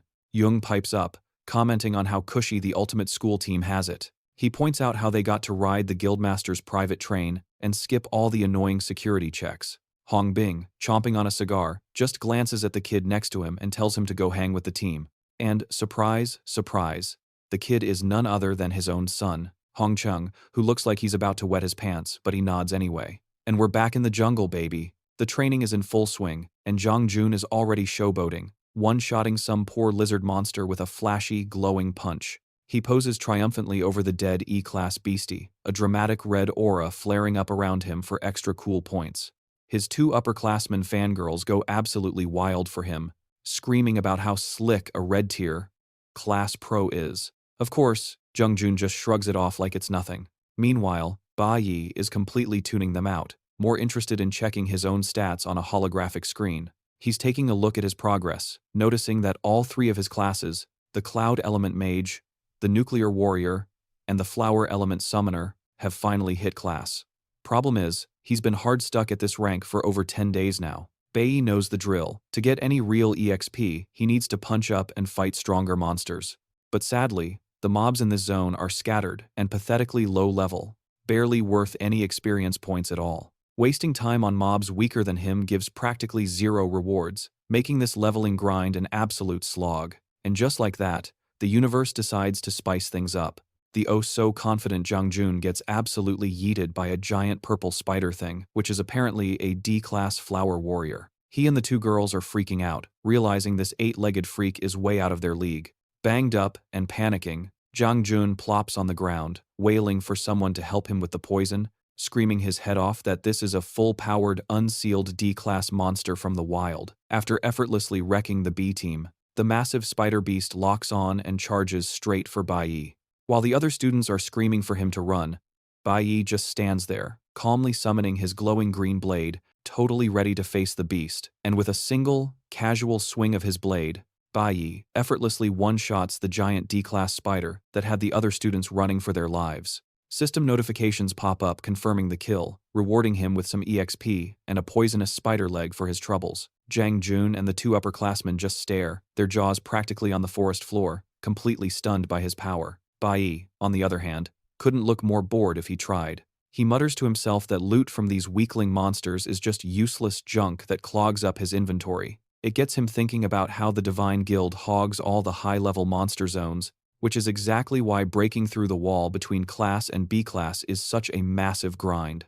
With a flick of his wrist, he just tosses the D-class item away like it's trash. The silver-haired girl is absolutely floored. Like, did he really just chuck a D-class item?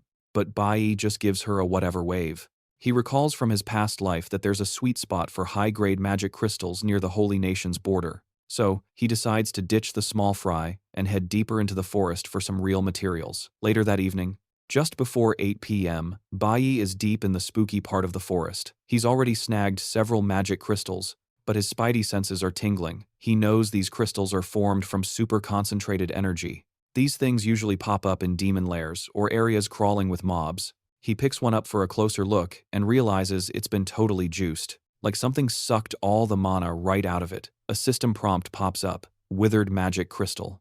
Glancing around, he sees the whole forest is looking pretty dead too.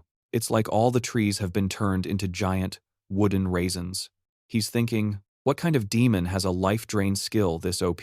No way a measly D-class monster could pull this off. His little investigation hits a literal wall, a massive cliff with a waterfall. But down at the bottom of the falls, a little something-something on the ground catches his eye. It's a busted canister, leaking some weird, glowing green goo.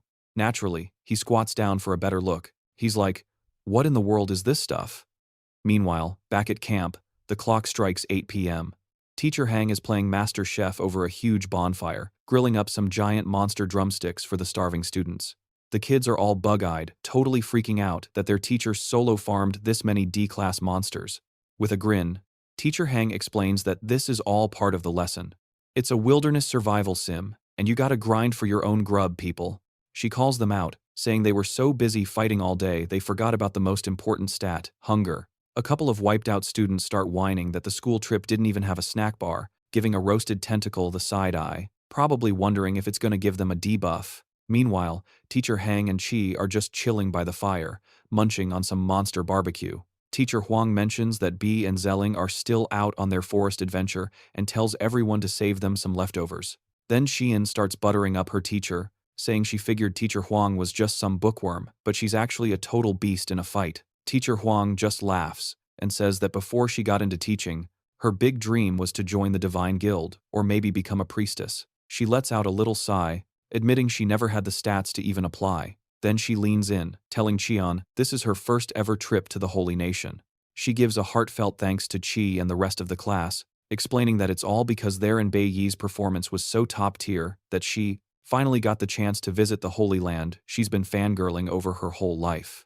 Just as Qi is about to say something, two glowing red eyes pop open in the shadows right behind her. Teacher Huang's face goes white with shock. Without a second thought, she yeets Qi out of the danger zone, and bam! A massive, sharp green leg explodes from the darkness, skewering Teacher Hang right through the chest. Now, wearing a fresh coat of her teacher's insides, a horrified Qian just shrieks her name. The rest of the students join the choir of terror, wondering what in the world that thing is. At the exact same time, Bayi is doing his best impression of a track star through the creepy forest. He knows he's got to book it and tell everyone to scram, like yesterday. It finally clicks that this whole disaster is probably tied to that busted Zung industrial container he stumbled upon. Meanwhile, back at camp, the fatally punctured Teacher Huang grabs hold of the new appendage sticking out of her. With what's left of her HP bar, she tells the students to leg it and find the nearest guild for a rescue mission. Then, for the grand finale, she yanks the limb clean out of her chest, unveiling their party crasher. A gigantic, nope-on-legs bug monster with glowing red eyes looms over them, declaring that all the snacks now belong to it. The students collectively realize, with dawning horror, that they've just walked into a B-class boss raid. A system window pops up, identifying the creature as a B-class flower warrior, charmingly named the Corpse Spider. It's smart, flagged as an extremely high risk, and is a proud product of the Ziying Industrial Laboratory. The official warning states that anyone unfortunate enough to see this monster should immediately turn tail and spam call the Divine Guild for help.